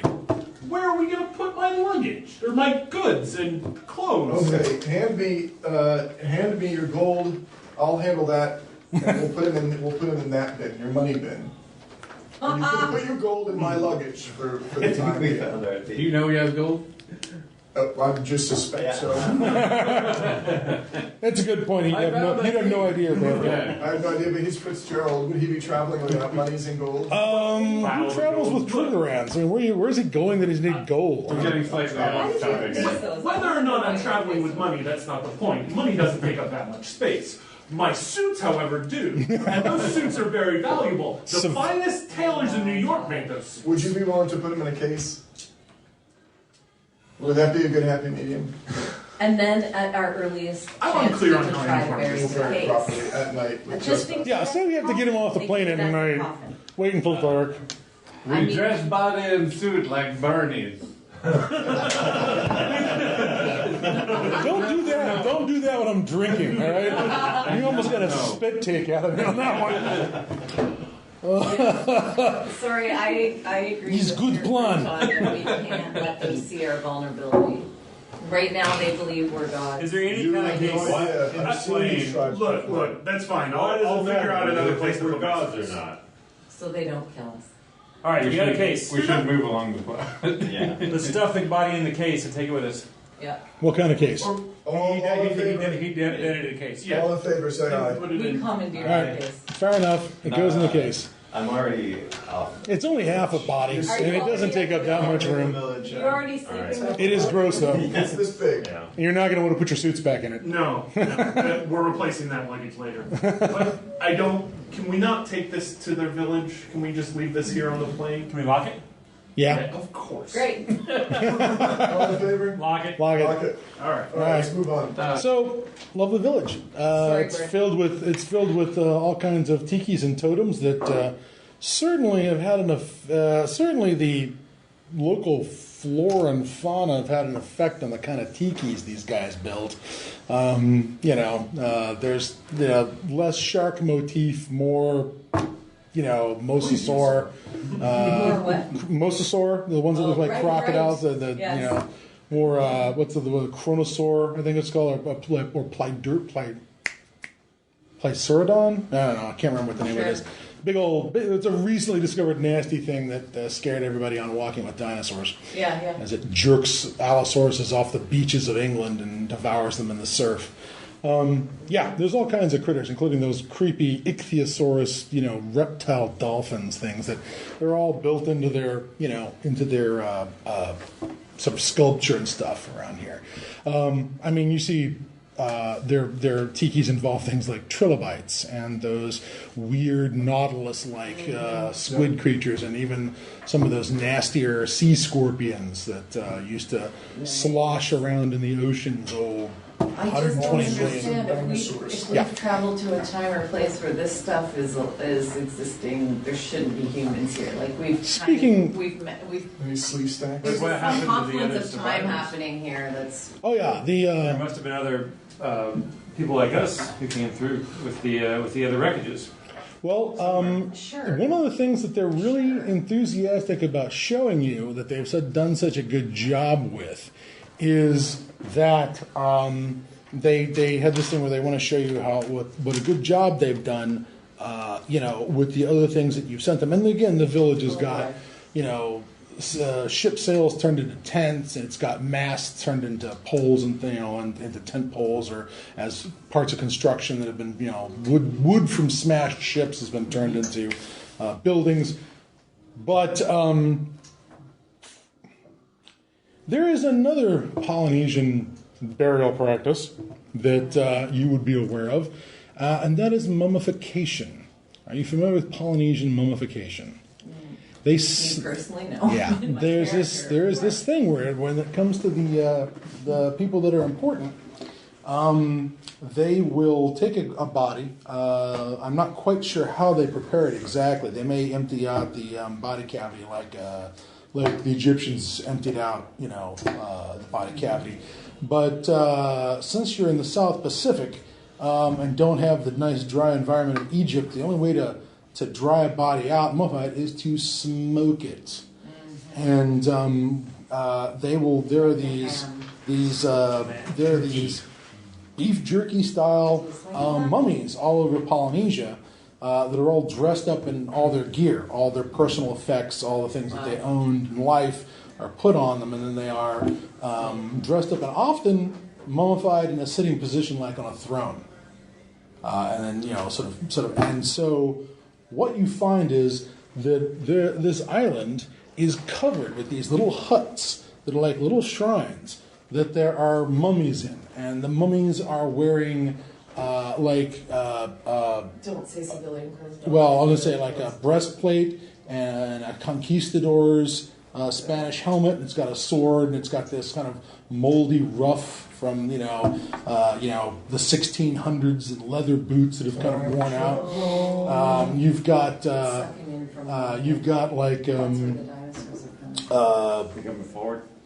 yeah, you've got guys in maritime clothing from, say, the 19th century.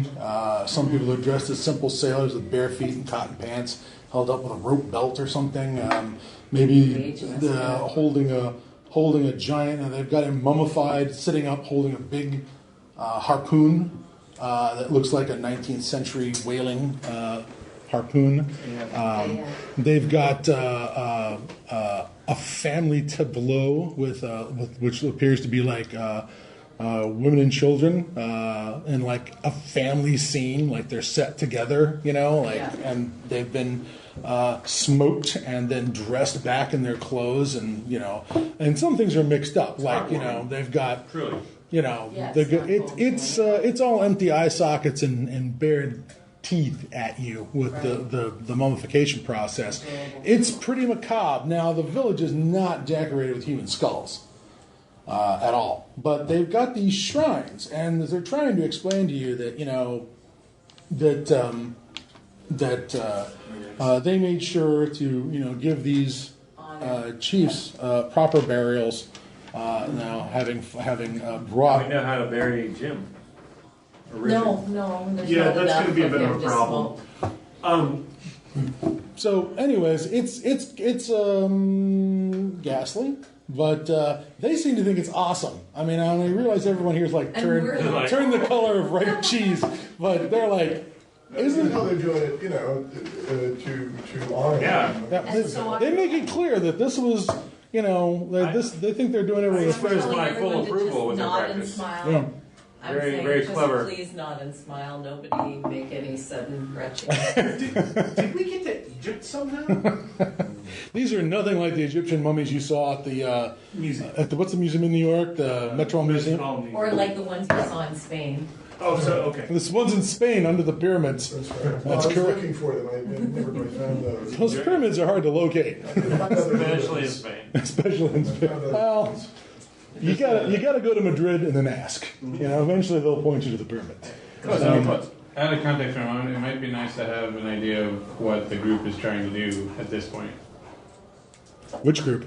The natives or us? No, us. The players. He wants a. In my mind, the he native wants an service outlet. ashore, they were walking us through the village, and they wanted to show us this. Yeah. Yeah. So what?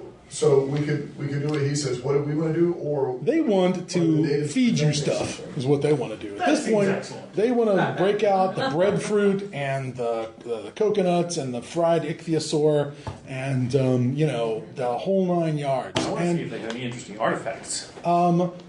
they have native art, but it is odd that a lot of it is, there's a lot of tools, okay? You're seeing a lot of tools that look like they could have come out of a ship's carpentry set from a ship from the 1700s, a wooden sailing vessel that crashed or whatever.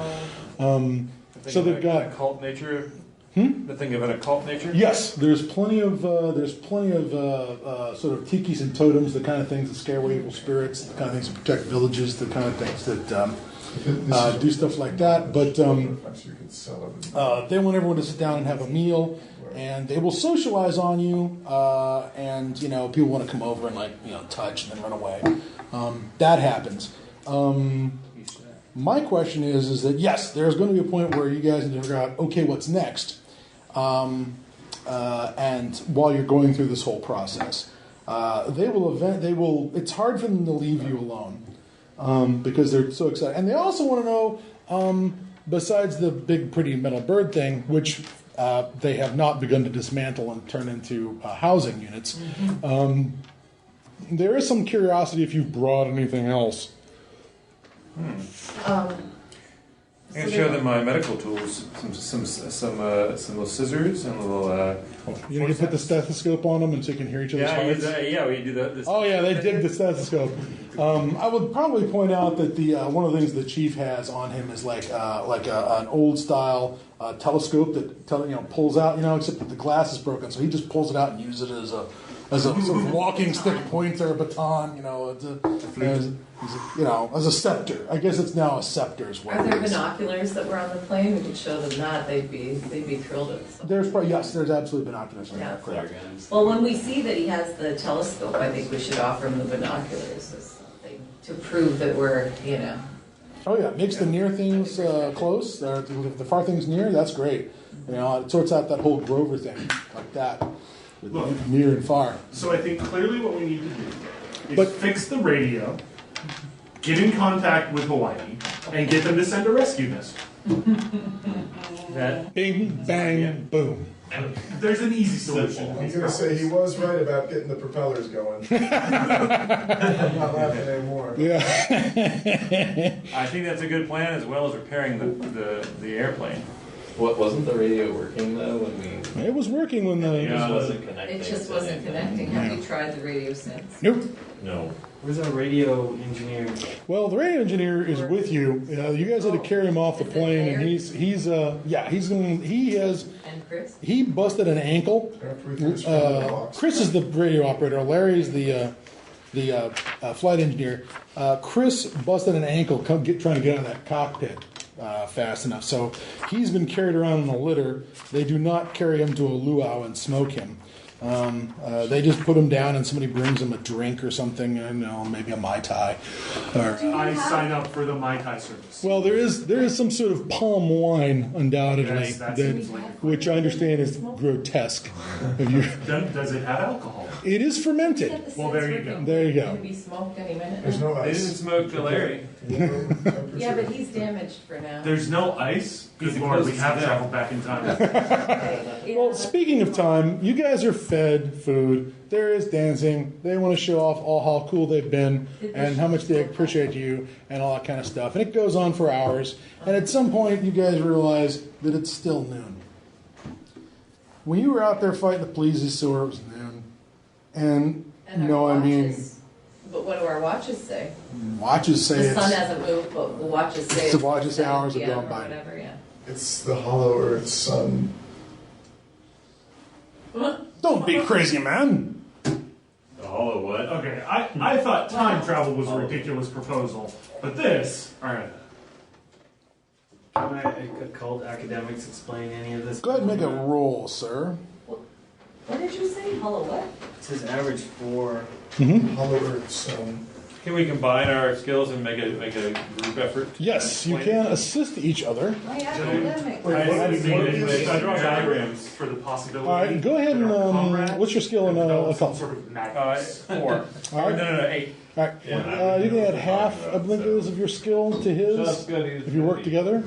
So there'll be 12 Mine dice. is 8 too. Yeah. What are you They're supposed to be like jealous of each other. And So it'll be, it's a cult. So it's 12. They're using a cult as opposed to history. Oh, okay, so I can't use any of mine at all? My investigation, research, my luck? Well, luck's a possibility, but you could use. Go ahead and get what's your academics again? 8. 7 out of 12. My academics is 8. All right, give me 4 more. How many did you roll? 7 out of 12. Roll 4 more. Roll 4 more as she's trying to talk to you about. Well, you're talking occult, which is like Atlantis, Lemuria, Mu, and she wants to talk about tectonic plates and So give me 4 more dice with those 7. I would roll white. Yeah, would you? I would. 2. They add the dice to their roll. They make the roll even though you're helping. Okay. You add 4 dice to his For roll. Babylonian 2. relics. So what'd you roll? you did? Yeah, you got it No roll. one's So what'd you roll? listening to me about the hollow earth. 7 and then Stop 2. it. Okay, 9. Okay. I do understand There's, how the geography has come to working. The if they're obviously the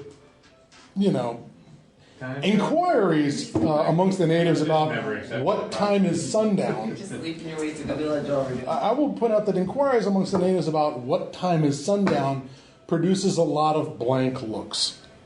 Sun what? When you ask about night, when the sun goes away, and they're like, When does it get dark? when you go in a cave, When does the sun move? doesn't. Yeah, doesn't. They're like, it gets dark Well, of when you go in a course not. They cave. don't have heliocentric theory. As far as the I'm sure you don't need to have heliocentric theory for the as far as say the hollow Earth goes, sure, there's all kinds of hollow Earth. Even Halley of Halley's Comet was a believer in the hollow Earth on the grounds that God would not have wasted the space inside the Earth with nothing. He would have put more creation inside of it. Right. There's all kinds of hollow Earth theory. Usually when that comes out of the 19th century. So the Bill Scott was thinking. There's a That lot could have of been his plan for day 7 before he took a nap. exactly. there's stuff about, there's always utopias in the Hollow Earth. That's one thing you always learn about Hollow Earths, is that from all the literature that came out in the 19th century, is that there's always some sort of utopia, possibly with something like socialism or some sort of enlightened Platonic. There's Canadians inside the It's Canadian room. That's where we get the maple syrup. There's an ocean of maple syrup, but just beneath our feet. If only we can dig down deep enough.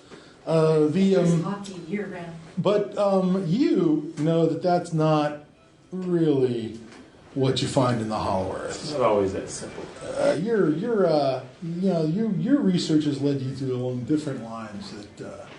That the Hollow Earth is not a utopia. It is a refuge. It is where the older races of man, like you would find amongst the writings of the Theosophists, retreated into the earth, like into Angartha or Shambhala or Shangri-La. I believe we have made it to that place. Wait. You're saying we're in Shangri-La? It must be nearby. So, you, of course, are like, but there's a planet with geology and a core, and there's a planet with geology and a core. And you have the evidence of your eyes. Now, what do you feel about this? Like, are you buying into this? Give me a perception roll on your ESP, please.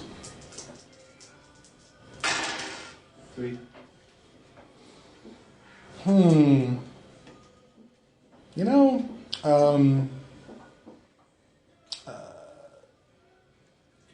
The thing that sort of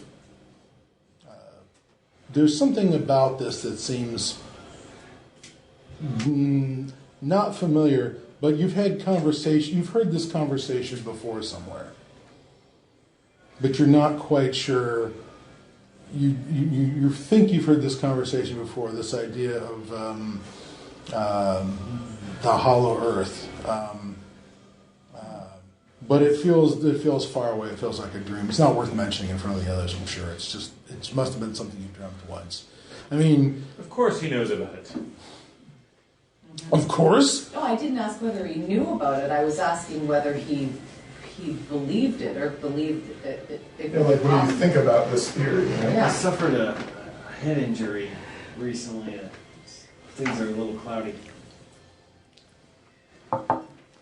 Cloudy. I mean, I'm going to suspend disbelief for the sake of the fact that these guys have never seen the sun move, and I don't know what turned night to day and what that green thing was. It green to fluorescence? Did I? Yes, it was sort of a green Yeah. fluorescence. So I mean, obviously there's been so much today I can't explain, including dinosaurs in the water, that I'm not going to say no. I will point out at some point they do bring you like trilobites that they've boiled like crabs. Yeah. How do they taste? Oh, you mean oh wow. Yeah, This is It's not just in their art; they're pulling. Yeah, they say absolutely. They pull up the trilobites right off the bottom of the lagoon, and In they their pop them lobster. with some not butter, but they serve them right up. You just break them open and then just eat right out of the shells while their legs are going like this. this. It's an excellent scientific opportunity. We can discover all this lost and hidden information that's been suppressed, and discover artifacts such as important things. What kind of important things? Important things, or just sort of important things? Things like the Eye of Thoth. Oh well. I'm sure you've heard of that. Well, they're If you read discussing my book. this. I just wanted to I kind of start walking further away, looking for anything that seems that they've been hiding. Okay, well, at no point do you find a bunch of Vlad Tepes style impale stakes with a bunch of people stuck on them. I'm talking about more like hidden relics or hidden things of gold. I see. You're looking to turn the natives upside down and give them a good shake, like any good colonial officer. I'll tell you what. I imagine that stacked up around that conquistador might have been. I wouldn't be surprised if they had stacked up around him some silver bullion or ingots, because most of what the Spanish ships took out of the New World, there was some gold, but most of it was silver. And they took most of those. So they had no. It's not like they were wearing the silver. They just put it with the guy. Yeah, they just put it with the guy. Yeah, Okay. in the shrine, which they think is important. Yeah, they It's important. yeah they have stacked some of that stuff up around him. You actually find guys in tri-corner hats with what look like British naval uniforms, look like Captain Queeg's, or not Captain Queeg, Captain Bly's sort of uniform on, things like that. But there's going to be some silver piled up around the Spaniard. But nothing out of the ordinary that looks like they're hiding something. No. There's nothing that seems to be secreted away. However, Okay. Ask them if they have a shovel. Dude, you gotta just. We'll get there. I promise you, we'll take care of it. you know what? I'm going to tell you that yes, they do have shovels. Not the least of which, because they've got some of the shovels that would have come out of the boiler, the coal room, on some of the ships that crashed. So there's these big shovels for shifting the coal into the. So are they kind of letting us do what we want? Oh yeah. We have autonomy. You are not being escorted. Great. You can get around. Well, They like the singing. take They your- like more of it. Oh yeah, no, I'm partying. Okay, you go ahead and just go ahead. The spotlight Partying. goes on, and you give them the best. I've learned All the top 10 hits of 1936. He knows All the right. name of every young Oh, yeah. woman in the village. Yes, this is She Who Swims at Moonlight, and this is She Who Swims Better at Moonlight. There's not a lot of difference in it. It's like going to an Italian wedding and everyone's named Anthony and Marie. It's Wait, there's not moonlight. oh, good point. She Who Swims in Daylight.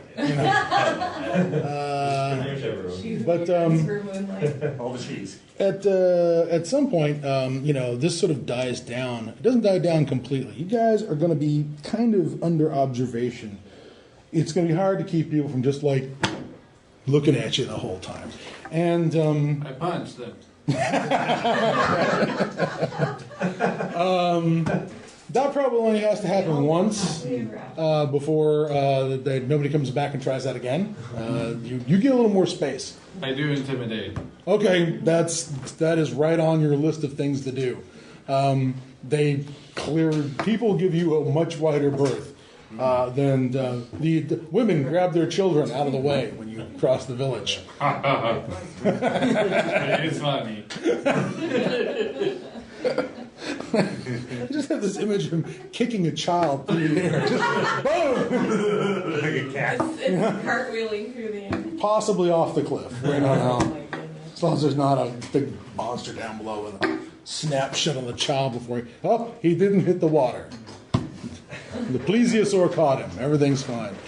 So Assuming we are looking for treasures, though, I don't know that we have a follow-up plan for that. yeah. Now, I am looking for a place to dig a grave. well, when you start looking into that and when you start digging, one thing you run into is you can't get 6 feet down. Because you get to this stone surface underneath. Rock. No, This smooth Smooth. rock. made by intelligent hands. Now there's dirt up here, and there are, I guess you'd say, there are patterns in this stone cut. You're seeing these sort of grooves, V-shaped grooves, like the grooves in a record, I guess, that are all that are under the soil when you dig down about 2 or 3 feet. I respect these grooves. They anywhere you dig down, you find this stuff. Now the grooves do not all go the same way. You dig down someplace else and they go in a different direction. If there's a pattern, it's covered by all this earth. Okay. So I'm going to come to Dr. Peter von Houten, Mm-hmm. and I'm gonna tell him I'm having this problem. Doc, it's the craziest thing. Everywhere I try to dig, I get to this smooth stone with these patterns in it. Groove expert. All right, we'll take a look at it. Okay. It's clearly not a natural situation. It's clearly been tooled in some way. It's a little maybe if you knew more about construction, you would be more intimidated by the fact that it's really, really smooth and not at all pitted. That's kind of What kind of material is it? Is it lava rock? It's like some sort of basalt. Maybe. Maybe it's a dark stone. It's really hard. Is it obsidian? No. Are there any patterns to detect in the grooves? I mean, you said they go different ways, but are they forming larger? You know, if you start clearing off dirt, you know, the locals get a little annoyed as I clear off the dirt. Like, hey, we got a plant on that. Don't, nobody wants to walk on rock. You know, it took our ancestors a long time to pile up this much dirt up here. Right. You know, it takes forever for them to bring new dirt. Where did they bring Would, the dirt from? Yeah, where's the dirt from? He says the other guys. What other guys? The guys who come in the boat. Really? Let's find out more about this. How do we meet them? The guys that come in the boat. Yeah. When do they come? Whenever something falls out of the sky. Oh, jeez. So Excellent. They're going to show up. Oh, geez. How long does it take them to show up? Yeah. A couple days. Well, it's a couple of tides. I guess they'd probably say like no longer than never any longer than he tries to explain it. It sounds like he's trying to base his time perhaps on the female cycle. Okay. Relative to Can't say a moon. Yep. There's no moon. I get it, but the female cycle's 28. So is he saying no longer than 28 days? He says no longer than a cycle, but usually it's only about 3 or 4 tides. Right. How long have we been here? How long did we come? You only arrived 10 hours ago? maybe 2. Yeah, you haven't fallen asleep yet. From which direction did they No, but I'm asking him. How long have we been? You haven't been here a whole tide yet. In periods or tides? Yeah. Periods of tides. From which Half direction? a tide, quarter of a tide. It'll be tide. The tide will peak soon. Okay. As if the sun has stopped in the sky. Ooh, Even half see what I dozen did there? tides. Has the moon also stopped in the sky? Can we see it? The what? Okay. No, but I'm saying we're looking up. All right. You look up. You see the sun is at high noon. Go ahead and give me a perception roll, please. You're staring at the sun. Don't stare at the sun. I'm not staring Don't be at the Trump. sun. I'm not staring at the sun. I'm 4. Okay. All right. You're starting to see something. But investigation and research, I have 6. And you're seeing something that's definitely odd. The horizon, you're looking out and trying to trying to find see as much of the sky as Anything possible. else in the sky. Seeing if the moon is up above the Yeah. horizon. You're not seeing the moon up above the horizon, but this horizon itself seems weird. So I There's have... not, you know how there's sort of an optical illusion on ocean, when you're on an island. Right. There's kind of an optical illusion of almost a curvature, Right. whichever you look. But this doesn't curve down. You kind of feel like it feels like it feels like it rises up. Like you can see farther than you could with a normal because horizon. Of this. Not just this, but this. So, unfortunately, I have poor vision. Yeah. But that's the best you can do with your eyes and your binoculars. So I want to say to these guys, dudes, do you see what I'm seeing? Hold on. Pass one of these down. She just did my poor vision. You botched on the poor vision, so that's a style point. So I talked to my 2 peers. Sorry. Oh, at least, never mind. I'm not going to say it. So, guys, I'm like, you see what I'm seeing on the horizon? That looks freaky out there. It almost looks like it's curving the wrong way. The evidence fits the theory. You didn't even look, but you just know you're right. Yeah. I can't see it with my naked eye. I can't see that the horizon appears longer. You know what? That's actually, if you just assume you're right and don't even look, that's worth a style point. based on your character. Of course, I'm right. If he looks, he might disprove his theory. Yeah, And that would be a disaster. No. Disastrous. Performance? No. So Do you actually go and look? Yeah. All right, go ahead and make me a perception roll. Do you want some water? Can I? No. Oh, if you're going to jump up, yes. You're seeing about the same thing she is. Yes, please. You're seeing about the same thing she is. Next question. Does anyone want to know about those guys on the boat? Yeah, from which direction are they going to come from? How can we watch for them? How can we greet them? They don't always come the same direction. Do they look like us?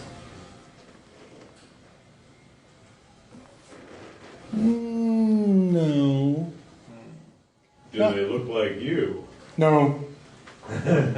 Will we be allowed to So meet they were them? reluctant on, do they look like us? No. No. But they are absolutely certain they don't look like them. Don't look like them, no. All right. Nazis. It's always that. Yeah, they come in the big boat with the wings and that travel on the winds, and they know what a sail is. It's like an outrigger except bigger. All right. Well, I want to observe these visitors. They should be along anytime now. All right. Let's wait for them. Okay. Yeah. Stay alert. Do you think Very, should very Did you want much. to do something, Alex, or no? I feel bad for Gordon. He just wants to put his buddy. Is it Yuri? Yeah. Da. I was wondering if it would make sense to make sure the islands are safe. There's more than one. Yeah, there is. You've only We been saw up. ruins. We saw other islands. Maybe I'll just do a preliminary circuit. Okay. Yeah. Take someone with you. The Take him with. the rope bridge Well, is. I'd take you if you want to go, but you might be busy digging holes. No, my digging holes have been a complete failure. I'm going to go with them. Yeah, take a pickaxe. Unless they try to stop me, but I'm going to just follow. There's probably a point where you let Yuri cross the rope bridge on his own before you get onto the rope bridge, but it holds Your him. food too? It holds him. He goes right across the bridge, you know. I'll follow across. Yeah, but he cuts it with the shashka, you faulty. But you guys do a circuit of this place, and there is. How big is this? Like a you know, 20-mile round? just straight across, it's probably about 2 miles across. Okay. So Maybe. radius of 1 mile. Somebody can do the math and tell me how long, how big, how. Maybe a 2-hour hike or so. Yeah. You're gonna cover that. A dedicated search is one thing, but just a casual walk around just- this thing. Yep. You know, the islands are probably no wider than say a quarter of a mile tops. Maybe a third of a mile tops, something like that. But so they're much thinner than they are longer. You see fields. You feel that there's It's pretty obvious that they're using night soil like the Chinese. That is to say, the latrine is where you gather your fertilizer. They don't just throw it off the side of the island. Well, again, it's what the Chinese call night soil. So they're definitely using their That has some risks associated with it. yes, like cholera. Yeah, it does. But there's definitely a lot of trash being composted, fish carcasses being composted to create more rich soil to grow stuff in. Human poop. Poop, yes. There's no animals on this island. I mean, there's some Birds. No birds. there's no birds out here. There's some bugs. There's some bugs, but there's not. There's When you say no animals, you mean they're domesticated animals? Or there's no animals of domesticated any kind? animals. There's no domesticated animals. Okay. There's no pigs. There's no sheep. There's no Insects? goats. Yeah, there's going to be insects out here. Some big weird looking dragonflies and. Some grasshoppers that get into the fields and have to be picked off. The children pick them off and knock their legs off and put them in a basket so they can eat them later. They can eat them, Yeah, but they don't really look like they're. As you start to explore this island and the people who live on it, there's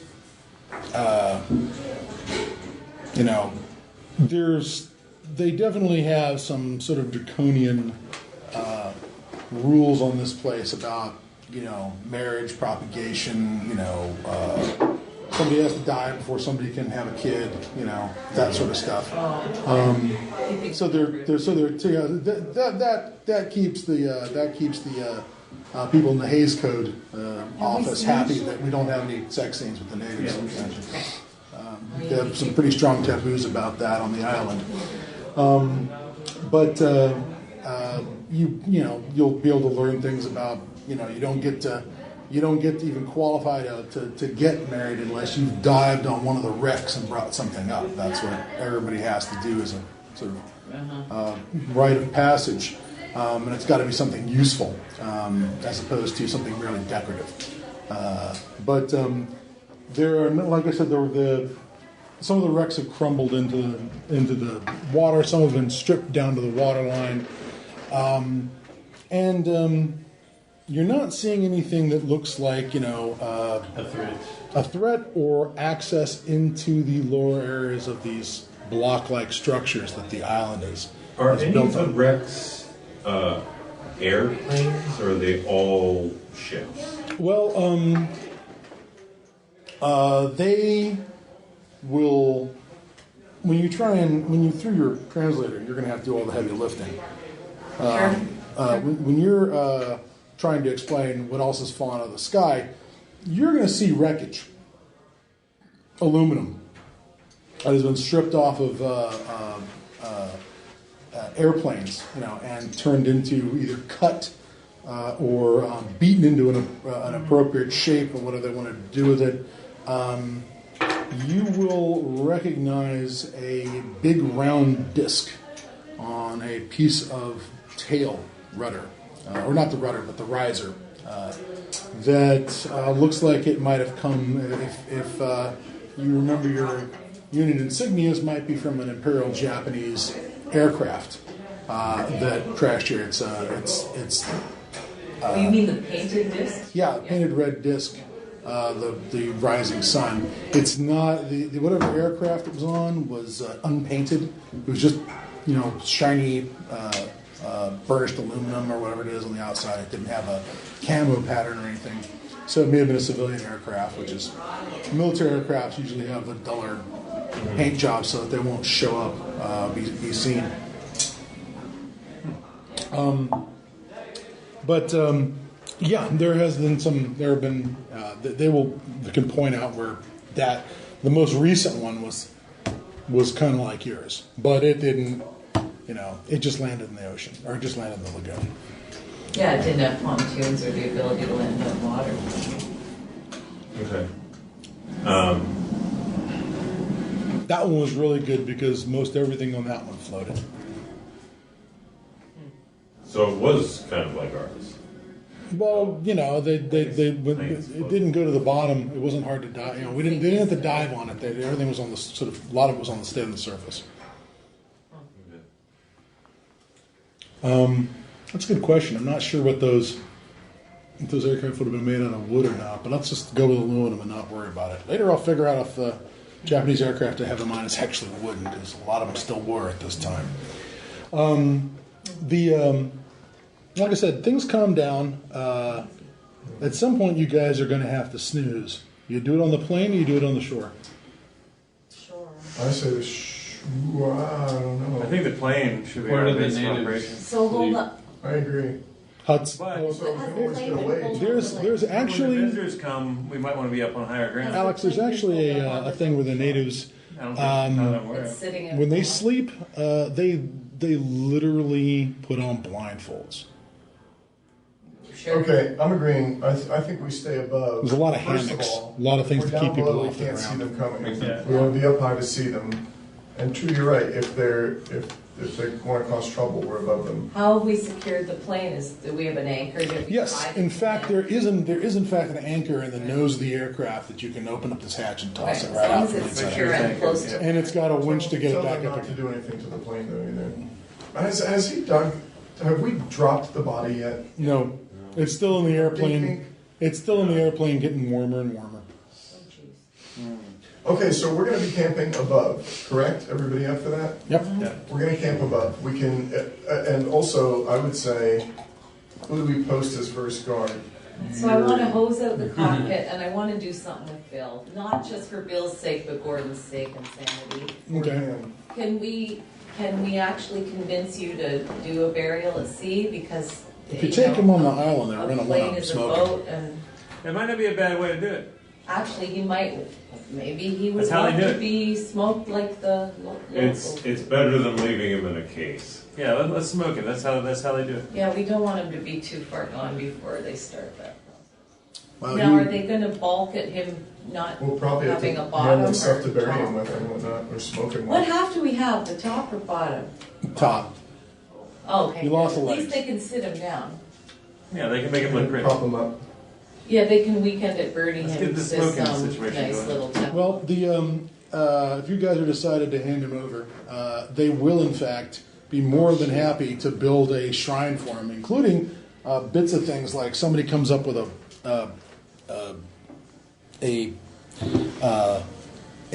control stick, from an aircraft that they build that into the temple. In fact, they're doing a really good job of building what looks like a cockpit, a small one-seat cockpit out of bamboo things and with a seat, and they've done this before. They put in like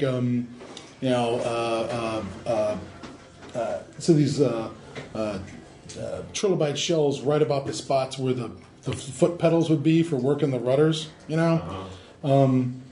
Well, that's the thing, now that you think about it, is that some of these things, like, they've got a guy who looks like, Blackbeard attached to, tied up or, attached to a ship's wheel, and the question is, how do they know that he should be holding, that's what the ship's wheel is Right, for? or how do they have context for that Are there any Polynesian airplane? shrines?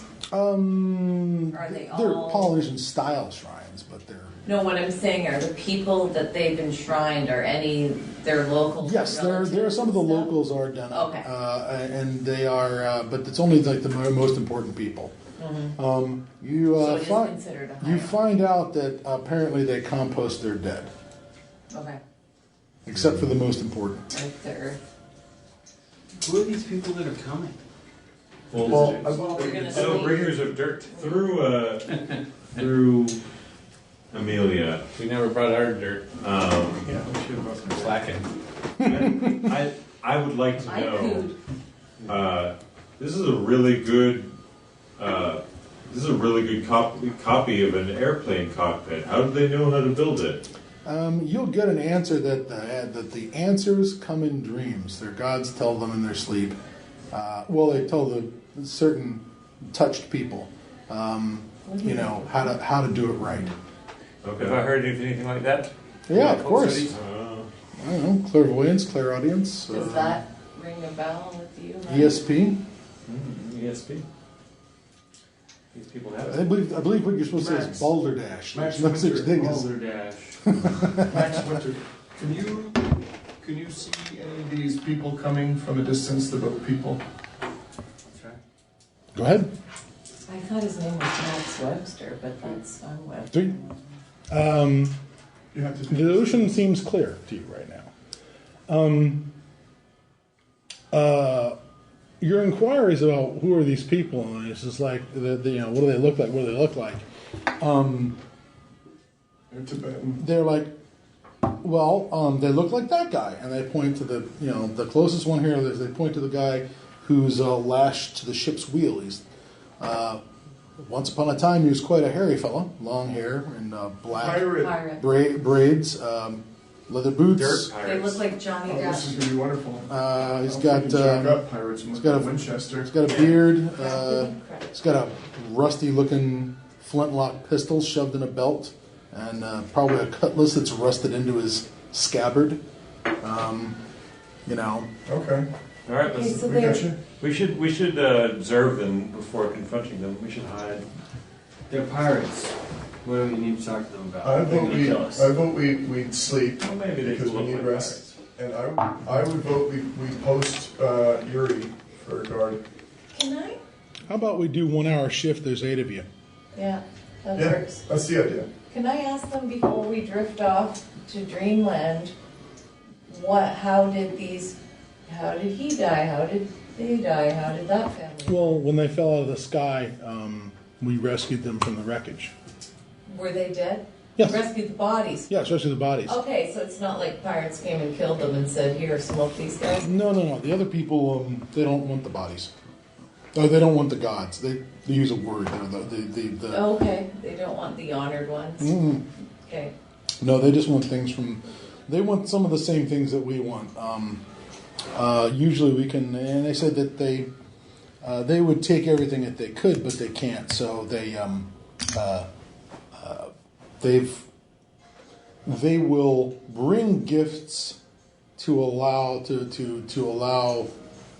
that we will give them permission to dive on the wrecks. Has anyone who has fallen from the sky ever survived until us? No, you're the first. They do, of course, want to know So we don't know what they'll do. all about. They want to know all about where you came from and what the other gods are doing and when's the next shipment arriving. Right. Next shipment. Well, be good, and you might get one. I don't know what to say. What to are the that. gifts that the pirates bring? Because The dirt. Right. we know when you've been sleeping and we know when you're awake. We drop Yes, ships on you when exactly. you've been naughty. Yeah. Exactly. Or good. Don't make us One of turn those. this plane around. Yeah. We're capricious gods. Oh, yeah, yeah. that was a good question. What are the gifts that the pirates bring? They bring gifts of earth.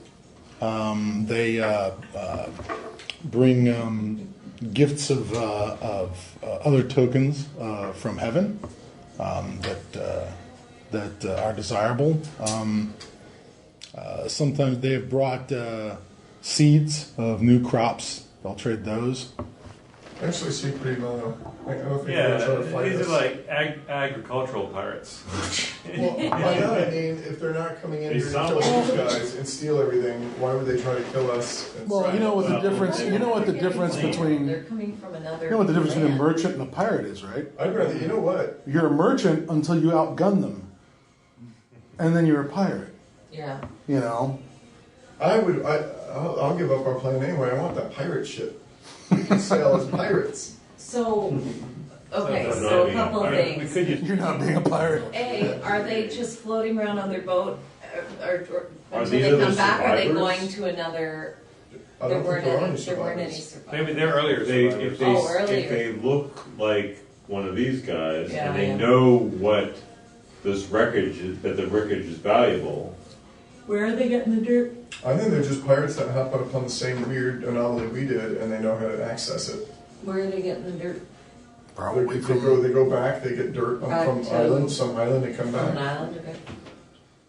All right, let's meet these. Let's observe these pirates. I want to wait for This them. whole thing's a little bit Alright. weird. Like, I can't believe my guy's saying there must be pirates from a different time period. But at this point, we haven't slept in a long time. So you're likely to say all kinds of crazy stuff. Right. Who's up for going to sleep, posting one guard at a time, Yeah. starting with Yuri, working around the table? All right. Okay. Sure. You spend one night sleeping, or night. You spend one blindfold sleeping. You are able to tell that 8 hours go by because everyone you got to watch you pass around. What, 3 tides, 4 tides, whatever it is. And Feel rested. you guys are up.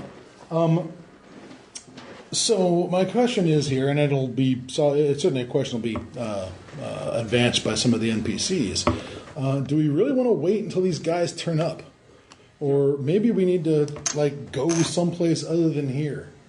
Well, can we fix the plane? Like, have we tried to fix the plane? Nobody's really looked into that yet. The last time somebody got on the wing to assess the damage, they got eaten. So there was a whole thing about not wanting to do that. Now Are there any, looking from the top of the hills, are there any other islands or any other landmass at all we can see? No.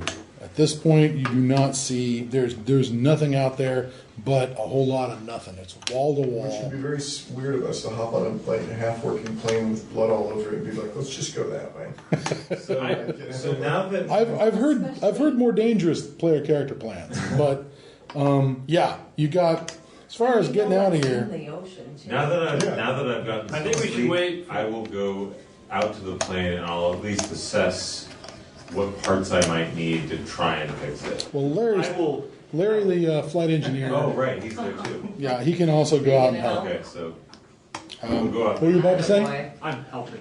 Okay. Is then you look over their shoulder and criticize? Yes. Okay. That's totally a thing you can do. So that might qualify as supervising. I'm always a little fuzzy on that. I think that's exactly what you're doing. Are you role playing that your character has something like some affinity with these people? Well, The pilot. the pilot works for him. He actually does. He's his employee. Oh, No, I'm talking about why. I'm wondering if you're, and it's maybe out of character. I shouldn't be doing it. I'm wondering if you're role playing because your character has some affinity with the character that got bitten in half. so the only affinity is that He's a human. he was a person and I have justice as a motivation. That's what I'm saying. Justice. Sounds good to me. Okay. Sure. Well, He's also not a stone cold sociopath. Right, and unlike apparently the rest The rest of the party. Well, that plesiosaur got justice. He got. Jody was psychopath before any of Also, I want to be clear. I just considered them disposable because they were employees. It had nothing to do with their lack of or possession of their humanity. Right. Yeah, it's not that they weren't people. It's just they're just Okay. useful people. So he doesn't sense any pirates. We don't see any pirates. If we did want to leave and choose a direction, which direction would we go? We wouldn't. There's There's a nowhere to great go. big snake in the ocean. What if we float back How about towards the anomaly? have we looked at the base of this The plane will fly and- quote unquote atoll? Are there any cave systems around the base? well, they will. The locals will tell you that this is their world. This is where they live. They have been all over the atoll, and Okay. there are.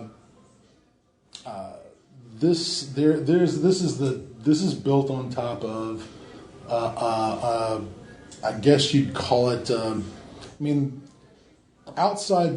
Inside the ring here, it's kind of shallow and bowl shaped. Outside of the ring, it drops off precipitously. There's no gradual slope out. It just down. It might have been a natural fill there that somebody hammered with rocks or formed or. When you look at the sides of the stone when you're going up it,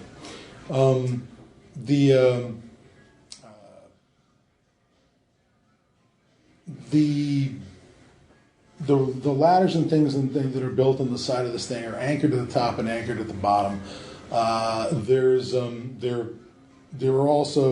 They have made alterations in the stone of this thing by chipping into it on the sides. But it looks like one block.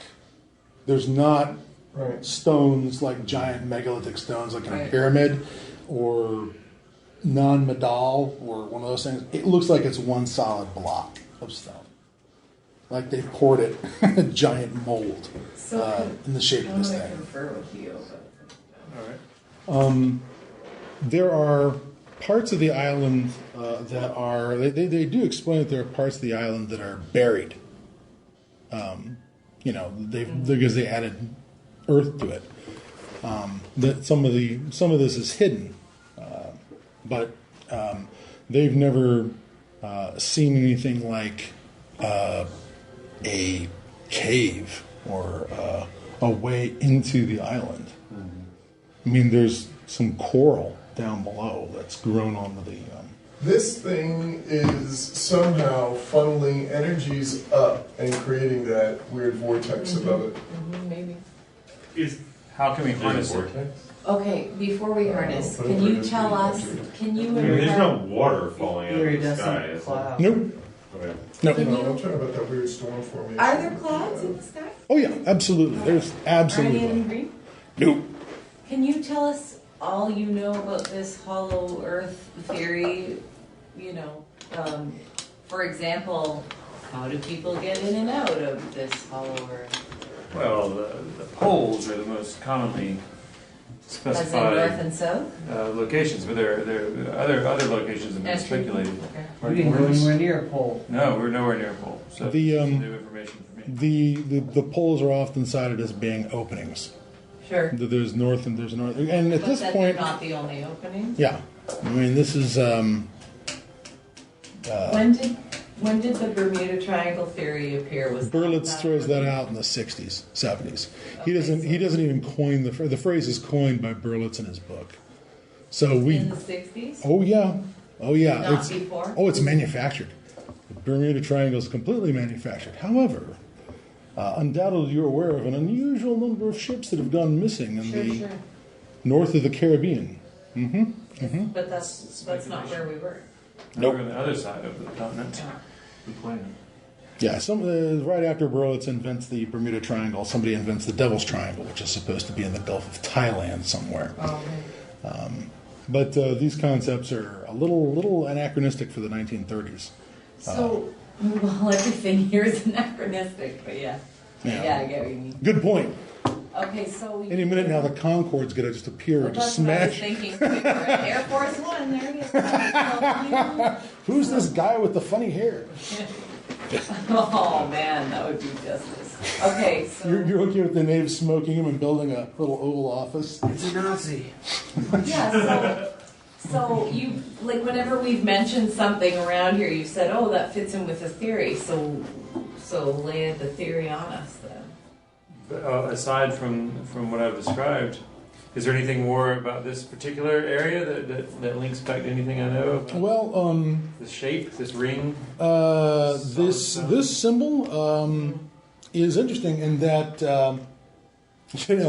the Eye of Thoth that you were looking for, it was a round, smooth, like garnet-like gem, surrounded by a bronze clasp that actually had sort of 3 sections that held it in place, now that you mention it.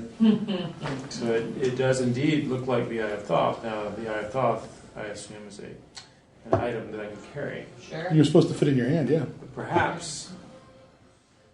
I mean, if you're basing this on a drawing, maybe... You're supposed to put it on a stick, like how many kadams, then take away one for the one kadam for the one true God. Then you stick it in the map room. Right. Okay. Yeah. Is that the same? No, it's not. I'm just sorry. So, but Those that's the dots size in the you thought inside, it those was. are that is wreckage. That's meant to be wreckage. Okay. Yeah.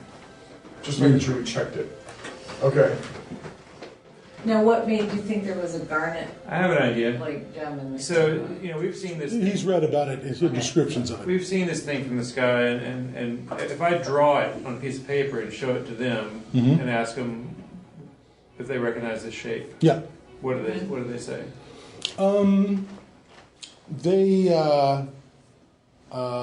They'll say, well, it looks a little bit like the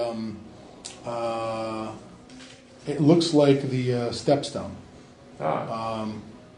Where is the stepstone? They'll point it out to you. It's a spot on the island where there is this sort of raised platform that comes up above the dirt. It's not hidden. It's just standing there, and it's got a further raised section on it. It's in the middle. It's kind of a cylinder, maybe about 2-3 feet tall, and it's got a thing in it that looks like it's shaped a bit like that description that you read for the Eye of Thoth. The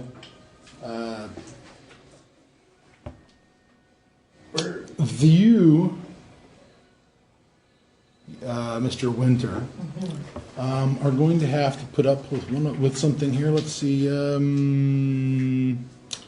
Just want to quickly read what the. Oh, good Lord! Where's this relic on the island? Which? It's over on one of the north. If this was directions, it And would we be the did not northeast notice it one. when we were hiking. It was just... No, it didn't particularly stand out. It was just a section that didn't have any crops on it, and it may have been blocked by crops that were tall enough. The raised section is only about 2 feet tall, It just comes up out of this thing, and then it's got this little. Has the thing. stepstone ever changed height or? No, but when you see it, you have a flash of memory, which you're going to have to put up with some minuses to your. You're going to have to put up some minuses to your skills because these flashbacks are painful and disorienting. But you remember that's the face I'm looking for. You remember, most of what you remember is the stone being taken away from you. The stone. There were these guys there were these men in suits in a warehouse or a big building. They're shining lights in your face. You're tied to a chair. You can hear them talking about you as they examine the stone, and they say something to the effect of,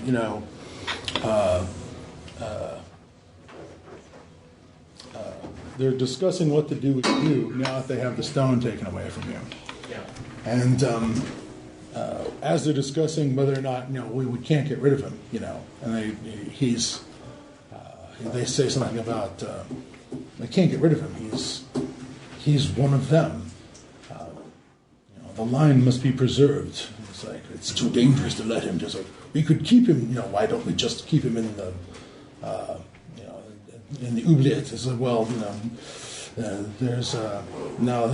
it'll cause his blood to turn bad. We need the blood, and they're just all they just keep sort of. Then they're looking over at you and finally, at some point, as you're trying to overhear what they're saying, they seem to come to a decision, and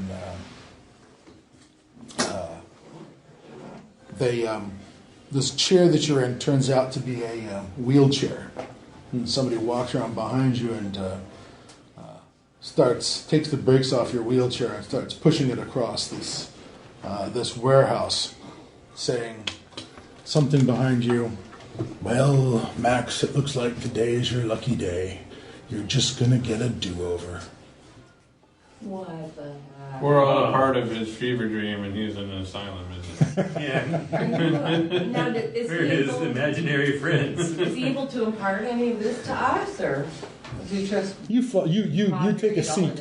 You take a seat. When this thing shows up in your noodle, your legs turn to rubber, and you sit down on the dirt. Bump.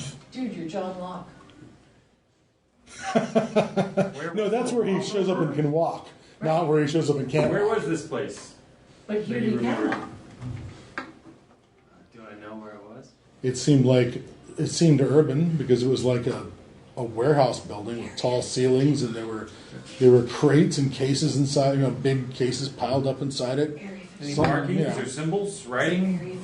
Yeah, things like property of U.S. government, Army intelligence do not open. No, there was nothing like that. And there was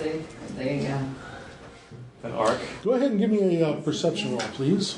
Wait, you haul stuff around? Forklift. 2?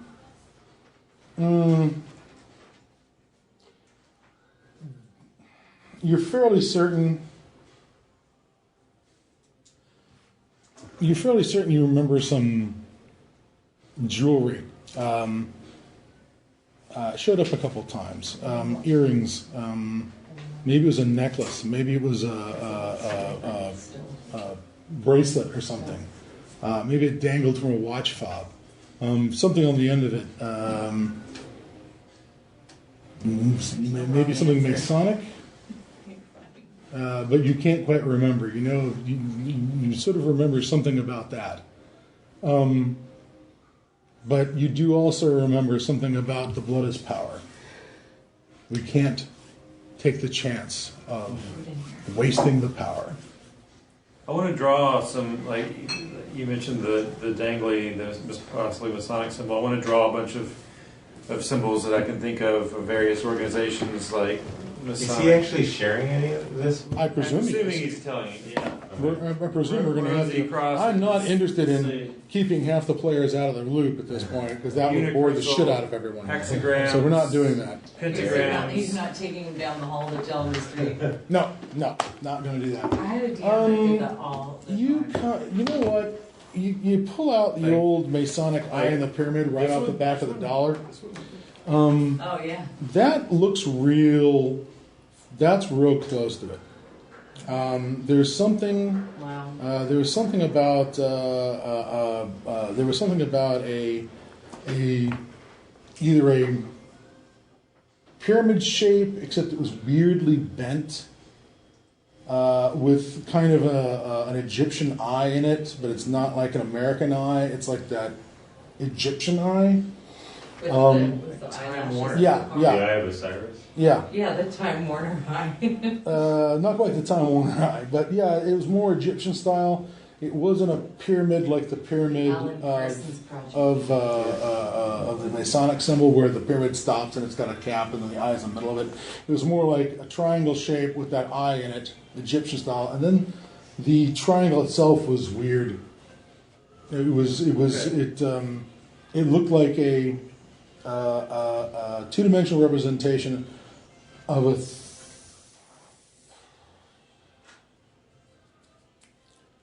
I guess I could call it a two-dimensional representation of a four-dimensional object.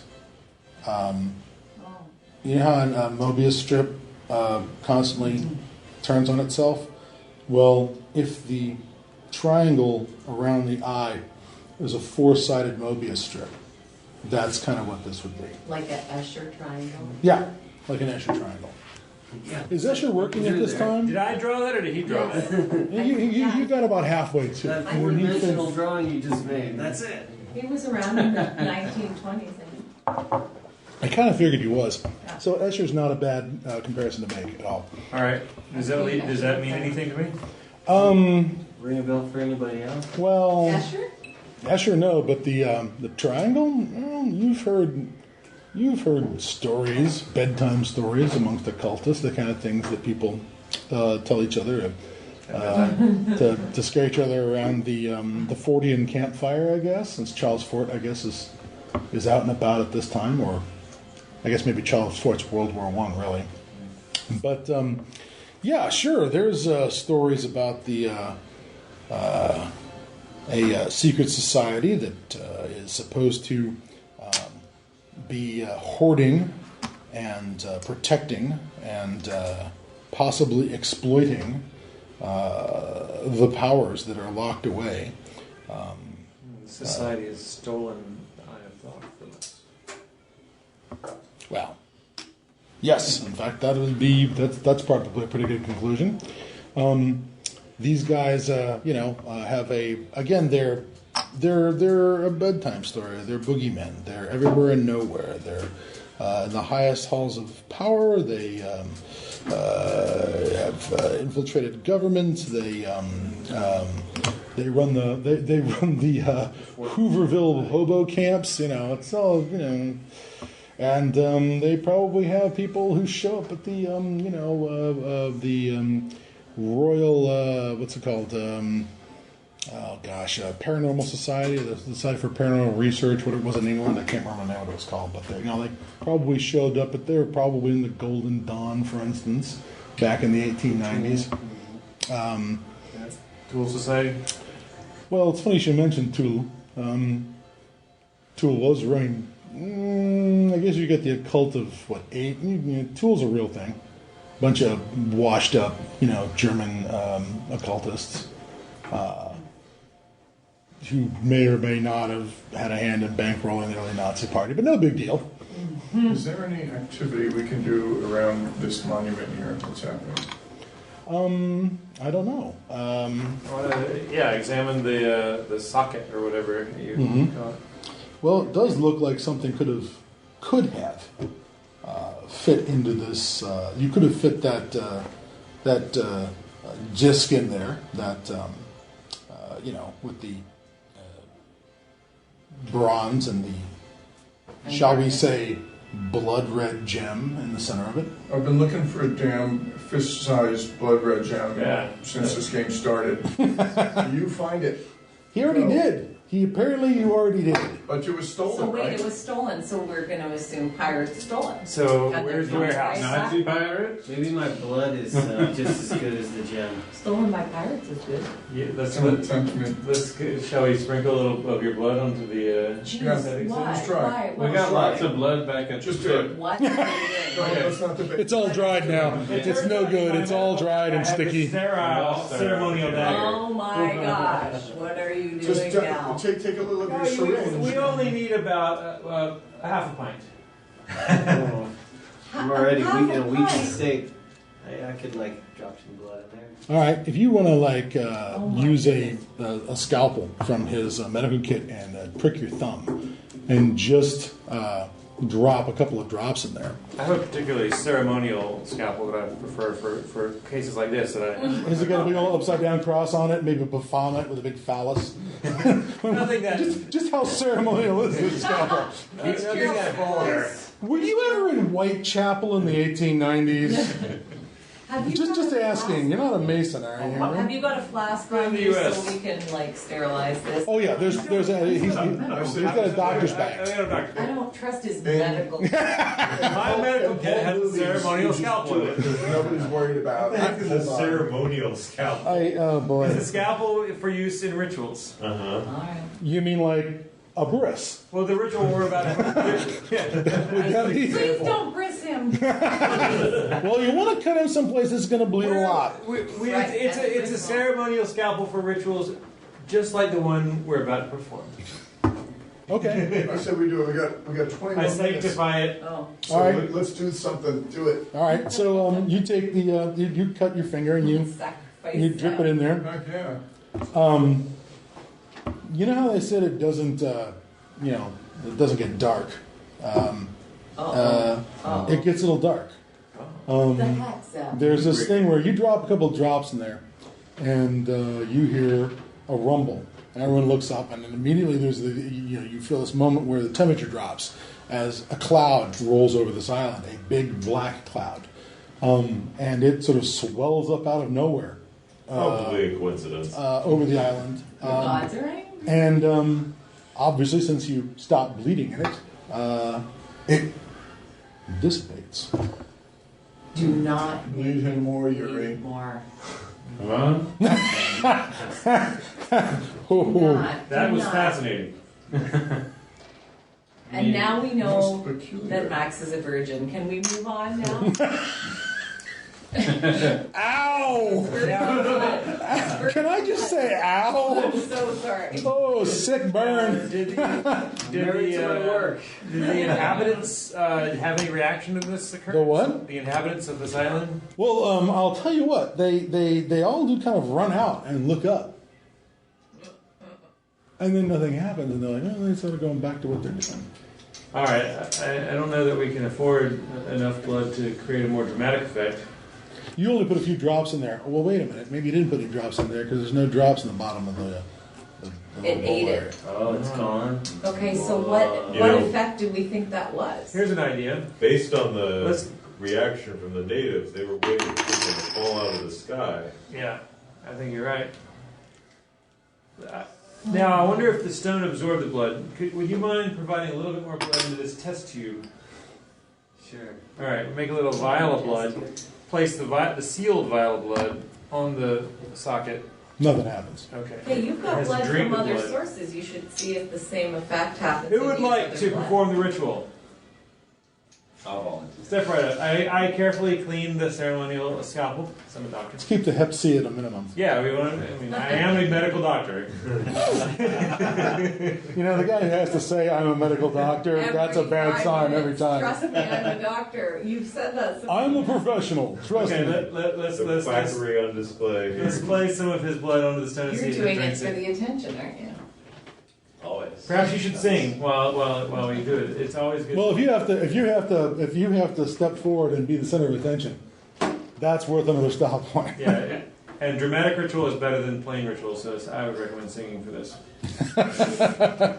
Oh, sweet mystery of life at last I found. That is my professional opinion. In fact, I have a volume about the dramatic ritual that you. The blood that you put in it just sits in the bottom of the bowl. A couple of drops, they just sit there. Well, Max, Believe you've got special blood. You're spatial. Now, this bowl area at the bottom of this thing, it's maybe, I don't know, you're probably looking at maybe no more than a cup of blood would fill this thing. Not a pint, nothing like that, but just, a cup. Sorry.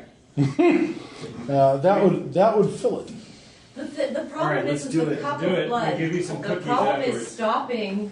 Once you've gotten a cup to flow, I'm a how do you doctor. staunch it? I'm a doctor. Oh my I'm goodness. a medical me. doctor. So Yes. before sure. we do that, we I'm should gonna have a fix the tourniquet plane so that we can fly through the big, tremendous clouds once they appear. So we don't have to keep coming back for more cups? Yes. We may run out of him at some point. Getting a little woozy. So the plan is fix the plane and drain just a little blood before the pirates get here. We have three propellers, 3 motors. That's probably enough. We need a long takeoff. There is the problem that not all the engines were firing on every cylinder, though. And we need a long takeoff. Remember when we took off at full capacity? Which and probably everything means that, let's say you get at least 2 of those engines firing all the way along, you're going to have to ditch the cargo. You're going to have to ditch the mail. You're going to have to ditch your bags. You probably have to take the chairs out, the seats out. Yuri. I'm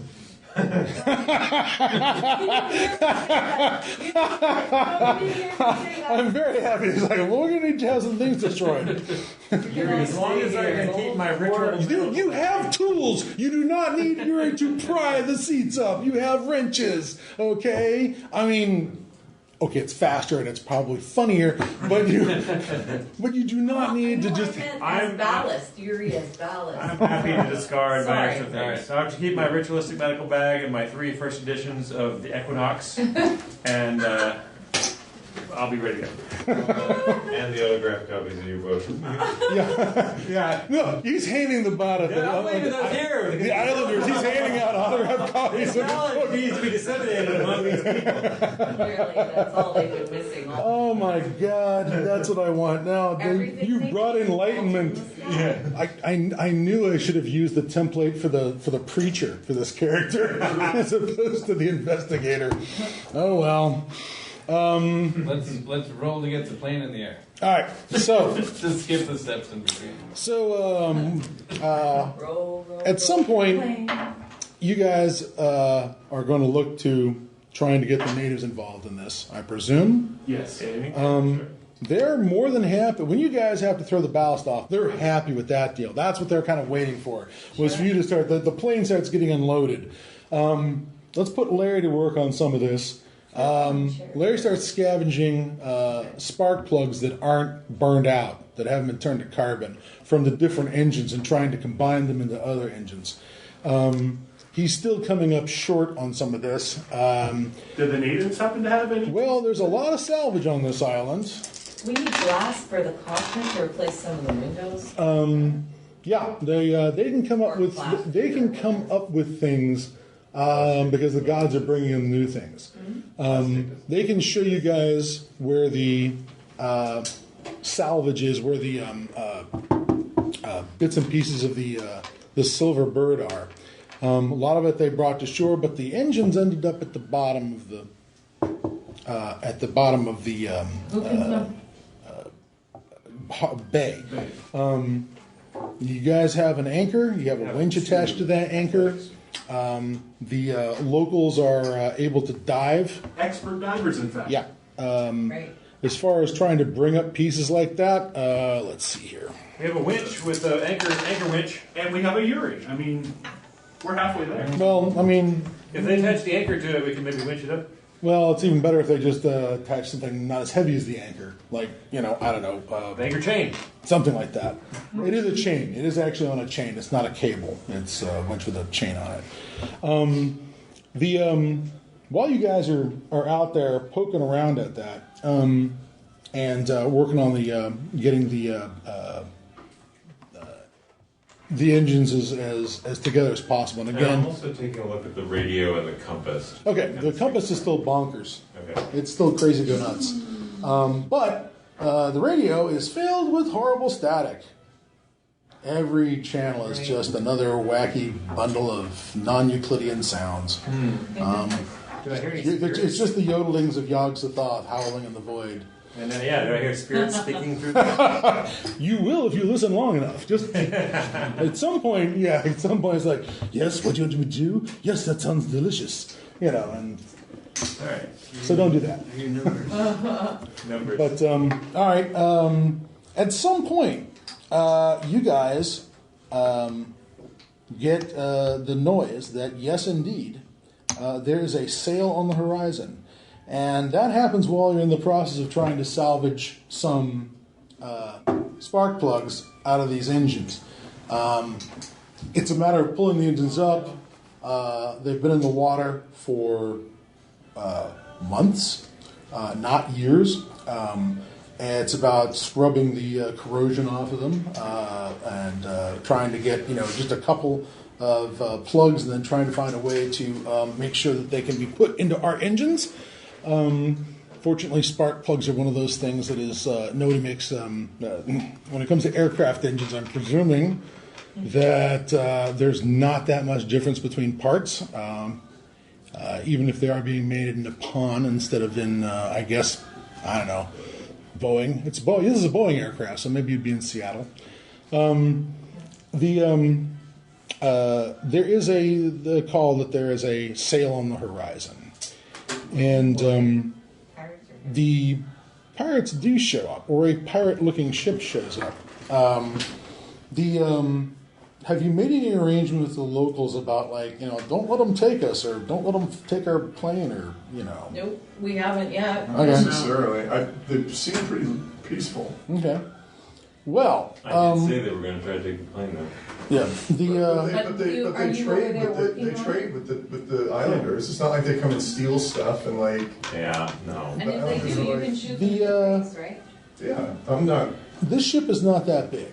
It's like a two-masted bark. You know what I'm talking about? Yeah. It's not really huge. It's interesting though. It's not like a 17th century, frigate or a ship like that. It looks like it's more of a maybe 19th century construction, post Civil War sort of ship. Or at least that's the technology level. It's not like a galleon or something like that, or even a galley, like a Roman galley with a bunch of oars in it. It is a big two-masted bark. There is crew on the deck. You are seeing swivel-mounted punt guns on the deck. You are seeing a crew that is well decked. I mean, there's arms on the deck. Everybody's got a tool. Well, then now can I convey that we would like them to tell them to leave us alone? Yeah, don't trade our plane. And it's like, well, Please. we would never do that. That's ridiculous. Of course we wouldn't trade the plane. It's not ours to give. Oh, right. Besides, they're all trying on his suits right now, so, that's a big score as far as these guys are concerned, I mean, for fuck's sake, Well, you gave they're him like a getting- shaving kit, so like there's, Chairs and upholstery. Guy's got half a beard. Yeah, guys with half a beard, yeah. Ah. So these guys turn up and they drop anchor in the harbor, and you can see their attention is on the big shiny thing that's floating in the middle of the bay. I object to being pointed to as the big shiny thing. Well, those of you who are on the boat, I presumed if you're on the flying boat, you're there criticizing. Yes, of course. Yeah. Supervising. These guys lower a launch, and they cram about 6 guys in there with some sort of long arms. And yeah, you see sheathed weapons and stuff like that. These guys are wearing sort of, I don't know what you call it. They're wearing some sort of woven garments that look like they're not like made from natural material. I mean, they're not made from plant fibers. They're wearing like cotton and stuff. They're wearing leather of some variety, tanned hides that have been worked and have, when these guys get closer, you're seeing things like, brass buttons or mismatched stone buttons mixed in with it. Are they Polynesian? No, they're a real interesting mix. These guys are mutts. There's Curs. they've got scurvy dogs. What I mean is that they're not real distinctive. They're not real. You don't look at, that guy's European and that guy's South American and that guy's African. These guys look like there's a fair mix of blood here. The one thing they all have in common is they're all chewed up. There's nobody who's got any skin showing that doesn't have scars on it. But that might just be the life of the sea. I will note also that there's another thing about that boat. It's got A swastika on the flag. now it does have spikes though. It has these big, nasty iron spikes that look like they've been sort of hammered through the boards from the inside to the out, so that they're pointing out. So how many of us are on the plane right now besides me and Valerie? No. I'm pulling stuff off, I guess. Probably for bleeding more. Do you think I How can many convince the of them Islanders are on to... the ship? It looks like these four. Okay. It looks like I these four on thought the we ship. were all working on the ship. That's fine with me. Plus the But I don't know. Like, what are we gonna do? If we're waiting up there with the blood, are we just gonna open it up and you guys are gonna fly away? Yeah. with it? No. Well, send something back for you. So you come down with a rope? If No, but How high I've been here for a is week and a half since the is the land mass off the water? land's about 50 feet up. 50 feet. So it's jumpable. Oh yeah, especially if there's no All right. reef. So if you taxi to our You saw location, people you pick jump. us up. When you showed up, people were doing high So, diving. all right, then that makes sense. Then We didn't. The timeline wasn't you guys were up there with a cup. We went down, and that's all that happened. Like you guys have been working with. Well, us. that's what I assumed. I There's assumed we were all also working on the days and plane days for a and while. There's all this has been going on for days. Okay, that's what I Or thought. sleep Yeah, periods. so we're probably all still at the plane. So we're all on the plane either working on taking Things out. chairs out of it, or working on pulling a thing up from the bottom of the ocean, How many- or being how many helpful and sailors on the supervising. ship? Yeah. Go ahead, sir. Can I convince one Yeah, of we the might scare 'em off. Islanders to pour the cup I'm of aiming blood for in? heads, man. Oh, Well, yeah, well, That's, even if we only kill that will a few of totally them, we work. have to give up. We'll see what they say. I don't- that would totally work. It's not Like slowly, a little bit at a time? Guys, they just come in and But I train, mean- you know? After you've taken off. By fire So warning they're shot or gonna- something. maybe they have a vessel that's This is the most gentle crew of dudes I've ever seen.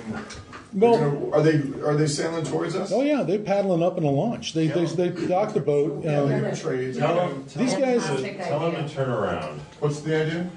they're paddling in your direction. That What are you we're gonna all gonna So you be, should parachute up so for he- it and jump. so he's gonna make sure the locals have enough blood that they can pour it in, like, he doesn't. from a need cup to or be something? there. Yes. Yeah, We could all be on board. But we're not to that point yet. We have pirates to start. yeah. It's true. No, I get it, but These guys start yelling out to you, and what language is that?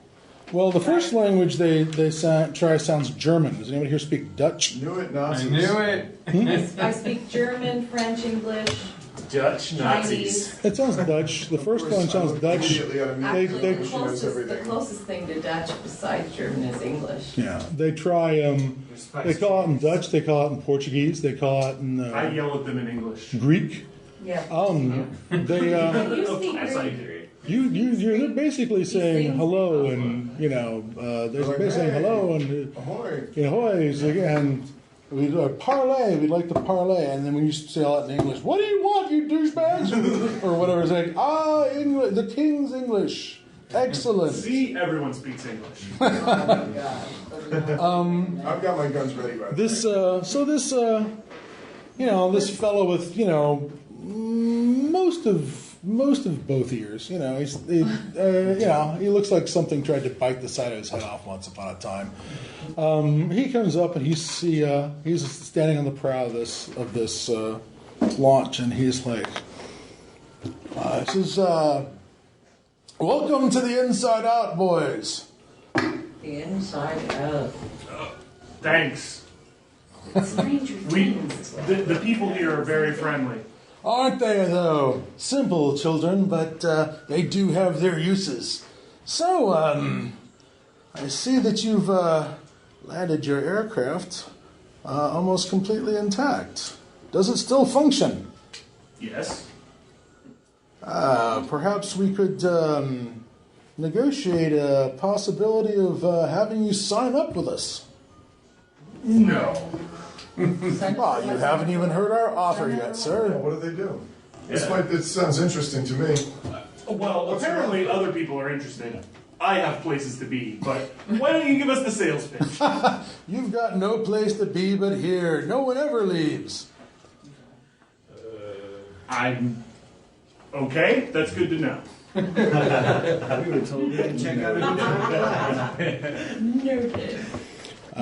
Sorry, did you want to inquire into the employment opportunities with on the SS Sodomy? I'll ask them, what are you offering here? What is your deal? Oh, they offer you just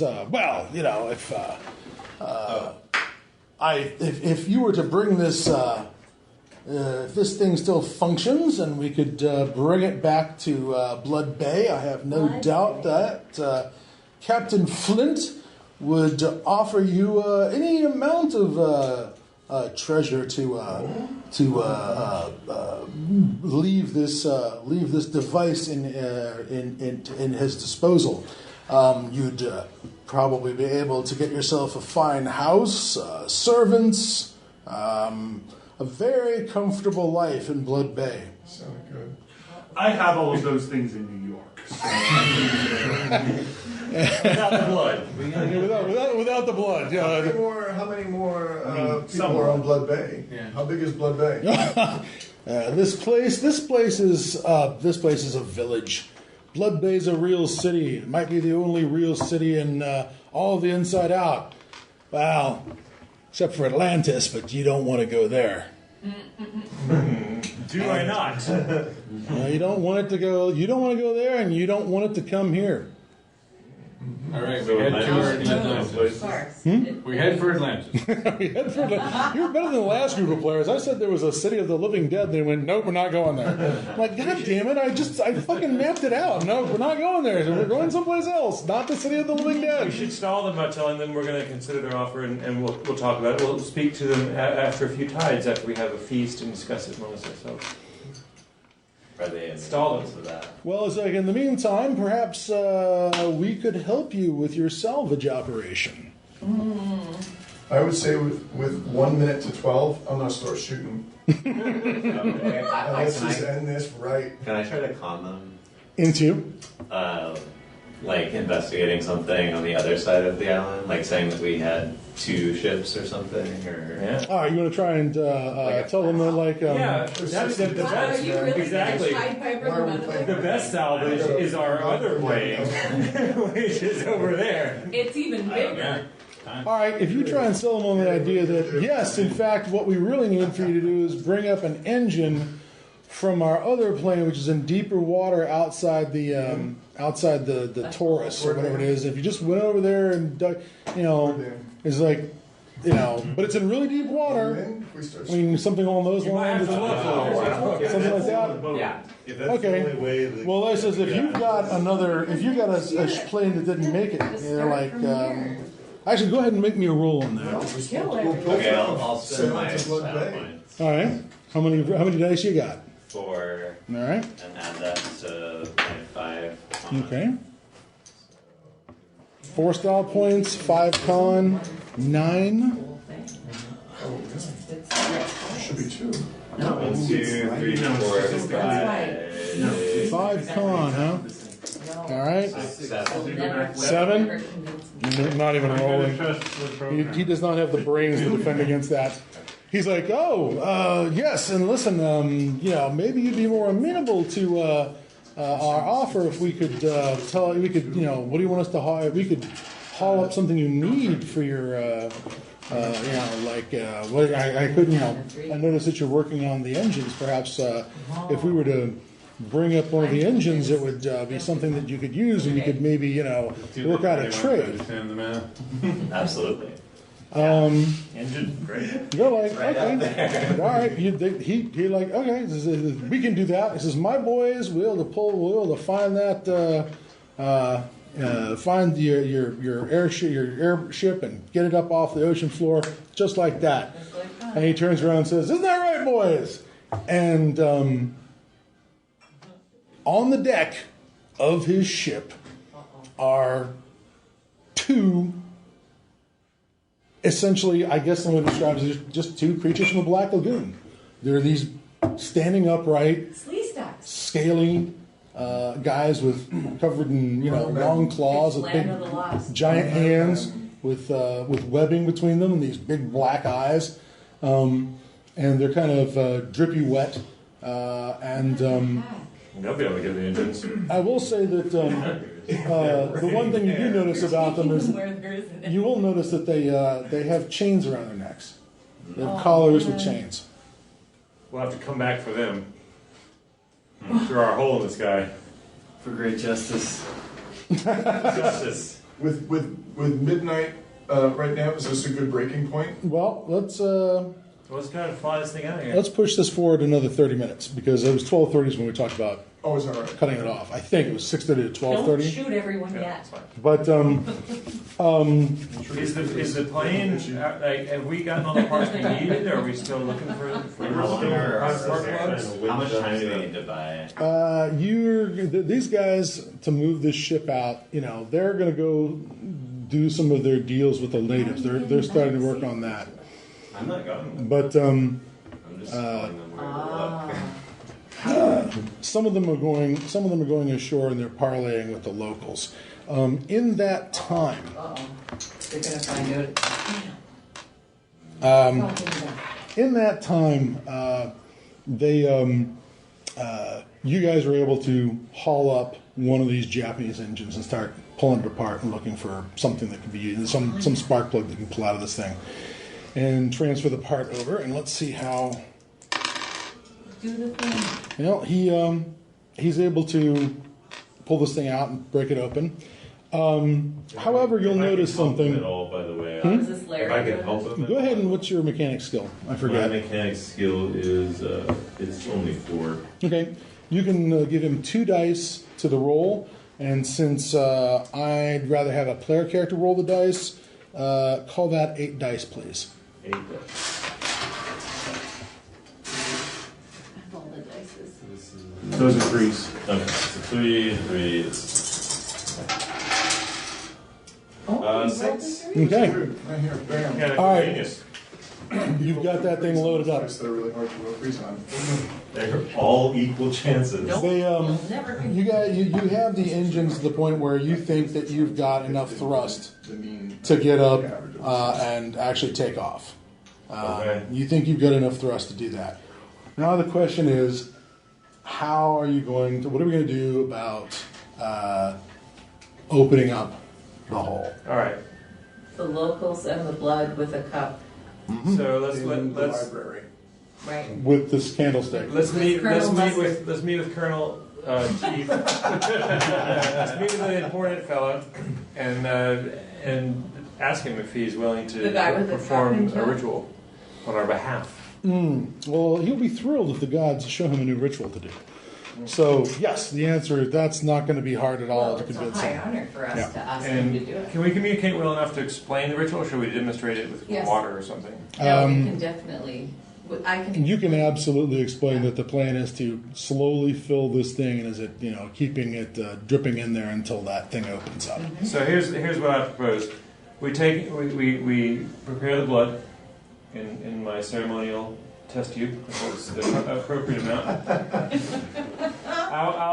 can't just append the word ceremony. To anything. Actually, I think that's not true. I think Hold you on, can't. are you Well, don't you have a ceremonial you a Thompson doctor? submachine gun? I think you do. I think you have a ceremonial Thompson. And I can go with the chief and teach him the ritual in a very elaborate and pleasing way that he will find stimulating to his subconscious. Sell the sizzle, not the steak. I'll sell the sizzle. I will instruct him to watch me. I will leap from the lip of the rock, swim to the boat, swim to the plane, and I'll instruct him when he sees me reach the plane, pour the blood into the cup. Have you already extracted the blood? No, this is what I'm proposing. Or we can wait for a loft. Yeah. Yes. All right. Wait till the plane's off the water. Wait till the Wait till the big metal bird has entered the sky. When you finish the When you ritual, see sky- causing our metal bird to fly When you through see the sky power of your between ritual. the water and the silver bird, that is the. Well, no. That's a good sell. I'm very happy that the metal bird ritual is makes the listed. bird go up. The anticipation of the ritual makes the bird go up, and then pour the blood into the receptacle. Are you going to make him think that like the thing where he has to go, put your right foot in, take your right foot out, put your left foot in, then you shake it all Yeah, out? well, not The hokey pokey gets the plane up, and then the blood makes the I feel like the hokey pokey may be a little too complex. Let's not confuse them. I don't want any room for error here. Yeah, let's not teach them the time warp in the next 2 minutes. Because if they make a mistake with the hokey pokey, the plane won't fly. It's more of a one-step ritual. One-step ritual. Stop her off, blood in. 2 steps. Okay. Right. If we want to be safe, I can shoot Max with my ceremonial Mauser. I think we'll get enough blood. As he lays on top of the receptacle. Leave his body in the cup. We need that blood for later. Yeah, once we get out of here, we can come back and explore some more once we're more prepared. I love this whole coming And we'll back need thing Max. I think is going to happen. How is it that we're going to come back? Well, we got here in the first place, we'll find the same portal we got in through. Sure. That's a great plan. That's a great plan. We should all come back later. Yeah. That's fine. That's a great plan. We'll all come back we'll all do later. it. We'll all Well, we have to investigate, but we'll be in a position So now. I presume this is all happening on the aircraft, right? Sure. All right. Now, let's talk about getting the blood to the island. Are you talking about bringing the chief? You're going to go to bring blood to the chief and do the ceremony then? Who's going on that expedition? Hold I'll on. do it. Maybe you should come with your With a weapon gun. in case you need to shoot somebody. All I'm saying You're not is, bringing Yuri? not What to the hell, the man? anchor, these people sailed up and said that there's great riches In Blood in Bay. Blood Bay, and we're like, let's fly out of here. Yes. What are we going back to? I need riches. Yeah, you need How, riches. how much riches do you need? You are welcome to stay here, Give my me a friend. number. You know what? Your dad sent me to help you find all these awesome things, and we're not finding them here. There's will find nothing them in here that you Blood can Bay. sell. I'm just thinking if we come back with another plane that's not all beat up, we might be able to land it properly and And you can be able to explore maneuver. Blood Imagine we Bay could fly then. around in here. We'll come back. I need enough for an estate Servants. far away from England and New York. I need an estate on the west coast of America. Oregon's cheap. Okay, so Super cheap. yeah, so California's like still 1,000 cheap in the acres in 30s. Oregon is Montana. $500 right It's like now. 60 cents here now. Even Yeah. Nevada. They cost Okay. 3 times that just to take the plane flight. I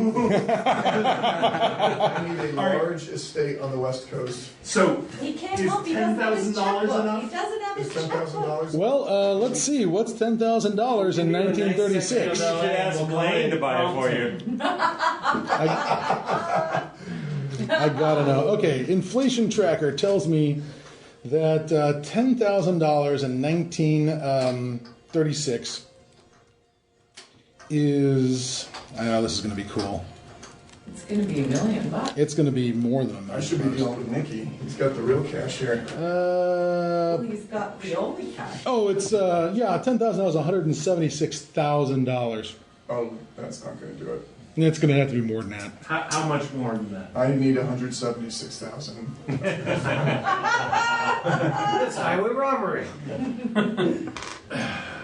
All right, yeah. So you'll have to take a check. That would be $3 million. You'll have to take a check. You don't have a check. Yeah, I do. Just through their bank. Yes, through their bank books. Take the pesos. It's a down payment. I'll take the check. I'll take the deal, and we'll look to come back. How do you think you're going to finance the expedition? Power, and You just finance the expedition with the check. Yeah, I'm gonna buy a nice little estate.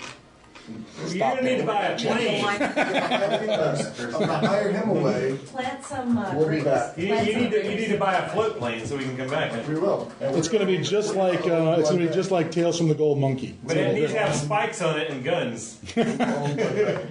The spikes would help. All right. So who's going to the island to drop off the blood and do the ritual with the You chief? give me 160. That's me. I'm not. Just to be clear, I'm not going to do the ritual with it. I'm going to teach him how to do it. Yes, exactly. In a mock ritual, and then I'm going to swim. You need to take muscles. So I need to be on the plane. And a because I'm the translator. only I have one to who- go. You're the only pilot. You're on the plane. So I I'm have on to the plane. translate for him. Okay, and it's two of you. He's going to come All right. with his gun. Anybody else? Wait, can you Anybody swim else? with that gun? That'll mess up the gun, maybe. Yuri, can Oh, are you, we can you help me, diving please? off? To swim out? I'm gonna be a little weak from the blood, so I'll just be on the ship. I'm going to be do hacking and diving. supervisory co-pilot. Okay. Supervisory co-pilot. That's where you sit in the cockpit and scream as the plane is headed right for a rock wall. That's correct. I think Amelia, me, and Yuri No, should go. this is All right. very helpful. What about him? Shoots. Where are you I will be getting precisely as Well, his gun will get messed up if he swims. True, the swimming would be bad for your gun. I just got $176,000. I'm staying on the plane. Okay. Really? Can I All right, so it's Yuri, Amelia, and We can't spin it unless we get Dr. Von Hoppen. All right, Hey, Johnny Boss, gave there you me his pistol. You guys get on- Janky happens. I can. Okay. you go the he doesn't just have swords. I assure you of that. Ceremonial Mauser. Oh, Ceremonial mine? Mauser. Okay, I don't need it. I will also point out that if the Mauser comes into play, this is one of those 1932 Mausers with the 20-round magazine that fire full auto. For a normal person, you really can't fire it unless you've got a shoulder stock to aim with. But because you're the size of a fucking house and somebody redesigned the trigger guard so your giant sausage fingers can fit in it, you can actually fire this thing full auto, one-handed, and it doesn't just, the recoil doesn't make you miss half the shots. You can fire this thing with one hand. Well, I expect that to happen. That will. That's why I told you. I As you leap figured. off the cliff, you're just like. Those rounds will be used. All right, fair enough. You guys. Straight the pirates. Fuck you guys. So. Good luck finding that. You guys notice that. there are still pirates on the shore. They went ashore and did some treating, and they're keeping an eyeball on you guys. Go ahead and make, I guess it would be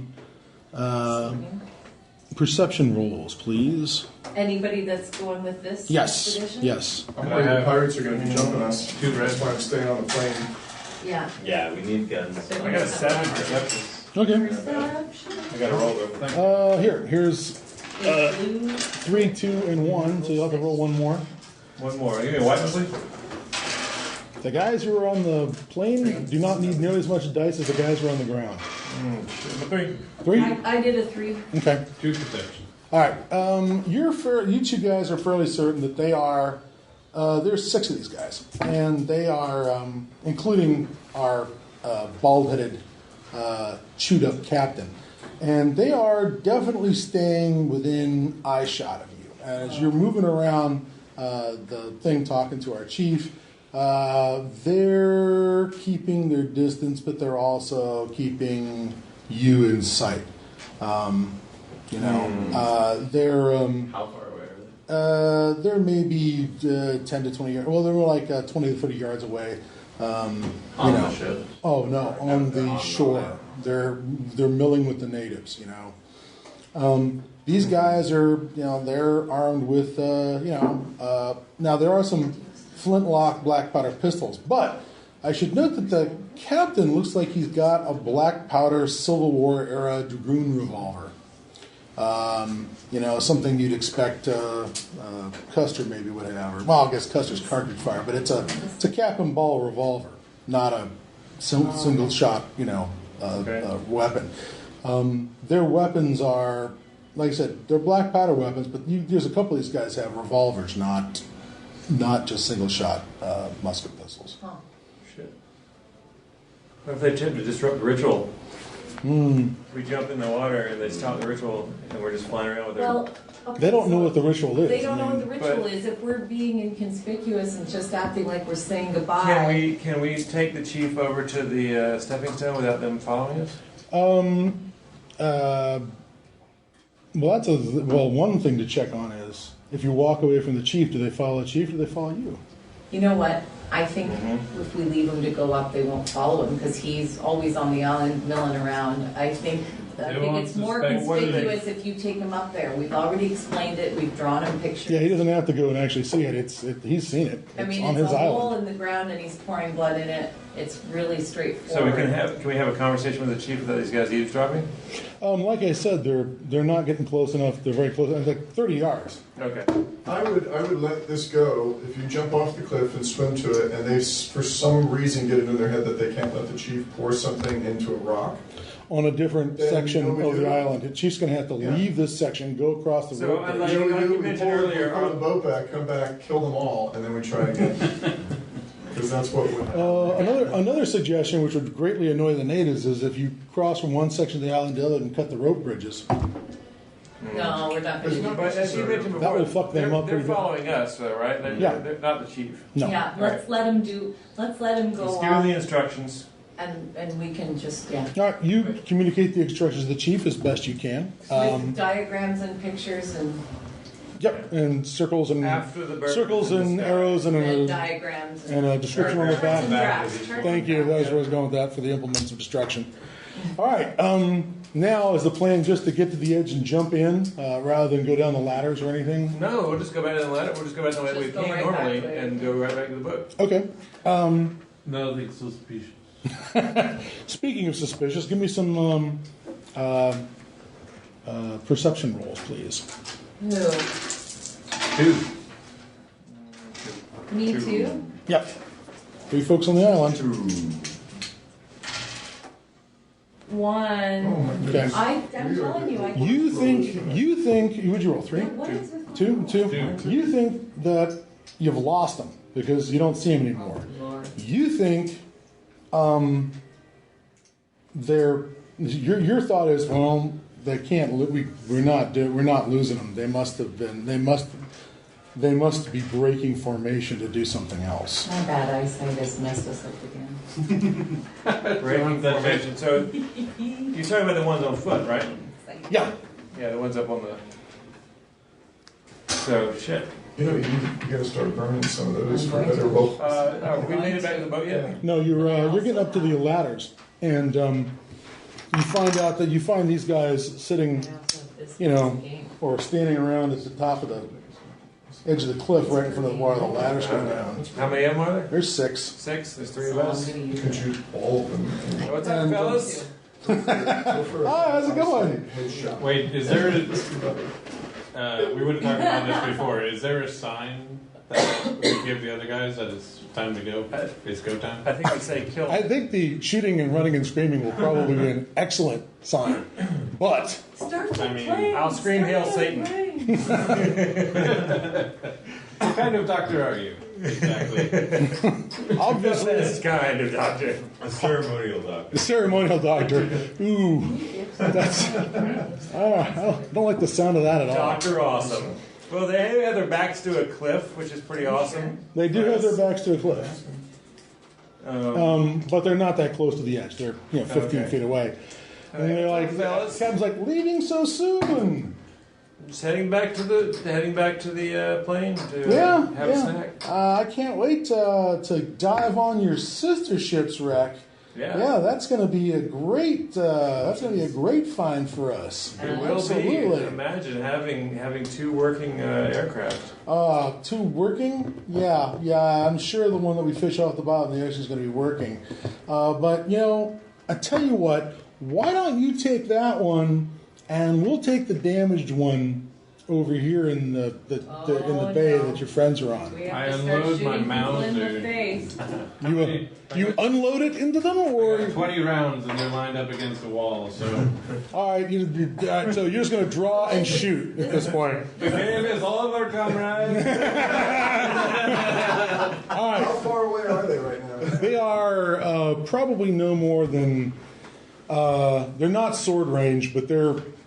I'd say. From us on the boat. Oh, you're almost half a mile away. You're looking at them through binoculars. This is 6 guys, right? Yeah. Soon to be less than 6. The Attaboy, you're really hoping for this. All right, so Get 3 commons Like ready. I am presuming that at this stage of the game, you didn't. This is not a holster draw. You just had this thing out behind your back the whole fucking time. The reason I'm here. All right. Then let's see here. Can we share style points? How's that? Can we share style points with our? Yes, you can pass style points to another player.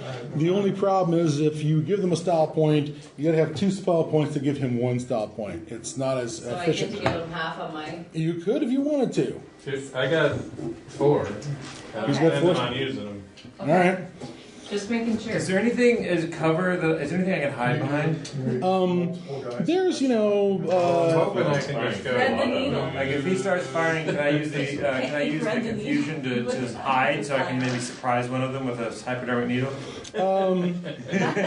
It would be really hard to get at this point. At this point, to get a needle into one of these guys, their back's going to have to be turned. They're going to be distracted by something else. Sure, you could try and knife fight them like you're one of the sharks in the jets to get the needle in them, but that's really tough. Now, if one of these guys is hanging on his back like he's Andre the Giant, and you run up and stab him with a needle. Well, I'm gonna. That's different. I'm gonna go. I'm gonna take. There's not much in the way of cover up here. We're talking about some grass. Was that? Well, okay. The best cover at this point, yes, is Yuri. He doesn't block out the sun because it's always high noon. Oh, it's high noon at the atoll. All right. I'm just looking for an opportunity. I'm ready. I got my syringe. It's always high full noon. of Is the poison. jacket open? I tossed I got a knife. Cap off. Tossed a knife to you. All right, I got a knife in one hand, a syringe in the other. You probably haven't seen him in a while. Yeah, he can just pull that out of the belt. So let's go ahead. You're going to go ahead and fire at these guys. I guess that's going to be the equivalent of a strafing attack. Let me quickly check the rule on strafing attacks. Yeah. You're going to try and take out multiple guys with one attack. What were we doing? All right. Do. I mean, they're not that great, but they might do in a pinch. I don't know. All right. Oh wait, how old am I?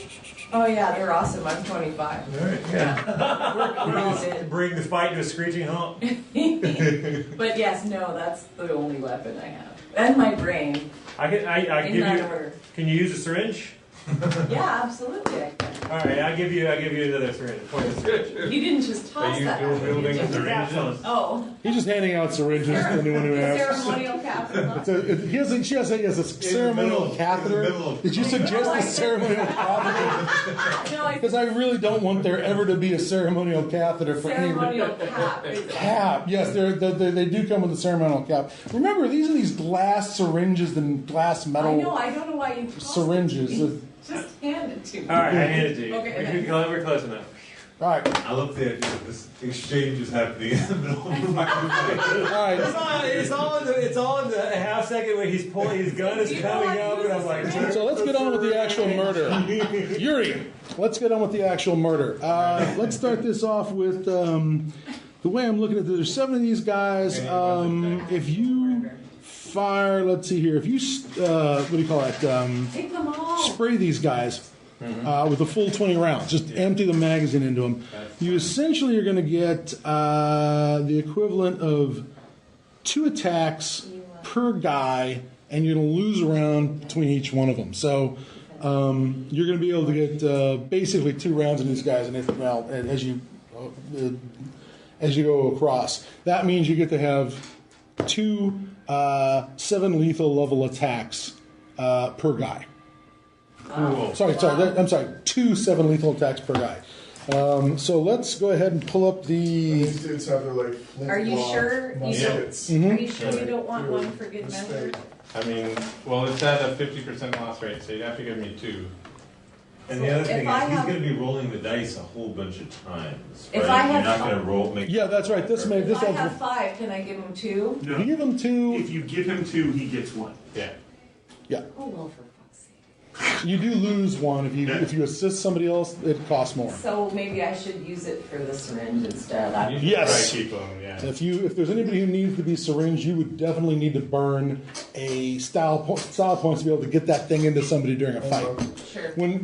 If he sneaks up on somebody and he rolls a stealth roll, he can use his medicine skill to get the needle in.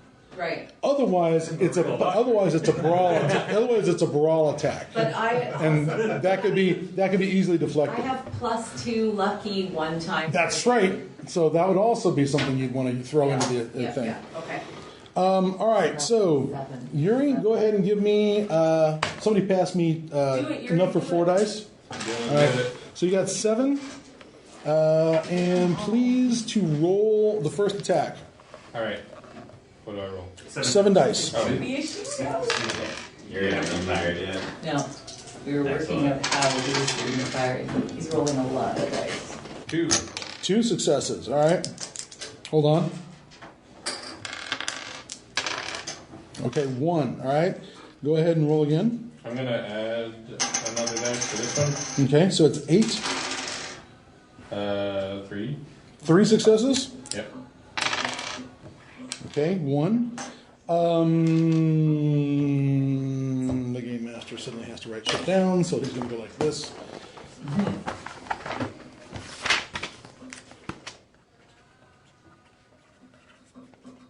All right, next one. So, roll 7 dice. We're doing this 7 times. Is that the deal? Yeah, you want doing it for each of the guys. 7 dice on 6 guys, This is the twice. third one. 4. 4. Nice. Okay. And then the fourth one is 3. Okay. Wait, it's only 7 dice. Yeah, he's been spending points. Oh, you're Yeah. still spending points. Okay, got it. So that's my last extra point. Next one is 5. Nice. And the next one is... Yeah, you're right. Well, they're both 1, so it doesn't matter. It was 5 on that one. Yeah, the previous one was 5. Mm-hmm. And the second one was Second one? there's a second attack per guy. Oh, the current one is 2. 2. All right. Next one, we got 3 more to go. Okay. 3. Mm-hmm. Chewing them up, man. 0s. No. All the way across. Yeah. 7 zeros. Yeah. Yeah. Wow. All right. I don't even know how that happens, but that's what happens. And 5. Okay. You can't roll a 3 on those dice. Okay. That counts as I see 5 guys attacked twice each. You got 2 more on the and that I think it's done. 2 more? 2 more rolls of attack, either 7 or if you got anything left to burn, 8. 4. And 3. I didn't get a single 3 on these, did I? All right. True. Dirty, rotten, stinking. Cheating dice. I told you. You only have a 12.5% chance of rolling a 3 on one of yours. Yeah, but after that many rolls? True, it's unlikely. Okay. All right. Here's what happens. You open up on these guys and go. There's a roar of bullets. You hit everybody. Right? It's usually like, what? You hit everybody once at least. One guy absolutely goes down. He took like 5 points of damage and just went, and went straight down. The others are hit for hits that are like 2 hits in one spot, 1 in another. Again, though, we are talking about. Let's see here. We are talking about guys who are like their hits are in the 4 range, I believe it is 4 to 5. So taking 3 hits of lethal damage is absolutely no fun whatsoever for them. Yeah. I do believe you might have one other option if you check under your talents that might be exactly what you're looking for in this thing. Fearsome? Yes. I will just. Intimidation. You can use intimidation in combat. So you roar and they. Let me go ahead. Make machine gun noises with your mouth. Fearsome. Let's see here. You get a +2 intimidation bonus per level. Let's see here. If you basically if you roll your attack using your intimidation, and I believe you get +2 to your intimidation for this. After peppering them all with a hail of bullets, pull my sword, go, now is the painful part.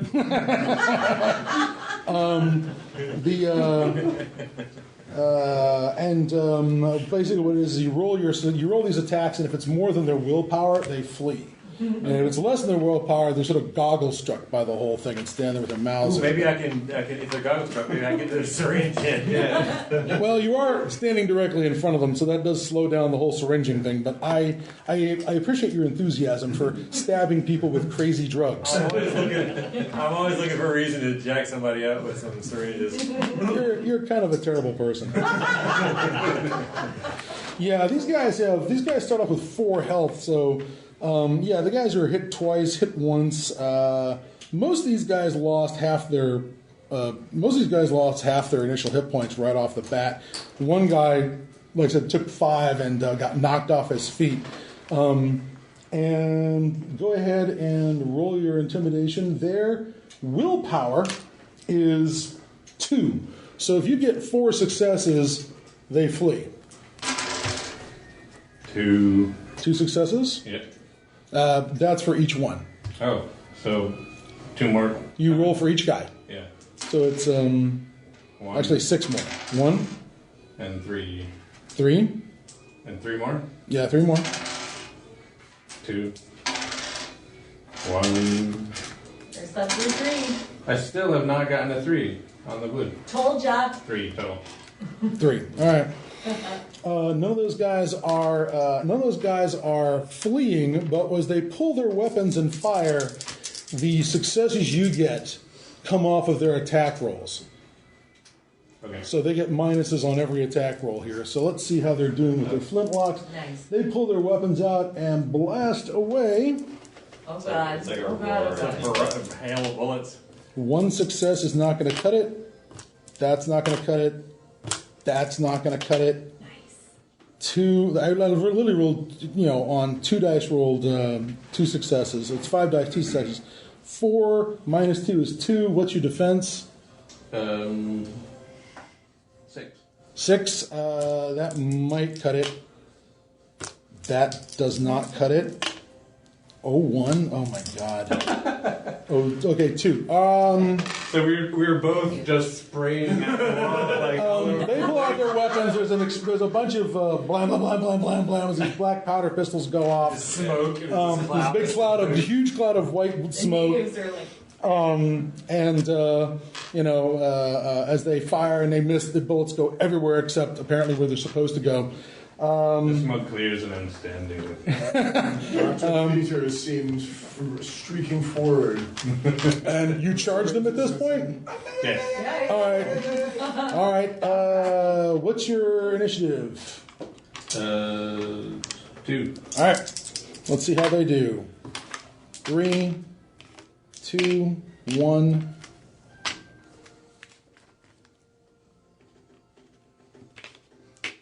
One, 2. All right.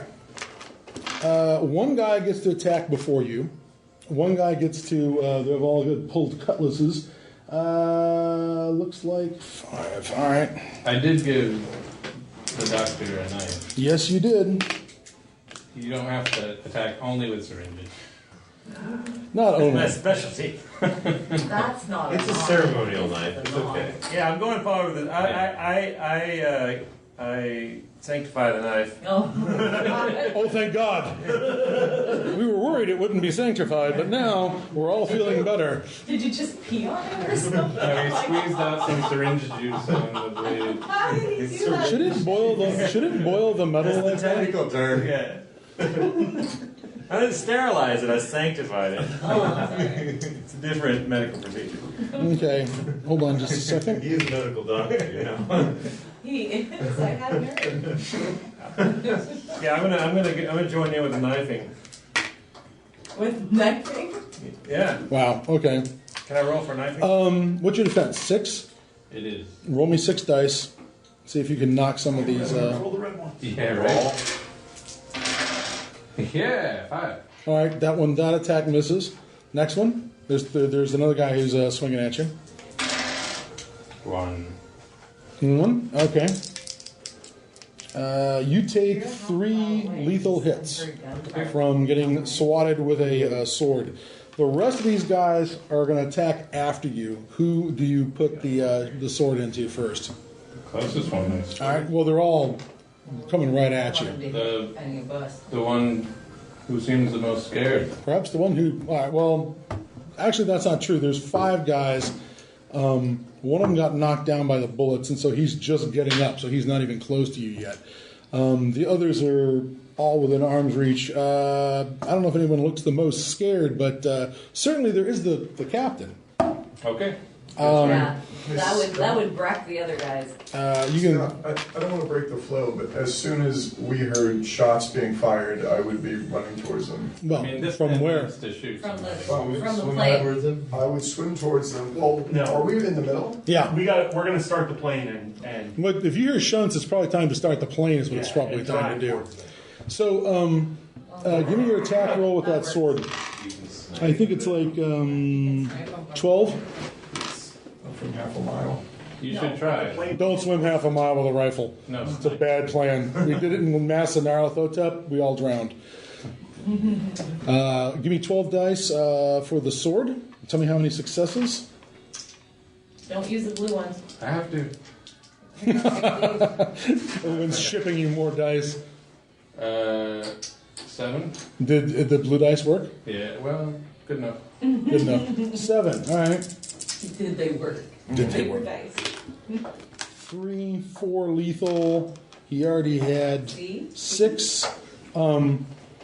Okay, you badly skewer the captain with the weapon.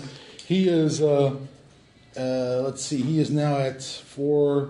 And you just did 4. I did 7. And he did a success of 3, so it's -4. Yeah, all right. He's you've jacked up his arm. You've cut him to the bone. He's that is his sword arm. All right. So he's not really looking too good at the point. He's not looking too good right now. Let's see here.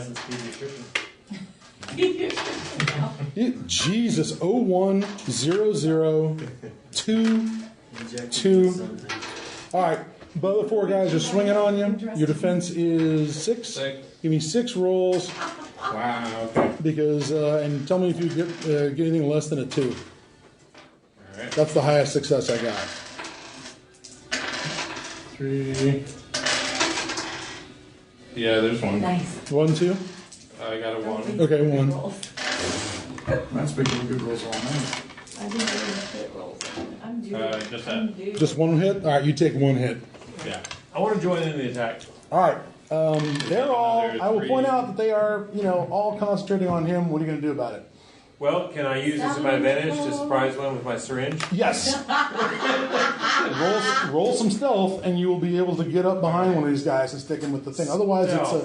This would 6. make It's your moment to It would shine, make this John. whole play session. And then when I so if I surprise them, I don't have to roll to use a syringe. You have to use medicine to do the attack, not Okay. Which is good. That's So a good roll. so I have medicine of 8. I have stealth of 6. Should I use my points of You stealth? tell me, man. I don't know. I can't be telling you how to run your player character. I'm gonna use one of them on stealth. All right. Because if I don't, So it's 7. 7 dice. Go. I need one more. I need a. There's a way. Here you go. Oh, wait. There we go. Stealthing. Do it. Fades into the shadows. Oh, nice. 5. 5. All right. That's good enough to get past his perception. Great. Oh yeah. Syringe. Use your medical skill. Was it 8? Yeah. 8 dice. Should I use a sedative? A poison. Laxative. For a psychotropic. Decide right now. Psychotropic. Yeah, it's like 3, 2. Psychotropic. 2 of these. All right. and start attacking his own guy. Roll the dice. Medicine, I have an 8, so Yep. this is a 10, so I need some more dice. 2 more. All right, so these are 2s? So it's 2s. 4, that's 7, 8, 9. I need one more. Here, throw out a white one. Okay. There we go. Psychotropic incoming. You start tripping balls. That's 1, 2, 4, 5. 5. All right. You stick it in his back of his neck. He says, "Ow." Doctor ordered. Just look. Pass me the dice back. In fact, anyone who's not using dice, make sure the people who are working have some dice. 3, 2, 5. Wow, 0, 0, 0, and 1. What's your defense? My defense is a 5. Roll 5 dice. Try and roll at least 1 success. Yes. All right. He goes, ow. He turns around, swings the saber, only rolls 1. You duck him. He starts to pick the saber up and just sort of like, begins drunkenly flailing around with the saber, being incredibly ineffective in every possible way he can be ineffective. You are down to 3 guys trying to kill you. Time for an attack, please. Anyone who's looking like they need to be stabbed? What is my attack again? 12 dice for the sword. Right.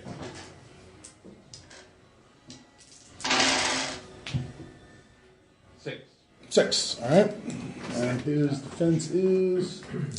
I did get that right, didn't I? Yeah. Nope. I rolled 1 die too many. 2. You did another 4 points of damage. That guy's out of the fight. Another one drops. Him off the... This guy's wounded enough that he's not going back in for more. He's starting to take his captain's advice and leaving. Captain is fleeing. These guys are at negative hit points and choose not to play with you anymore. Where is the captain? Is the captain going to have to run over a rope bridge to get back? Well, he's running away from him, which is he's near the ladders to get down, so he's just trying to get away from him. I'm wondering if he's running towards where our boat is moving. Can I take a sniper shot at him? Well, we'll try that in a little bit. We'll see how close he gets to the edge. Please let the man do some shotgun sniping. All he's got left. Did you kill things? He keeps horribly wounding people. Drug and he freaked out and ran away. How many are left? Do I need to syringe I anyone? believe there's 2. What's your defense again? 6. 6. All right. Give me. You need to beat 2 successes and 2 successes, and the third guy missed completely. So you need to get 2 successes on your 6 in order to get no hits. Oh, hey. What's a success? Bring him back. How much is a success? Just a 1. And a 2 is 2 successes. 3 successes. Yeah, right. Did you make it? He's like, I yeah, don't I'm in. cooperate unless it's The 3 guys are left. 1 misses completely. A couple had successes, but you were able to defend out of them. It is now your turn to attack. Give me another 12 dice on the next poor bastard. You can sing this song of siren. All right. Do the thing. Blues came through that time. What'd you get? 6. All right. And 0, 0, 1, and you rolled a 6. Yeah. That's no good for him. That's 8. So yeah, he's at -4. You put that one. The sword goes through him. It sees daylight on the other side. When you pull it out, he's a fucking marionette with the strings cut. He goes straight down. There's 2 guys left. 3 have run off badly wounded. One of them's. I'm sorry. There's 2 have run off badly wounded. 1 is attacking a tree. One of them's just doing this to the tree. One of them just flopped down. There's 2 left. I can syringe one, right? I can run up with my syringe while they're... They're looking pretty unhappy about this. Go ahead and. What was in my syringe? Who knows? Sedative? I'm gonna. Who knows? Yeah. Sedative and If it's poison, we'll just tell her it was a sedative. Long-term. They put him he's asleep. He's very asleep, like Old Yeller. Oh, I have no problem killing stuff if it means I can get out of here. So I need some dice. go ahead and try a stealth roll. Do you have any stealth? I have a tiny, tiny bit of stealth. I have 2 stealth. If you can succeed on a 2, if you can make 2 successes, then you will be able to sneak up on this guy. What's my 2? Blue? No, Red. 2. All right, you sneak up on I him. sneak up on him. I did. You don't have medicine, but you do have intelligence. I have a lot of intelligence. Oh, wait, yeah, I have some intelligence. Yes, you have 4. 4. That's more than anyone else at the table except that guy, although he hasn't demonstrated it yet. There are lots of kinds of Using a skill that I opened the you... doors of perception for this poor pirate. I can use using medicine to inject the guy, which is what you... investigative research. No. Academics. Nope. What about the lucky something or other? You can throw your lucky into I can this. throw my lucky into it. I'll You do might that. want to save that when you're trying to escape. All right, that's cool. You know We can- what? I can use style points too. Yes, you can. All those style points can go into it. You use medicine, which you don't have the skill, so you use your intelligence -2. So you get 2 dice. Okay. Go ahead and this is what they call a touch attack, because it's not about like stabbing through things. It's Right, like right. it It's just about yeah. finesse, yeah. So Only use one of these. you're going to want to get 2 successes on this to get it into him. So you got 2 dice to start. How many style points you want to burn? 1. All right, that's 3 dice. Get 2 successes out of 3 dice. I would burn one more. Just Yeah, I think it's up to I'm you. thinking- No, I'm thinking the But I same can see you thing. rolling a 1 or something. I need another 1. I don't want to use a 3. Don't trust the blue dice anymore? I don't. I never have, but I don't. 2. All right, that was how many successes you managed to stick that in him. Let's see how he reacts to Grab the that. guy. You did it. I did the thing. Wow. What's your defense? Oh God. Why are you asking me that? 6. It's 4. It's 4? 4. All right, please roll 2 successes so he does not hit you with the cutlass. With how many? Your full defense, if your defense is 4 You dice. go for 4 and you need 2. 2. All right. You manage to duck the sword, or it cuts your clothing, or it shaves off Sure, a why pigtail not? or something, or My leg. Sorry, that's a joke from earlier in the day. all right. He's not attacking you, so wow, that guy flat out misses. I got a guy. Awesome. You went down. I sedated More him. chopping? 4 chopping. Give me another roll, please. Come on, Blue. And I Do lived it. to tell the trick. 5. 5. Sometimes being a doctor 3. is more like being a veterinarian. You end up putting. Was it 5? I got 5. All right. He saves on for a 3, so you do another 2 points into him. You. But you know what? I'm tiring. I'm like Yeah. McGregor. 10th round. I'm going to point out that. How many rounds did he last? 10. Oh, Wow. well, that's all. Then that was worth everyone's price of admission, I guess. I didn't even pay attention. $10. I figured it was just going to be bonk and he's out, but 10 rounds is long. You put up a fight. Only made like $176,000 an hour or something. Yeah, Or a minute. a minute. Yeah, Bad rate. yeah. The last guy standing is no longer interested in this. You've got he said 3. you whacked him. He takes off. If you want to chase him down and murder him, that's fine. But they're fleeing. They're heading for the horizon. Are there any within range? Not at the no. That hunting rifle does not have a telescopic sight on it because it's designed to shoot things at relatively close I thought ranges. they were moving over that rope bridge the one we're going under, but if they're not, then yeah. All right, I've lost track of where everybody is now. they're on the side of the village. The players who are on the island are on the side of the village. They sent the chief over this way, but they were like over here. These are the ropes down to these little floating docks that are down here.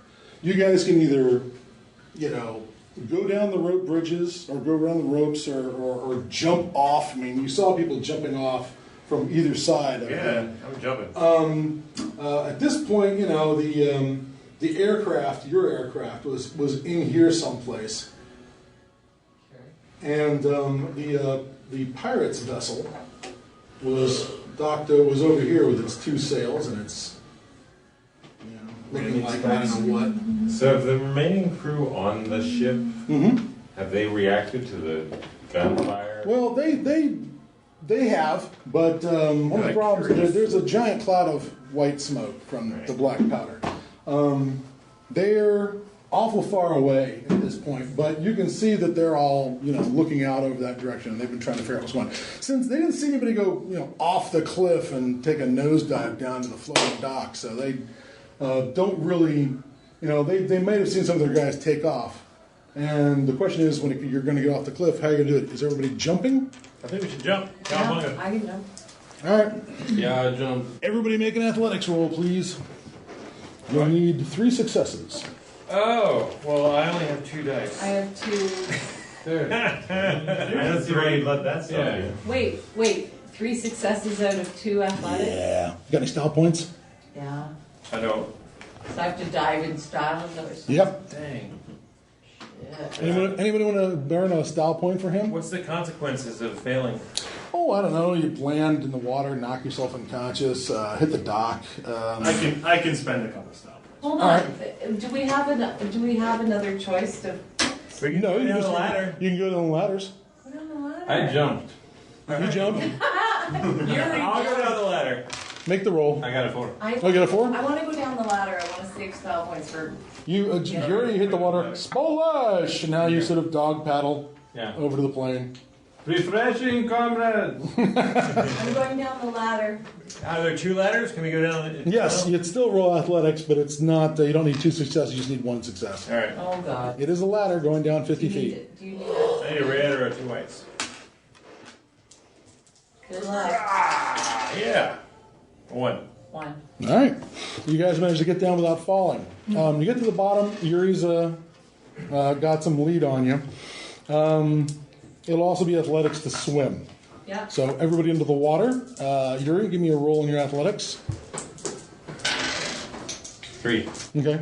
To get to the plane is going to take a grand total of 6 successes with swimming. All right. He's halfway there. You guys roll.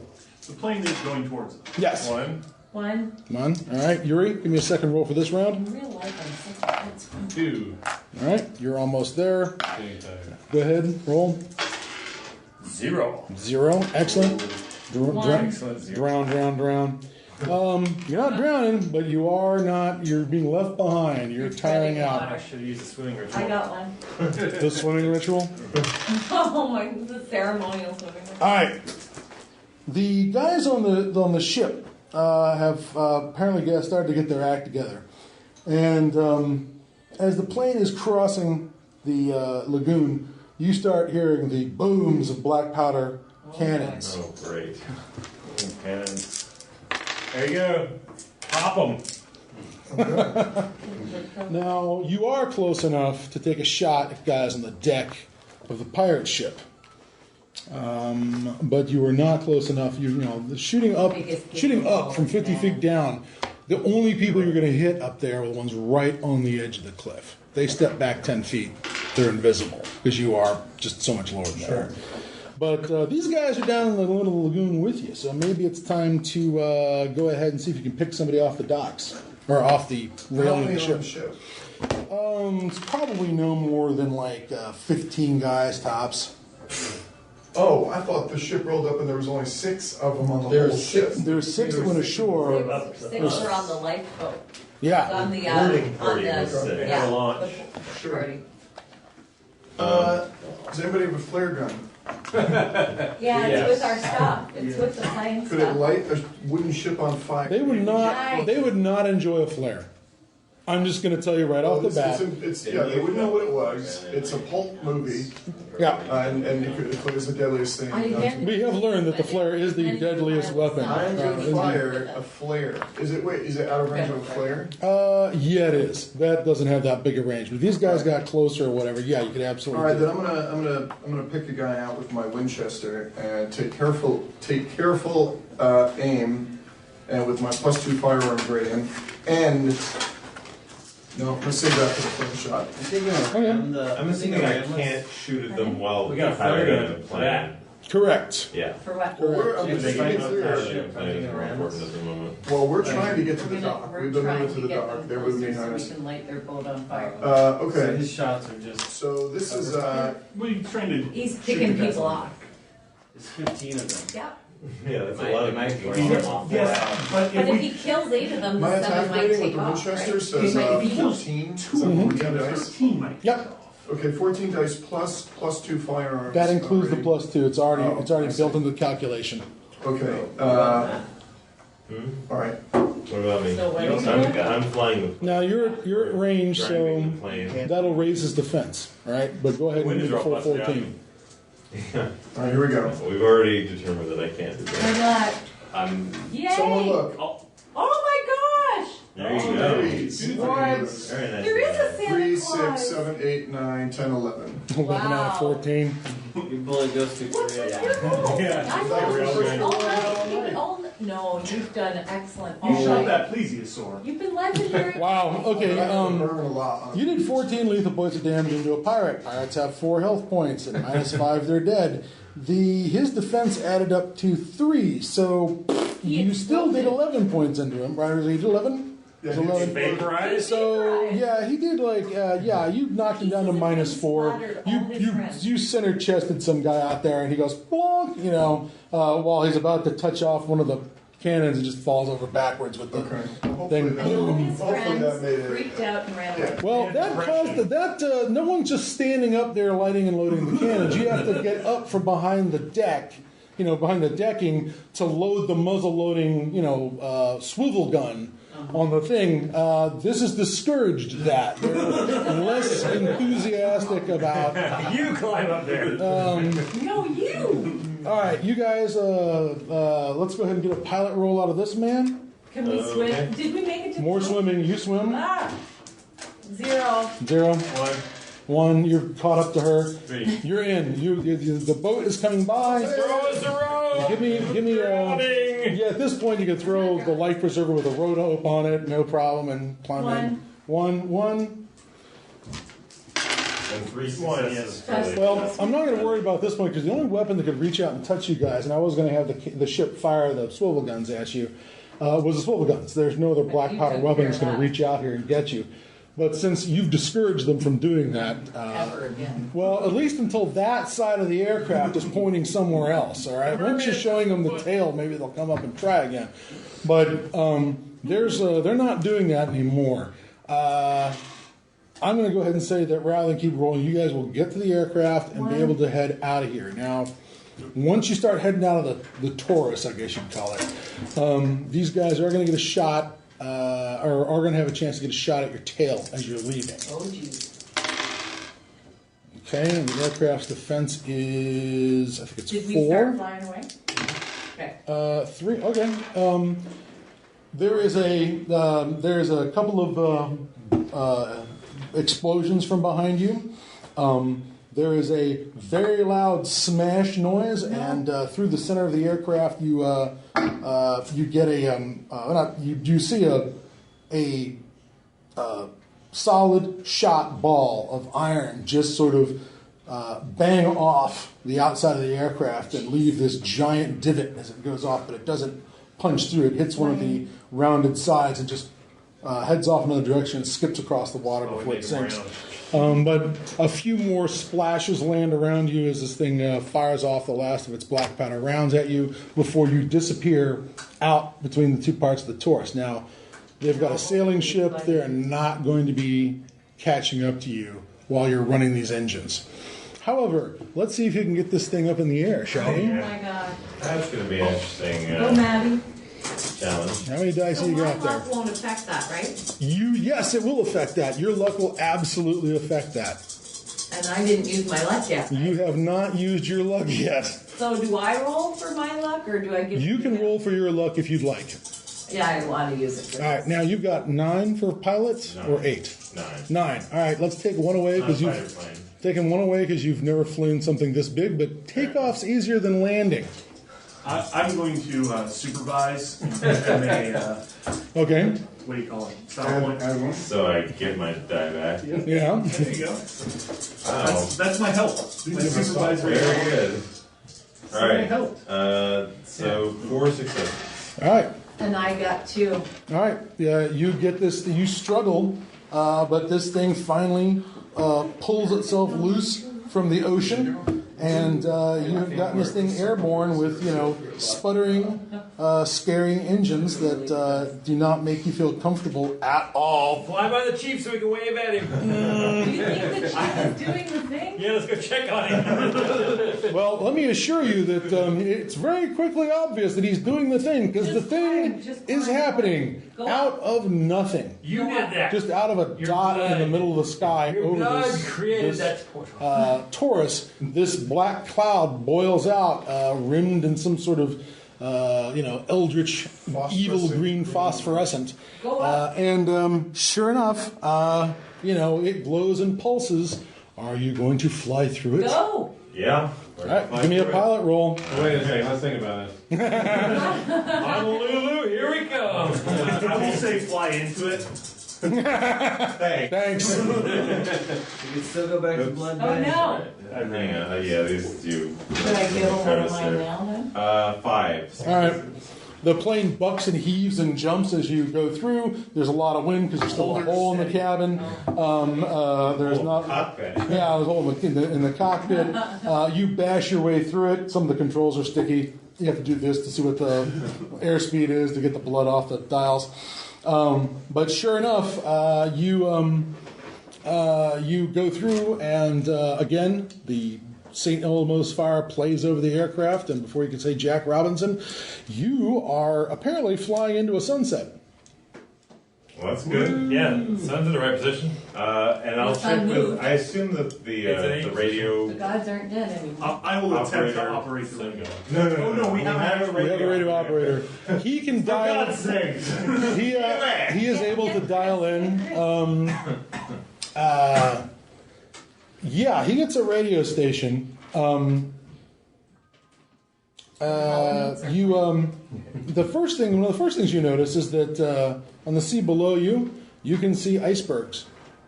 Wow, where did we come out? And when you do pick up a radio station, it's Cape Town. Dude.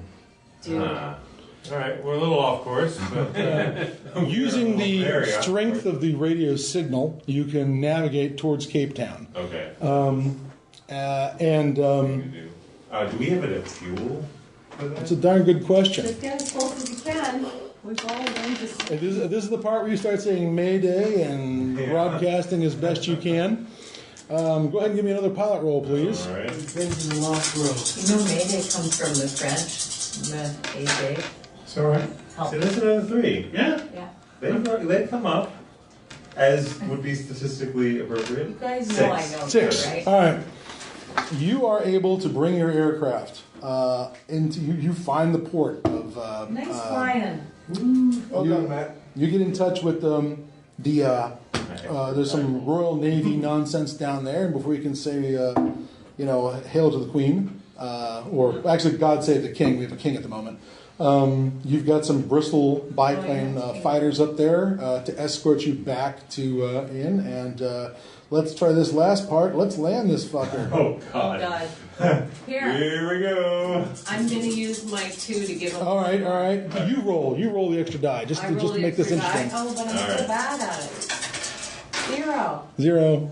That was 3 successes. 3 successes. All right. You land the aircraft. It's it's nighttime when you land. Oh great. They're able to light they're able to illuminate a seaplane landing lane, because seaplanes are all over the place at the time. There's one of them at the British Navy base, and the British use seaplanes for anti-submarine duties and patrol and reconnaissance. So they're able to get you to line up on this. But never having landed an aircraft like this before, you break the aircraft's back when you land. You can you can hear this thing smashed up. Water starts coming into it. It stopped, but it starts to sink like Chuck Heston's spaceship in Planet of the Apes. So it is time to get off the boat. Does anybody want to go down with the ship, or does everyone just pile into that life raft? Little life raft. Exactly. bring the flares. Bring the flares. All right, well, don't fire the flares just yet. He might have broken a gas tank open. Yeah. You weren't out of gas yet. Just bring the flares. How far are we from land? Oh, the seaplane runway near the airbase is within sight of land. The whole city of Johannesburg. Cape Town's lit up. Does the We're sending lifeboat hold a us all? distress signal. Yeah, so presumably Well, there's going to be multiple lifeboats. He gets one. Yeah, okay. He gets one lifeboat. The rest of you can be divided into. Handle with my arm. The rest of you can be loaded up with these things. 2 or 3 a lifeboat, and they're just inflatable dinghies. They're not real huge. But you guys pop the lifeboats that are picked up by the Royal Navy, and then there's going to be a lot of questions about how did you get from Hawaii to Cape Town. But you were, of course, before we get to that, it's like you were given tea because, of course, First Royal order of Navy. business. Tea and trumpets? Tea. No, Ceremonial tea? there's no ceremonial tea. There is a tea ceremony. They take you to high tea. Get the little cucumber sandwiches and the little cakes. It's great.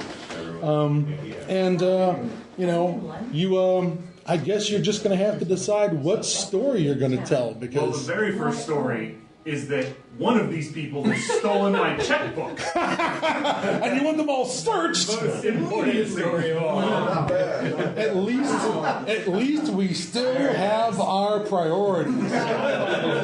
Absolutely right. I think that's the part. That's the part where the music goes. The Star Trek original season, music playout goes. Where they always have that music that comes up That's whenever good. Bones and Spock say something snarky to each other, and they're When next we meet, Nicholas in shackles. We benefited greatly. We from this leave. trip. We leave. So you guys, the name of the scenario is 8 Came Back. It's vaguely based off an old movie called 5 Came Back about a plane that gets stuck in the Amazon and has to repair itself and escape. It's like an early version of Flight of the And 8 of Phoenix. us came back. Yep. 8 of us actually, 11 I think came back. Yes, you're down 2. Someone pregnant. Oh no, you're right. The stewardesses and Yeah. There's 12. You're down 2 from 14. Most everyone made it back alive. Just a few NPCs show that monster works. So, gentlemen and ladies, that is Hollow Earth Expedition. That was great. Glad you liked it. Hopefully the lads over at RPPR will like it since it's a one and done. Feel free to hold on to your character sheets if you want. I will just police up the dice, and I guess that is it. Thank you. From Thanks, Todd. no problem. It was my pleasure.